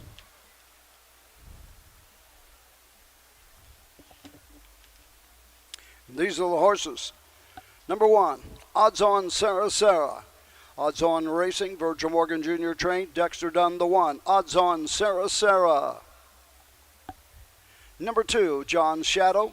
Winchester Bay Acres, the owner. Bo Brown trains and drives the 2, John Shadow. Number 3, Flying Bullets. Umholtz and Kennedy Racing. Claire Umholtz trains, Aaron Merriman the 3, Flying Bullets. Number 4, Dancing on Glass. William Thomas, the owner. Darren Dowler trains. Austin Hanners drives the 4, Dancing on Glass. Number 5, Evening Stars Rhapsody with Ivy Holdings, the owner. Robert Brooks trains. Matt Kakele drives the 5, Evening Stars Rhapsody. Number 6, A Spatial Dance. Hinscliffe Racing, Chris Hinscliffe trains. Yannick Gingras drives the 6, A Spatial Dance. Number 7, Heart of the Sea. Country Club Acres, Wingfield Brothers and D. Van Dusen. Brian Brown trains. Ronnie Wren Jr., the 7, Heart of the Sea. Number 8 is Undeterred. Don Robinson, M. Robinson, and Armandillo and S. Stewart. Steve Botter trains. David Miller, the 8, Undeterred. And number 9, Best Nigh Ever. K.M. Morgan, Robert Williams Jr., Kane Kaufman trains and drives the 9, Best Nigh Ever. So let's take a look at the field for this, the 21st. 9 to go to the gate, 1 on the second tier, the number 9. Best Nay Ever. The number 1 is Odds On Sarah. Dexter Dunn will drive for Virgil Morgan Jr. They will look for continue their hot streak. Racing Hill is the sire. This is out of a Bettor's Delight mare, Keystone Paula. Odds On Racing of Boca Raton, the owner. 17 starts this year, 9 wins, a second and 3/3. Was lightly raced, just 3 starts last year as a 2-year-old. Did not hit the board. Was a winner 4 back at Lima. Bo Brown drives and trains John's Shadow from the 2-hole. This is a Big Bad John out of a Shadow Play mare, Lady Shadow, owned by Winchester Bay Acres from Orlando, Florida. 12 starts this year, 2 wins, the fastest of those wins, 152 and 3 at Scioto Downs. The number 3 is Flying Bullets. Claire Umholtz trains. Aaron Merriman will be in the bike. This is a Down by the Seaside out of the Ponderosa mare. Pistol Peckin' Mama. Umholtz and Kennedy Racing are the owners. 9 starts, a win and a second. That win came back on May 1st at Miami Valley Gaming, a first in the Buckeye Stallion Series. Dancing on Glass and Austin Hanners from the 4 for trainer Darren Dowler. William Thomas from Goodlettsville, Tennessee, the owner of this Down by the Seaside out of a Rock and Roll Hanover mare. 5 starts on the year, has not hit the board yet. did have a qualifying win this year of 58-1 at Delaware. The number 5 is Even in Stars Rhapsody. Matt Kakali drives for Robert Brooks. This Racing Hill is out of the 4 Stars Shark Mare. Dancing with the Stars. Ivy Holding of Apple Creek, Ohio, the owner. 13 starts, a win, 4 seconds. That win came at Northfield in 1:55.4. A special dance changed the driver to Yannick Gingras. Chris Hinchcliffe trains, Hinchcliffe Racing owns. This is a dancing Yankee out of a modern art mare, Fine Art Mindale. 24 starts, 5 wins on the year. Had a win at Croton at a fair in 2 minutes and a fifth, but last start at Scioto Downs was in a fillies mares, now winners of 4 and 1 in 52-3. The number 7 is Heart of the Sea. Ronnie Wren Jr. drives for trainer Brian Brown. This is a down by the seaside. The 3rd in this race out of the Rock and Roll Heaven mare Martin Eek Country Club Acres. The Winfield brothers and D. Van Duzen are the owners. 14 starts, 2 winners, and 2 second place finishes. Took a mark of 151-2 at Scioto. Undeterred, David Miller will drive for trainer Steve Bowder. D. Robinson, M. Robinson, R. Mandillo, and S. Stewart are all the owners of this Racing Hill filly. It's out of a J. Lobel mare, student driver. 9 starts on the year, 3 wins, 3 seconds. The fastest of those wins was this 3 starts back, where she won by 2.5 lengths at Scioto Downs in 52-4. Last quarter, 29 seconds flat. The number 9 is Best Nay Ever. Kane Kaufman drives and trains. This well said out of the McCardle mare Miller's Bird for Kia Morgan and Robert Williams, both of Florida. 13 starts, 2 wins, 2 seconds, 2 thirds. Lifetime 3 wins in $31,754 in earnings. Has a mark of 152-3 at Scioto Downs. That came 3 races ago. The Mike Wepkenberg starting gate is moving up the back stretch. The field's starting to form behind. Let's send it up to Roger Houston for the call of our 21st race of the day. Horses to the gate.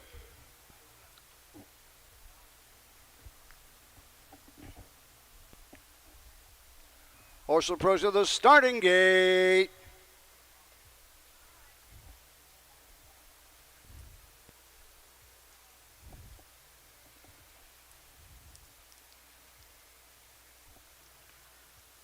Pacers are all in behind the Wolkenberg starting gate on the upper turn.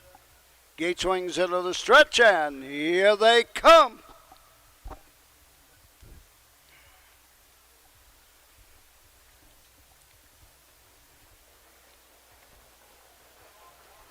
They're off and pacing, going right out for the lead on the outside. Even Stars Rhapsody kicks the lead. Racing second is Flying Bullets. Third on the outside, A Spatial Dance. Racing fourth, Odds On Sarah. On to the backside, Dancing on Glass. Racing fifth. Up on the outside, sixth. Closing in on the leaders, it's Undeterred. Racing next comes as they race over to the first quarter mark. Opening quarter, 27 3/5. Around the turn, going to the 3/8 mark. On top of the field, it's Even Stars Rhapsody showing the way by a length and a quarter. Racing second, that's Flying Bullets. Spatial Dance on the outside, going the long mile third. Into the lane fourth, it's Odds On Sarah. Fifth on the outside, Undeterred at the halfway point. They're halfway home. And on to the 5/8 mark. The half, 56-2. On to the backside they go, Trapped In, Dancing on Glass. On the outside, it's Best Nay Ever. Racing next comes Heart of the Sea, and trailing the field, down the backside, John's Shadow. Looking for daylight now, Dexter Dunn, Odds On Sarah, still sneaking up the inside, taking the short route at the 3/4 mark, 124-4. Around the final turn, On top of the field is an eighth of a mile to go in Ohio, but not for long because on the outside we got a new leader and it's Flying Bullets and Aaron Merriman coming home. On the outside, odds on Sarah, Flying Bullets, odds on Sarah. 153, 3/5.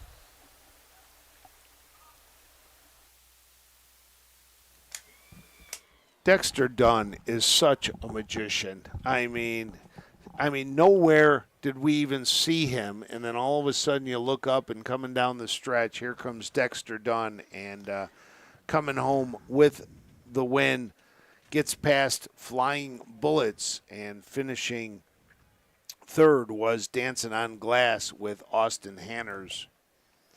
Best finish in a while for Dancing on Glass. Odds on Sarah has been, well, she's been at the fairs. Her last 5 starts that we can see, she's been at the fairs and doing okay at the fairs. Her mark was 55, and that's today she dropped it down to 53-3. Philly was she only had 3 starts as a 2-year-old and never hit the board. Made $720 and certainly is making it up for it this year with 9. Now this is her 10th win. And again, another one of those fillies that Odds On Racing is just, I hate to say it, but they're hoarding all these good fillies. They are. Well, they're breeding all these good fillies. Exactly. That's exactly what he's doing. And back across again comes the crew for the winner's circle picture. Virgil Morgan Jr. going out to take care of the horse. A little fist bump to Dexter Dunn.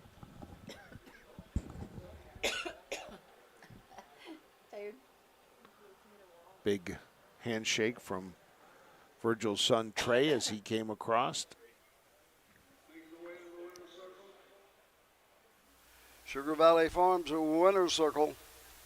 Number 1, odds on Sarah. Odds on Racing, Boca Raton, Florida. Virgil Morgan Jr. gets his 5th training win of the day. Number 7 this week, 123 a lifetime. Dexter Dunn, he's got a grand slam. 4 big wins this afternoon. 3-year-old filly for Racing Hill, the Keystone Paula, takes a lifetime mark. 153, 3/5 for the 10th win in 18 starts this season. Virgil Morgan Jr., Dexter Dunn, odds on Sarah.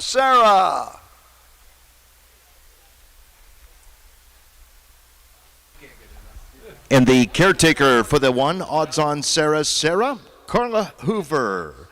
Well, this race trophy by Pair Emblem. And in the winner's circle to make the trophy presentation on behalf of Pair Emblem Stable, it's a dual team, Mr. Ed Powers and Mr. Bill Peters. Top down, 1-5. Bill only gets a half credit for trophy presentation there. You know, usually Bill gets a full point, but he only gets a half point because he had to share the duties that time. But he has been in the winner's circle almost every single race for 4 days, and he sits on a folding chair. He's got to be tired. 63-60. The 3, Flying Bullets, 240. The 4, Dancing on Glass, 1160. $1 Perfecta, 1-3, 1120. $1 Try, 134, 153.50. 50-cent Super, 1347, $780, 15 cents. 50-cent Pick 4, 4 of 4, $54, 15 cents. The 50 Super High 5, 13472. Yes, the 50-cent Super High 5, $2,623.95. Number 1, odds on Sarah, the winner. The 2, John Shadow, 5. The 3, Flying Bullets, 2. The 4, Dancing on Glass, 3. The 5, Even in Stars Rhapsody, 6. The 6, A Spatial Dance, 8. The 7, Heart of the Sea, 4. The 8, Undeterred, 9. The 9, Best Nigh Ever, 7. Top Down, 152, 368, 49, 7 on the bottom. The mile, 153, 3/5. 22nd race, once again Top Down. Number 3, A Few Choice Words, Jimmy Marone Jr. Number 6, Dandy's Mercy, Scott Saran.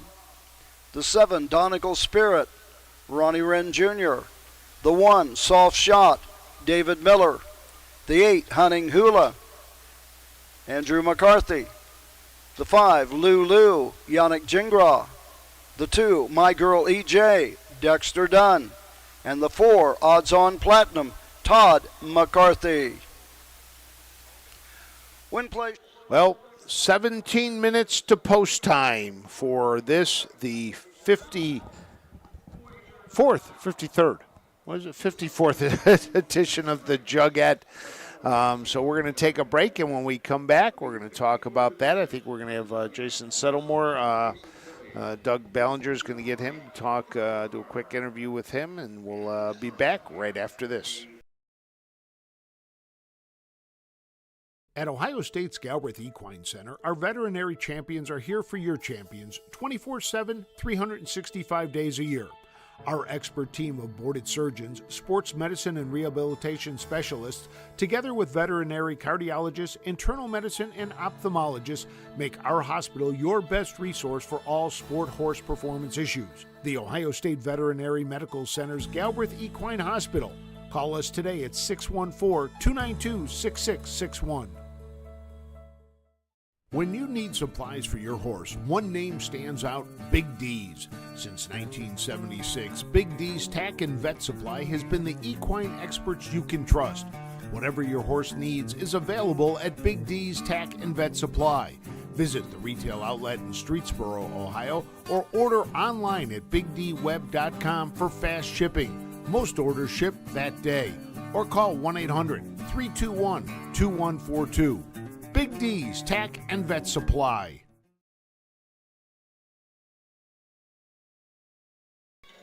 Welcome back to the Delaware County Fairgrounds as we await post time for the Jugette, now 15 minutes away. And let's send it down to Doug Ballinger, who's with Jason Settlemore.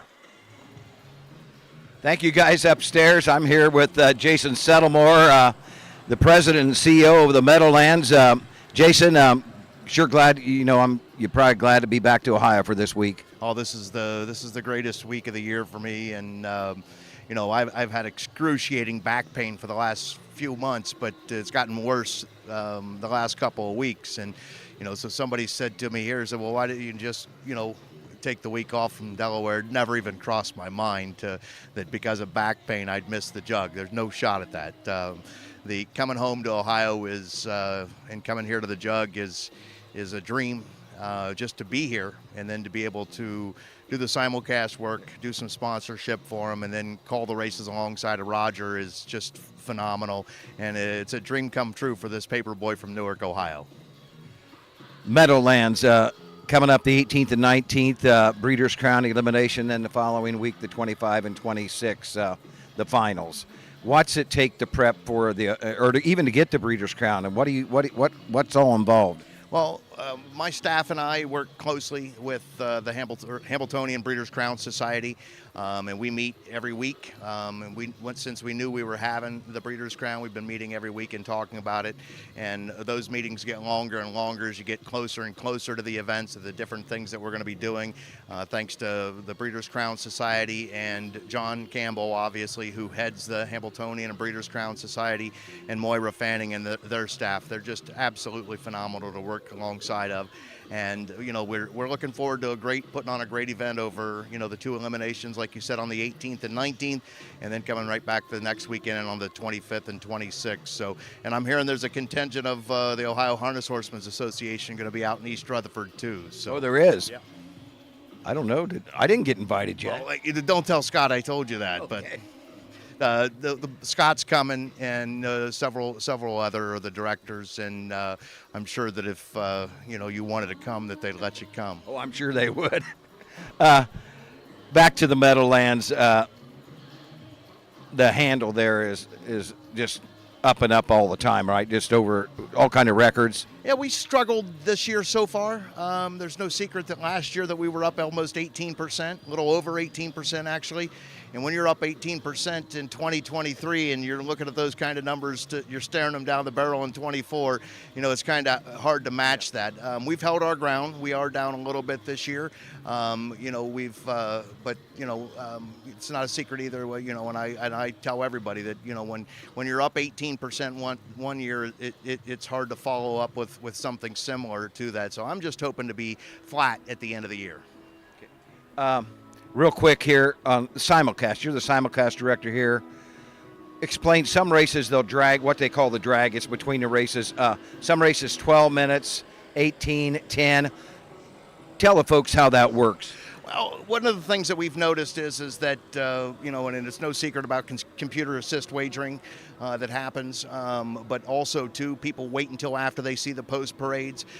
They like watching the warm-ups. I know myself that, when I'm ready to bet on a race, that I like to see the post parade before I make a wager, because sometimes you'll pick up things in a post parade if a horse looks a little off or something like that, That what happens is the longer that you're up on the bird, and the longer that you're past zero, there's more eyeballs that get on the product. And in addition to the more eyeballs that are on the product, that translates to more handle.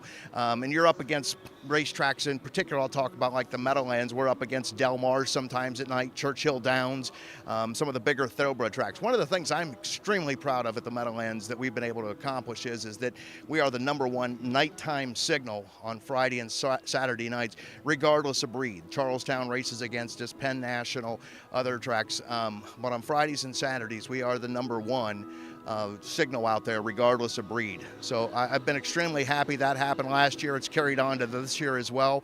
And what you're seeing is you see people wagering after the post parades, but then it's no secret that the longer you stretch things out on the bird, and it gives you more time to have more people's eyeballs that are actually on the product, because you're sitting in a simulcast room and you got all these TVs sitting around you with all these different products on all the different tracks, and so your eyes are skipping around, or some people's eyes are skipping around from one track to the other, and they notice the post time at the Meadowlands is 0 minutes to post, so they get up and wager, but we may be 5 minutes past zero at that point. So that's basically the point of it. I would love to get rid of it. I've always been a proponent of getting rid of it. This is Dave Bianconi's fault from Northfield Park. I've always said that, and Dave agrees. But at the end of the day, if everybody could get on the same page and we could take this back to where we're actually going off on zero or sending the horses to the gate at zero, I think it'd be much funner for our customers, for the on-track experience and also the off-track experience. But it's going to take a combination of everybody coming together, not just as the standardbred industry, but also the thoroughbred industry, so we're all on the same page. Hey, back to you guys upstairs. Thanks so much, Jason Settlemore. Best of luck when you have the Breeders' Crown out here at the end of the month of October. Thank you very much. It's always a pleasure to be home here in Ohio. Back to you guys. Thanks, Doug. Jay Wolf now joining us. But if you want, your dance partner was down there. Yeah. Brad Conrad was already dancing. I mean, Jason's on the microphone all day, and then he gets interviewed and he takes more time up. Jeez. Jay Wolf, the publicity director for the Little Brown Jug, joining us as we get closer to the Jugette finals. And Jay, from your perspective, how have things gone so far? Always a good day here at Delaware.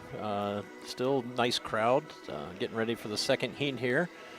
My girl EJ looks very strong. I would have probably preferred to have it come off the rail, but should be a good race going in the first turn.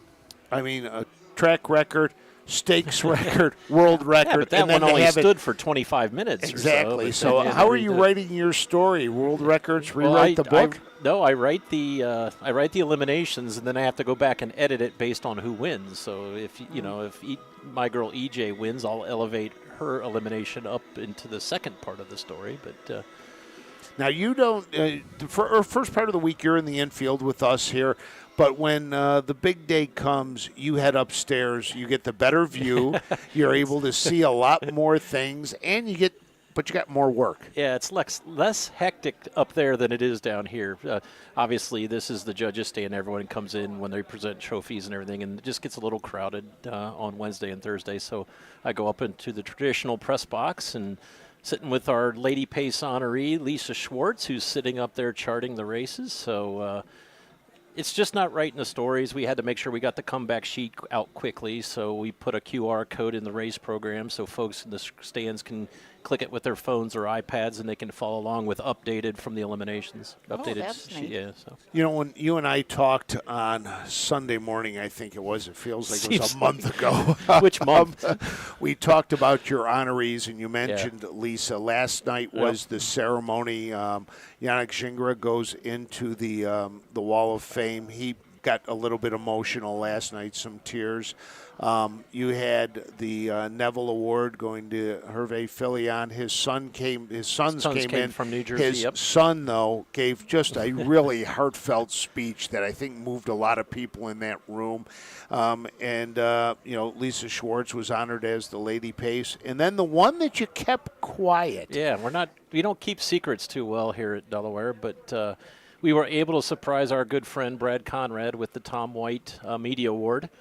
This is the fifth time with that COVID year. We didn't give it out, but this is the fifth time we've given that award. And Tom White was the publicity director here at Delaware for 15 or so years. And I said in my little speech last night that Tom was like a member of our family here, and he loved the jug, and you couldn't find a person to say something bad about him. And that very much with our honoree, Brad Conrad, this year. Brad had no knowledge of it. He's standing up there in front of us getting ready to take a picture, and I said, "Hey, Brad, come here."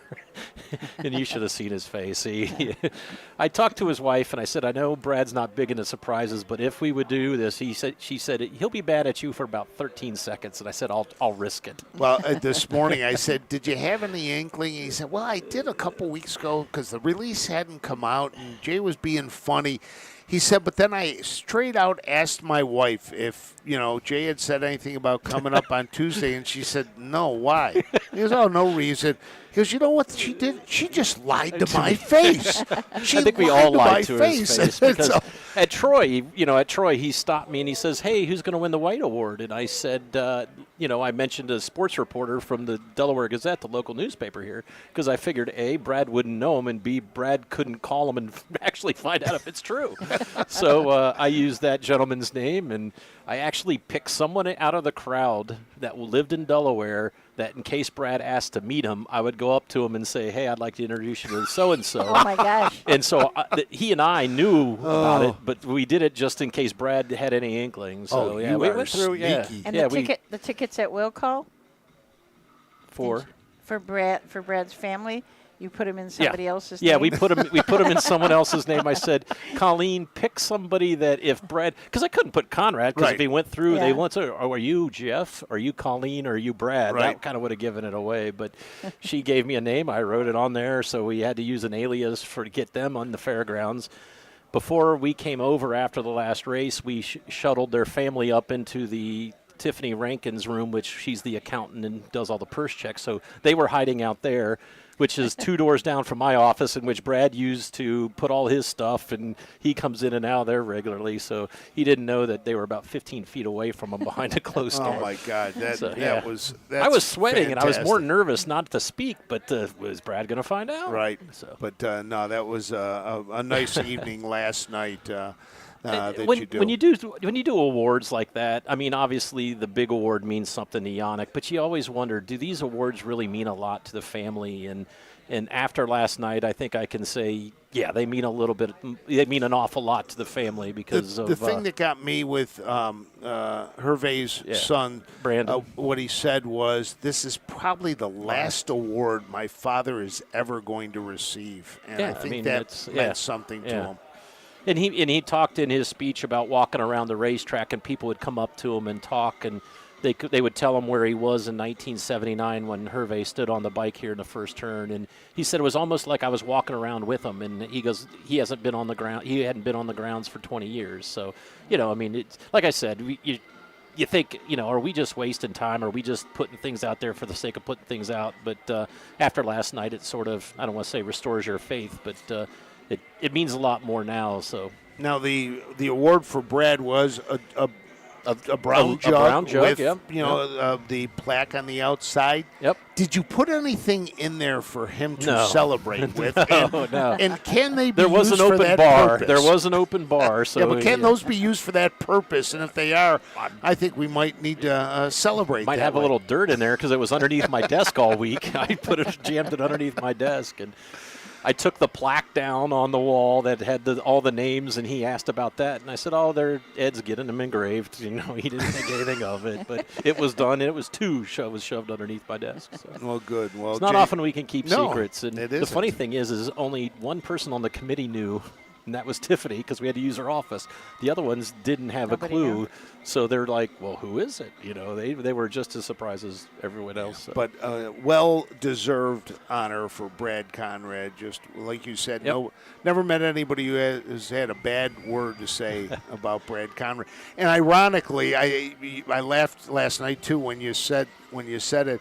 His family, were beekeepers, Yes. and he got stung by a bee yesterday. So yeah, that and just he's kinda walking added around. to it. Oh, I got stung by a bee. I said, suck it up.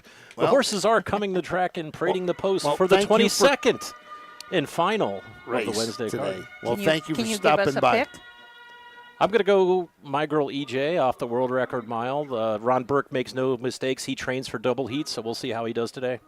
All right, let's send it up to Roger. Pacers. Win, play, show, perfecta try, superfecta wagering here on the 22nd. The purse for this heat, $260,000. Number 1, soft shot. The trainer, Jessica Rogner. David Miller drives. The 1, soft shot. Number 2 is My Girl EJ. Ron Burke, the trainer. Dexter Dunn drives the 2, My Girl EJ. The 3, A Few Choice Words. Jimmy Marone Jr. for Blake McIntosh. Number 3, A Few Choice Words. Number 4, Odds On Platinum. Ian Moore trains. Todd McCarthy drives. The 4, Odds On Platinum.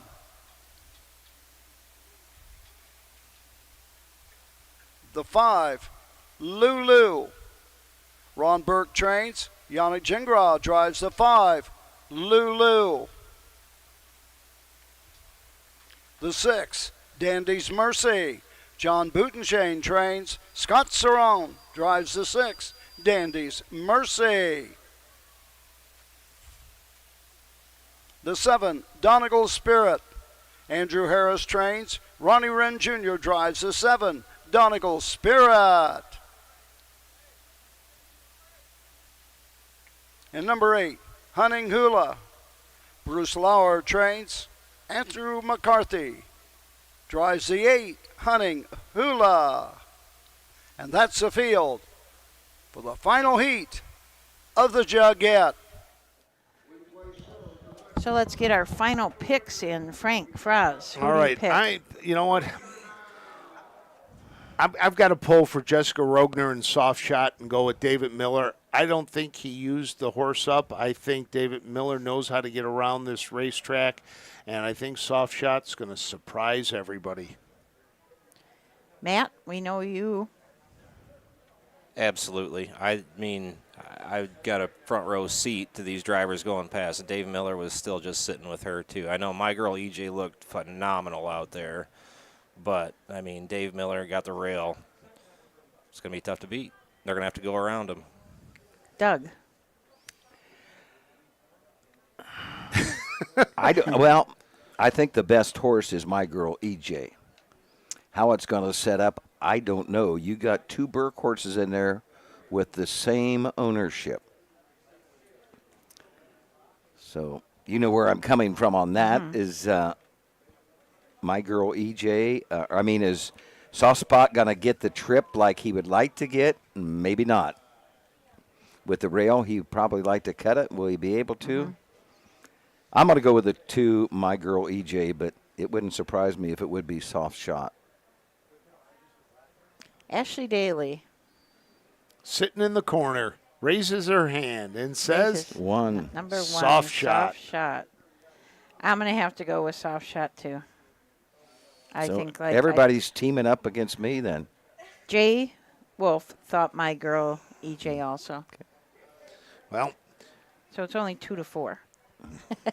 We had somebody on our stream say that their feed had frozen, scared all of us here in the booth. But we have a number of people who are saying that, they're okay. Shut yours off, so they're out there helping.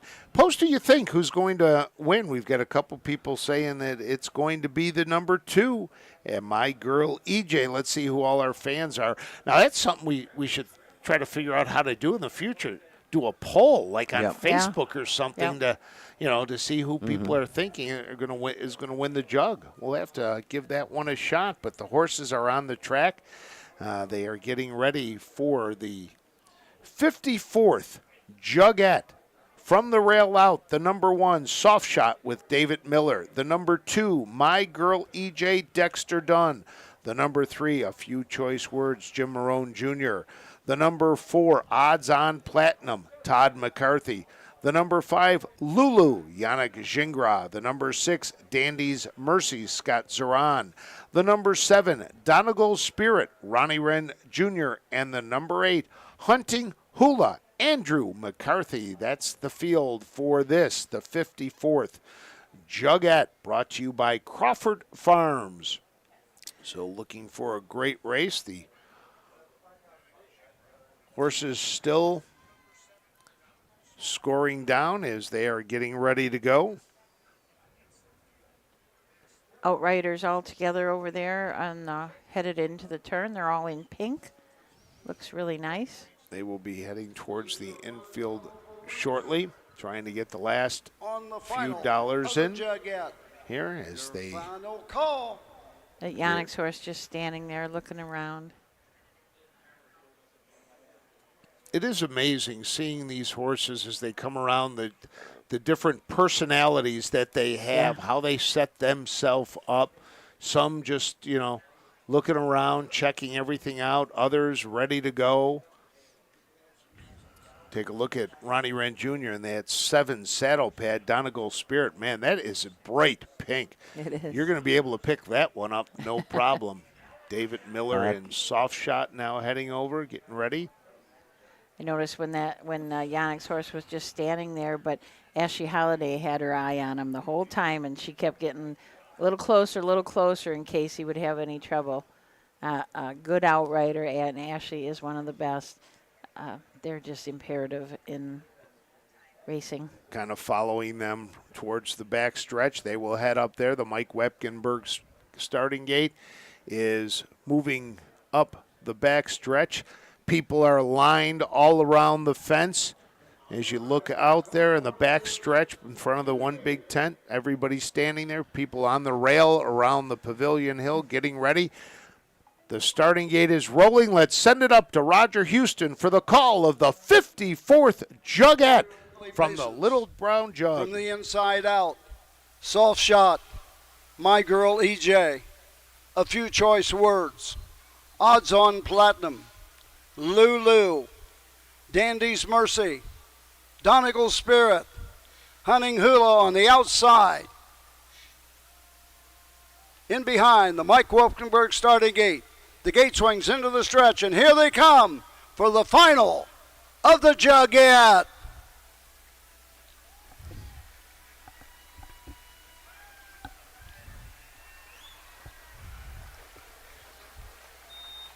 They're off and pacing that Soft Shot, going right out for the lead. My Girl EJ tucks in second. A Few Choice Words racing third. Odds On Platinum fourth as they race around the turn. Racing fifth, going to the backside. And the first quarter mark. Racing 6th. As they down the backside, Donegal's Spirit. Trailing the field, it's Hunting Hula at the quarter. Quarter comes up in 27-3. As they race around the turn, Soft Shot has the lead. David Miller cutting the fractions here. Dexter Dunn content to race second at the inside. My Girl EJ, as they race into the lane first time, racing third. It's a Few Choice Words, and they're starting to move. Taking some bad steps there was My Girl EJ off stride Lulu. That leaves David Miller on top at the half and 56-1 by 2.5. A Few Choice Words is there second. As they race to the backside, racing third, Odds On Platinum. Fourth on the inside, Dandy's Mercy. Down the backside they go. Go on to the 3/4. The half was in 56-1. Soft Shot appears to be in total command by a length and a quarter. A Few Choice Words is there second. Coming on the outside, Odds On Platinum with every stride, 3/4, 123-4. The pedals to the metal for Dave Miller. Soft Shot racing second. A Few Choice Words, Odds On Platinum coming on the outside. Dandy's Mercy coming home. It's all David Miller, and the Jugette goes to Soft Shot. 151. 151. Soft Shot gets it done. But the question is, what happened to My Girl EJ? Took a bad start. I'm not sure how Todd McCarthy got around there and got back into position to come towards and at least get back into it. But everything happened behind David Miller, and he benefited and just took off and controlled and comes home a winner in 151 flat. There is an inquiry up, but it was David Miller at the front. Most likely just a general inquiry. We don't know if it would be, we can only speculate, maybe some kind of equipment broke, possibly a hobble. Looking across as the people are coming, getting the golf cart, you can see hands on face like, oh my, what just happened? Yeah, that was scary, real scary. There you go, Ash. I think that's yours. Which one? We're good. You're up now. Okay. Yep. Well, now, Well, see, how about this? see the Ashley hobble. Daly jumps into the board. Matt know. Clark left to go out to the winner's circle to celebrate, which good for him. You know, friends of the Rogners. How about that? You got to feel so good for the Ohio connections. The Rogners come down. They win the 54th Jugette. And even then, Frank, I just love seeing David Miller win. I really do. It doesn't matter who he's on. I'm just David Miller, David Miller. Well, you know, there's here on this track, there's never been anybody better. Right. And I don't think there ever will be anybody better. He's kind of been like the Cal Ripken, putting out numbers that nobody is ever going to get to. Let's go to Roger. Your winner of the Jugette, and it's Miller time in Delaware, Ohio.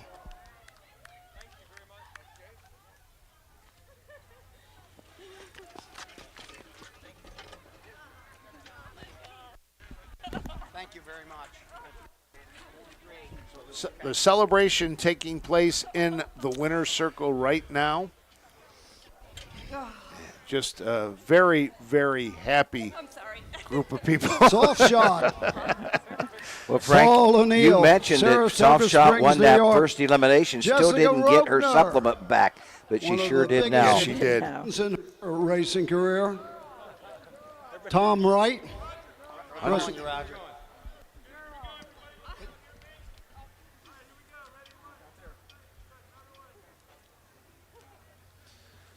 The winners. For the presentation of the trophy, owner here is Paul O'Neill. This is Tom Wright. For the presentation. Congratulations. What a great race, both of them. 149, the first time I thought, no way, and then you come right back strong. Wonderful. David did an excellent job. He ought to be proud as heck of him, but wonderful race. Good. Congratulations. Is this the biggest day in your career? Oh, by far. Oh, no, yeah, nothing even close. What's it like? How do you feel? I mean, crying out, you've won how many races today? 3 or 4?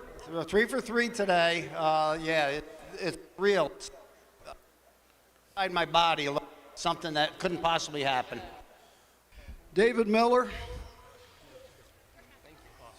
Thank you so much. Yes, it never gets old, does it? Never, Roger. You're coming back to the Buckeye State. You looking forward to it? Yes, definitely. All my family's here, and I feel like it's time to make the move back. Did you know what was taking place behind you coming to the half? Yeah. I was getting pretty easy fractions, anyways, and Dex, I don't know if he started to move or what exactly happened, but when I look back, seen she made a break, and whatever horse was out there already, it took them right out too. So yeah. When you hear there's action going on behind you, it's not the best of action. That's even more of an incentive to go right on down the pike real quick. Yeah. I thought, when the half flashed up 56, I was like, should I? I let her pace a little bit up the backstretch. I heard a horse coming to her, but I called on her at the head of the lane, and she had horse left. Welcome back to the Buckeye State. Yeah, thanks. Miller time in Delaware, Ohio. Hey, Jessica, this has to be the biggest race of your career. We all know that. What about Soft Shot? She's amazing. She's amazing. Now, it's supplemental payment, $50,000. Yep. Did you think you could win it, though? Nope. We were here for the fun. You were here for the fun, and you paid $15,000. Well, you're going to make a little bit more than that. Yeah, absolutely. That was unexpected, but you can't win it unless you're in it, right? So true. Where do we go from here? Will we go to Lexington or? We got to make it through the night. It's going to be a wild party tonight. Jessica Ruppner, the trainer. Paul O'Neill. David Miller.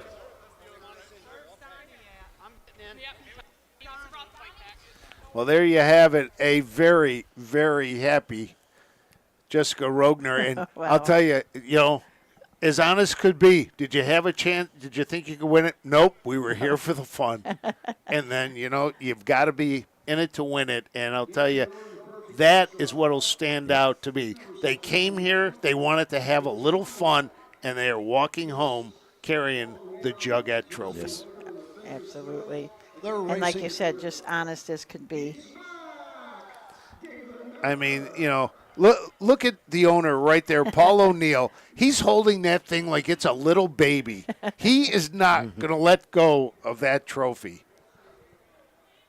So congratulations to the connections of Soft Shot, who wins the 54th Jugette. We'll get the final rundown here. Crawford Farms, Jugette, Soft Shot returning $5.80, $5, $6.20. Second to 3, a few choice word, $14.60, $10.80. Third to the 4, odds on platinum, $7. Dollar perfecta, 1-3, $41.70. Dollar try, 1-3-4, $89.80. 50-cent super, 1-3-4-6. $622.70. The 50-cent super high 5, 1-3, all, $27.80. And the carryover to the first 50-cent super high 5 tomorrow morning here at the Delaware County Fair. Little Brown Jug Day, $834.64. So here's the rundown for that 22nd race.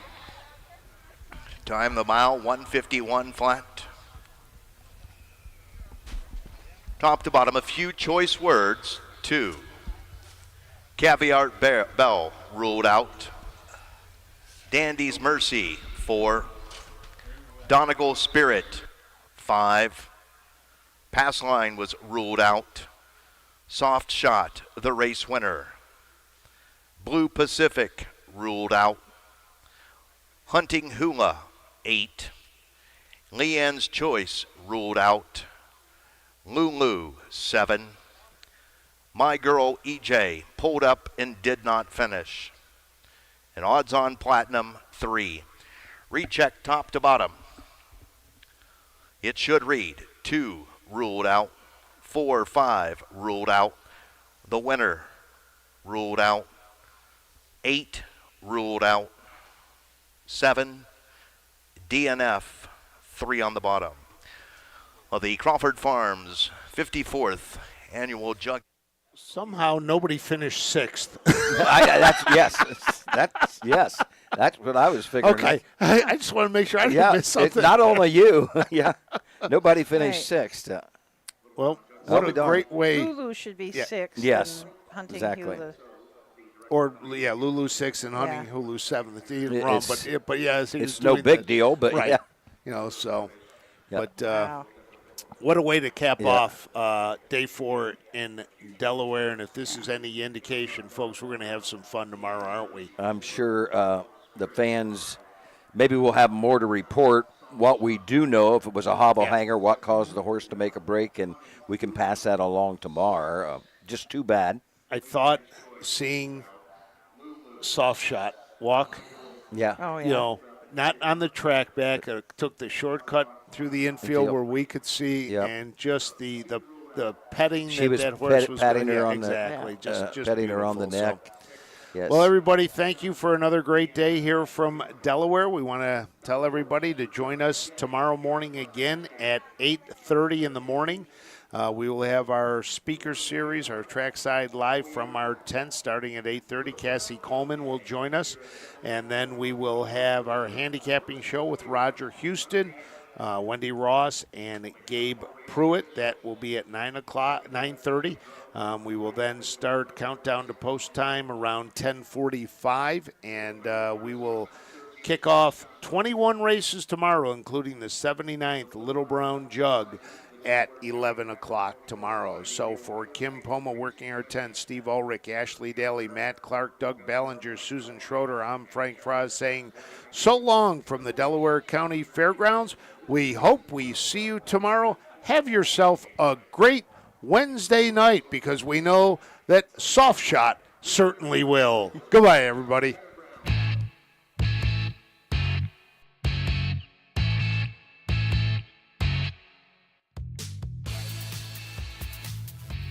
Five Days in Delaware has been presented by the Ohio State Veterinary Medical Center, Big D's Tack and Vet Supply, Midland Acres, thestable.ca, and Dublin Valley Farms. 5 Days in Delaware is a production of the Ohio Harness Horsemen's Association.